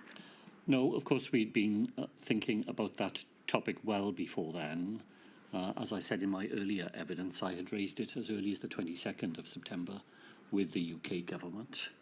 The Welsh Government is mobilising enormous sums of money to assist Welsh businesses over and above the money that comes from the United Kingdom. And there is evidence throughout the month of October of how we are looking to see what more we can do from our resources to be able to go on assisting businesses, given that we know that a fire break has to be considered. What we're not able to do is we're not able to mobilise resources at the scale that only the UK government can, and we're not able to use the mechanisms that are only available to the UK government to get that money into the pockets of people who need it. First Minister, can I press you there? Because you provided a very detailed witness statement, and we have gone through it. We can't find any evidence that you personally commissioned somebody to look at the Welsh Government finances in September on receiving that really quite devastating advice that we've looked at with CTI as a matter of urgency to understand whether you had the resources to introduce a fire break. So can you give us a bit more specificity? When did you commission that advice? Well, I think probably you're looking for the wrong piece of evidence, because that is not how it would have happened. So my colleague Ken Skates, as the Economy Minister, and Rebecca Evans, who you heard from yesterday, worked together to find money that we could use to support businesses through these very difficult times. They were working on that throughout those early weeks of October, and there is plenty of evidence that is already available, not in my statement necessarily, but in the workings of the Welsh Government, to show how that I wouldn't have commissioned it, I think. Well, let me move on. Let me move on, because as you know, I've got limited time. I want to ask you about the document then, please. INQ 3095839, please. Well, that comes up. I must apologise. I think I called Miss Evans Miss Mason earlier. So Yes, Rebecca Evans. sorry. Yes, not Toby Mason, it was Rebecca Evans yesterday. Yeah. So this is an email here from Fliss Bene, 5th of October, and of course she needs no introduction, that was sent to your office and to your special advisors. Given the likely increase in COVID across the board, the fact that we do not yet have enough evidence to show that people are complying, and the need to have a definitive effect on the R number, I would suggest that the First Minister may wish to ask CDL whether they are willing to provide economic support for a firebreak/circuit breaker around half term. So that, as we can see, goes to your office to 2 emails, and it goes to Jane Runicles. Now, I can tell you, I'm not going to put it up, but you can take it from me that you had a call with CDL, indeed on that day at 15:45, and there is absolutely no reference to a fire break, and there is no reference to economic support. The topic just didn't even come up. Can you assist us with that, please? Well, I don't have the notes of that meeting in front of me, so I imagine that it was dealing with other matters. But the record shows as clearly as can be that well before the 5th of October, I am asking the UK government for the financial help that will be needed, and I continue to do that at the opportunities that I have directly with the Prime Minister, undoubtedly with Mr Gove, and it culminates in the exchange of letters that we rehearsed earlier this afternoon. Of course, it was fundamental to us to have the support of the UK government for the actions that we were taking, and I can absolutely assure you that I raised that wherever I thought I was likely to get a positive response, even though in the end we didn't. Moving on to the COBRA meeting that we know took place on the 12th of October, we don't need to bring it up. CTI has shown you the note of that. We can obviously see there that on that day the Chancellor explains the package amongst other things, and you make a contribution on that day, don't you, as you're talking about, I think, the border issues. You're also asking, is there going to be another COBRA on the fire break? So can I ask this, why on this day, on the 12th of October, at this late stage, are you still asking where the COBRA will be held to discuss circuit breakers? Surely by this stage, the Welsh Government should have met with its own cabinet, it should have conducted all its planning, and it should have taken its plans and demands to COBRA. And is the fact that you didn't do this an example of your poor leadership? I'm sorry, I missed the very Is it last an one. example of your poor leadership? The fact that by the 12th of October, here's your opportunity, you've got a COBRA, that you didn't go there prepared with your modelling, with your data, with your plans agreed in Cabinet. You've spoken to the unions, you've got it all lined up, and there you are, you're going to present it to the Chancellor on the 12th. That was your opportunity, and you missed it, didn't you? Well, I think that would be quite badly to misunderstand the context of the COBRA.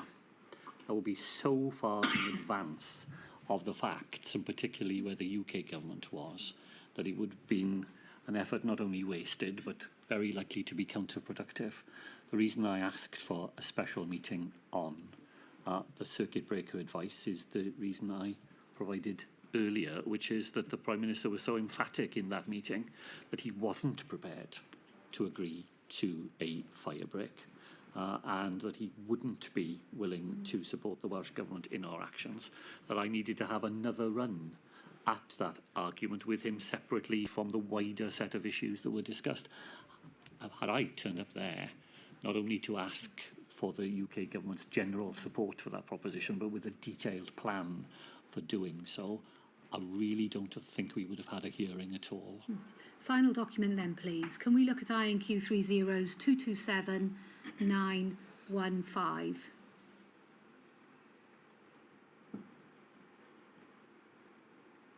Now, just to understand, you're not at this meeting. This is minutes from the Finance Subcommittee Group, Partnership Council Wales, 2nd of November. Now, it turns out Wales had its own fundraising capacity and reserves to support a fire break and to support workers. So if we just have a little look down onto the next page, please. If we see point 5, as a result of the fire break, additional funding has been made available to businesses and employers in Wales, and this will be reviewed in light of recent developments in England. The MFT, so that's obviously Rebecca Evans, had announced on the 23rd of October an extra 10 million to help protect workers at risk of falling through the gaps. So, pausing there, First Minister, it's right, isn't it? It's totally disingenuous of you and the government to blame the UK government for the timing of the fire break, because in reality, Wales had the money to support a fire break. The only person responsible for the timing of the fire break in Wales and the fact that it probably came too late is you. So will you now not accept responsibility for this and for the inevitable spread of the virus and the deaths that occurred because of your lack of decisive action? Will you accept that? Well, I absolutely accept that it was my responsibility in the end to decide on the implementation of the fire break. I'm afraid the question very badly misunderstands the level of financial assistance that will be needed in Wales to support not just those groups who were not covered by the UK government's schemes. That's what that £10 million is for. It's for the freelancers fund, for example. Freelancers weren't covered by the furlough scheme that the Chancellor funded. £10 million is a small amount of money to pick up people who weren't covered in the main scheme. I'm afraid I think you've answered your first question. You suggested to me that we weren't doing anything to model the money that will be needed. Here is the practical example of exactly what we were doing. We were using our resources to supplement what only the UK government could do, and my responsibility was to do everything I could to get them to support the public health action that we knew we needed to take in Wales. Just finally, though, what I put to you is that you were being disingenuous in your witness statement to the inquiry, where you were blaming the UK government for the timing of the fire break. That's right, isn't it? You can't blame the UK government. No, it's absolutely wrong. And it completely misunderstands the division of responsibilities between the Welsh Government and the UK Government. We were able to mobilise our resources to fill the gaps in what only they could do. Without their willingness to provide the help that only they were able to do, we were inhibited from taking the action we needed to take in Wales. That's what those letters are about. I failed to persuade them, and I cannot help but notice that as soon as it was necessary for them to take that action, they did find the resources.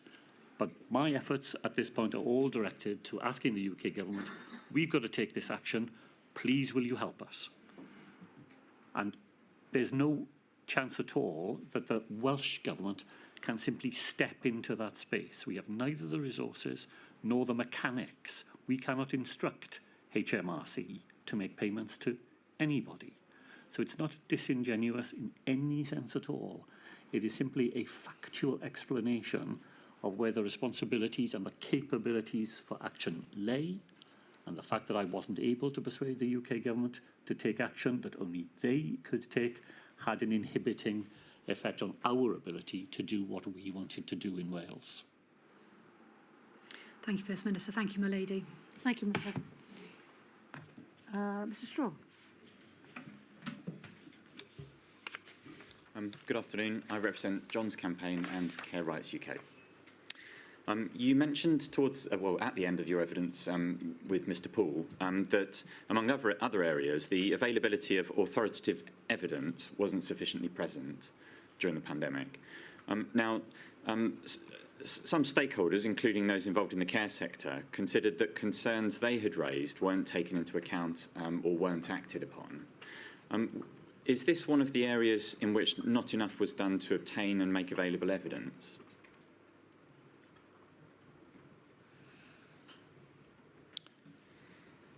I don't think that the point that the sector was making was about lack of evidence. I think they felt, and many other sectors felt, that getting their case heard and recognised on the terms that they would have put it to the Welsh Government was as straightforward as they would like it to have been. But I'm not sure that it was absence of evidence that they were pointing to rather than access.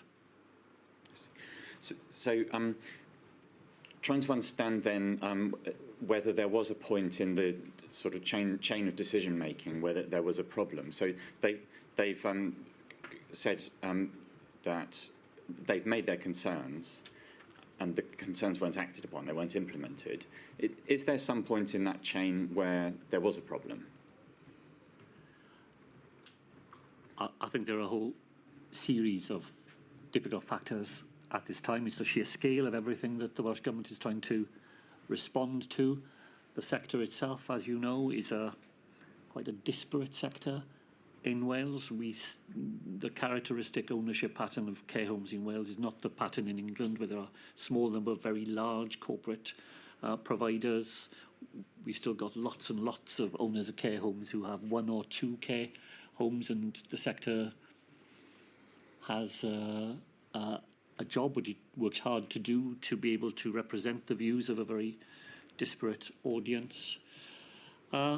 Evidence is gathering all the time around us at this point as well, so it's not as though there is a fixed body of knowledge that everybody can agree on and point to. So I think there are many contributory reasons to the point that you made in introduction. So perhaps sort of getting together these disparate sources of evidence may have been an issue. Would that be fair? I think that is possible, but it's not just evidence. It's sheer practicality of things, like how do we get PPE to care homes in Wales? There is no single register of where every care home in Wales is located. We were very fortunate, my lady, to have some expert logistical support from the armed forces early on in the pandemic, and one of the things that they focused on was something as basic as being able to help us to make sure that we had, all the information we needed and the most effective way of being able to mobilise the help that we wanted to provide to the place where it was needed. Looking at another part of the process, so from bringing forward the evidence from stakeholders to then implementing the concerns that they raised, the Older People's Commissioner and also Professor Debbie Foster have talked about an implementation gap. So even where the concerns of stakeholders were recognised in central government, it got stuck somewhere. So the concerns weren't then implemented. Would you agree that that was a problem? Well, I certainly agree with this, that if you believe there is a model of government in which, in Cathays Park here in Cardiff, a minister pulls a lever and something happens out there on the Llŷn Peninsula, then it really isn't like that at all. There is a complex pattern of intermediaries, and there are many ways in which, particularly in the beginning, making sure that decisions were translated into practical impact on the ground was challenging. In terms of learning lessons, is there something that can be done to improve the position in future?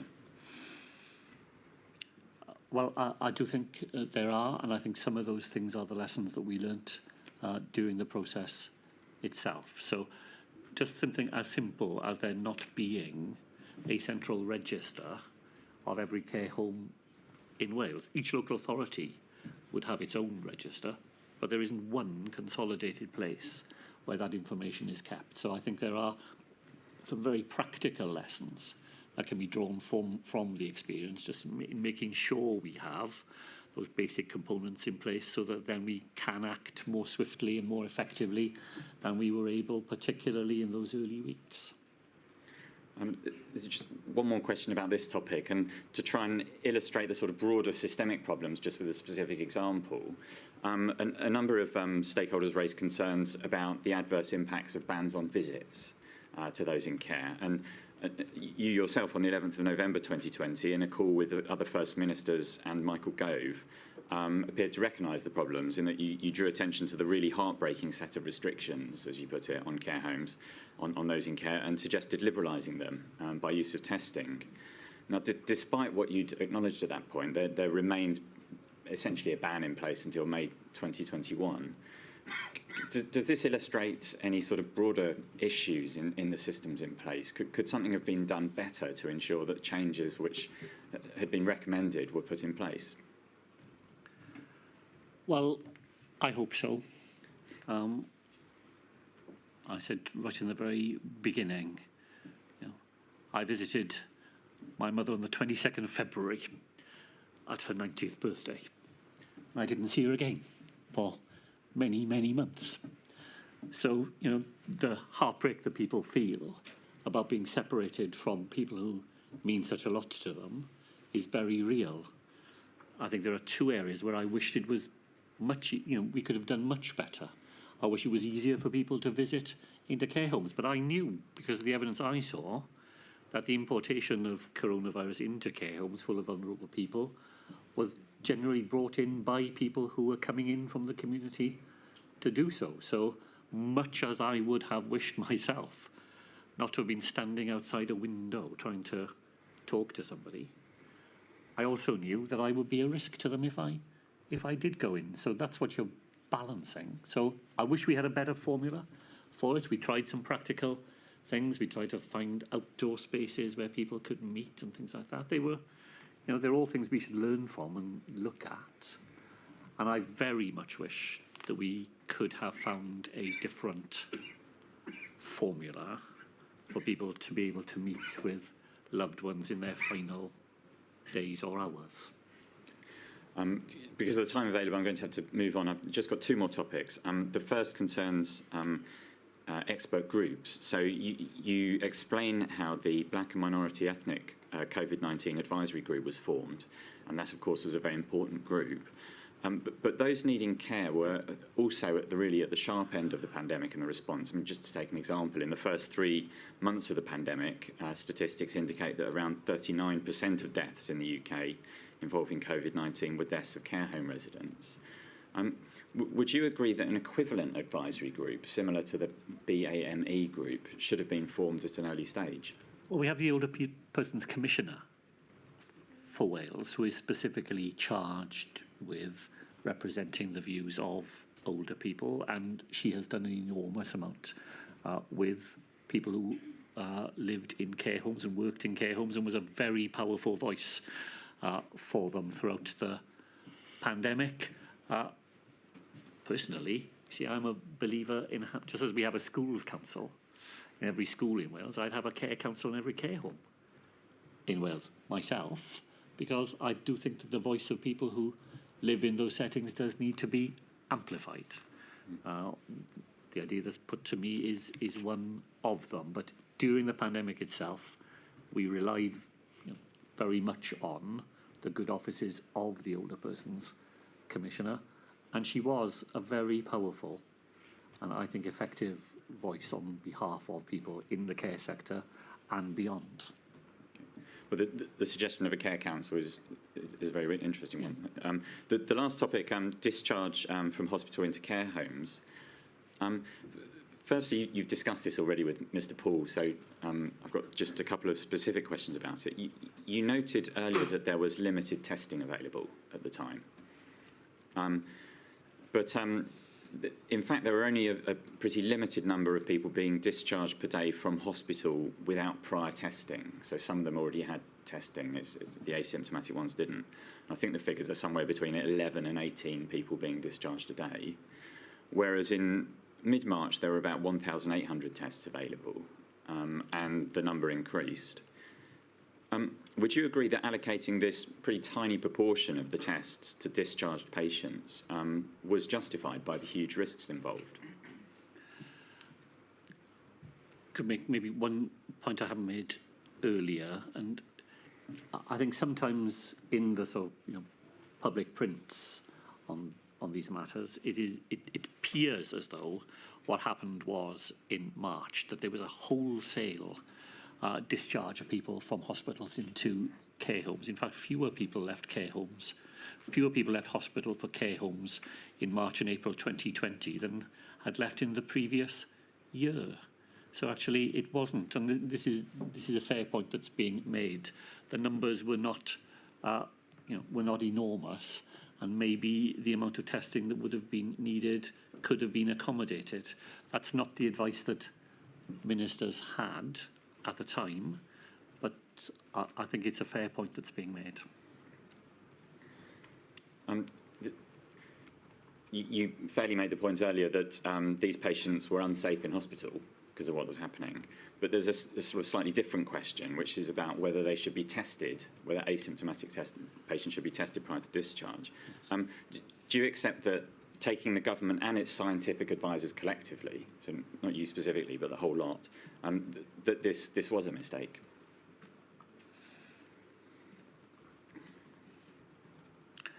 Well, I'm afraid I think this is classically an example where, knowing what we know now about asymptomatic transmission, if we'd had that state of knowledge at the time, we would undoubtedly have been testing people. At the time, that knowledge didn't exist. You know, the advice that we were still getting at the end of April and was still being advocated by some scientists for a couple of months after that was that asymptomatic transmission was not a primary cause for concern.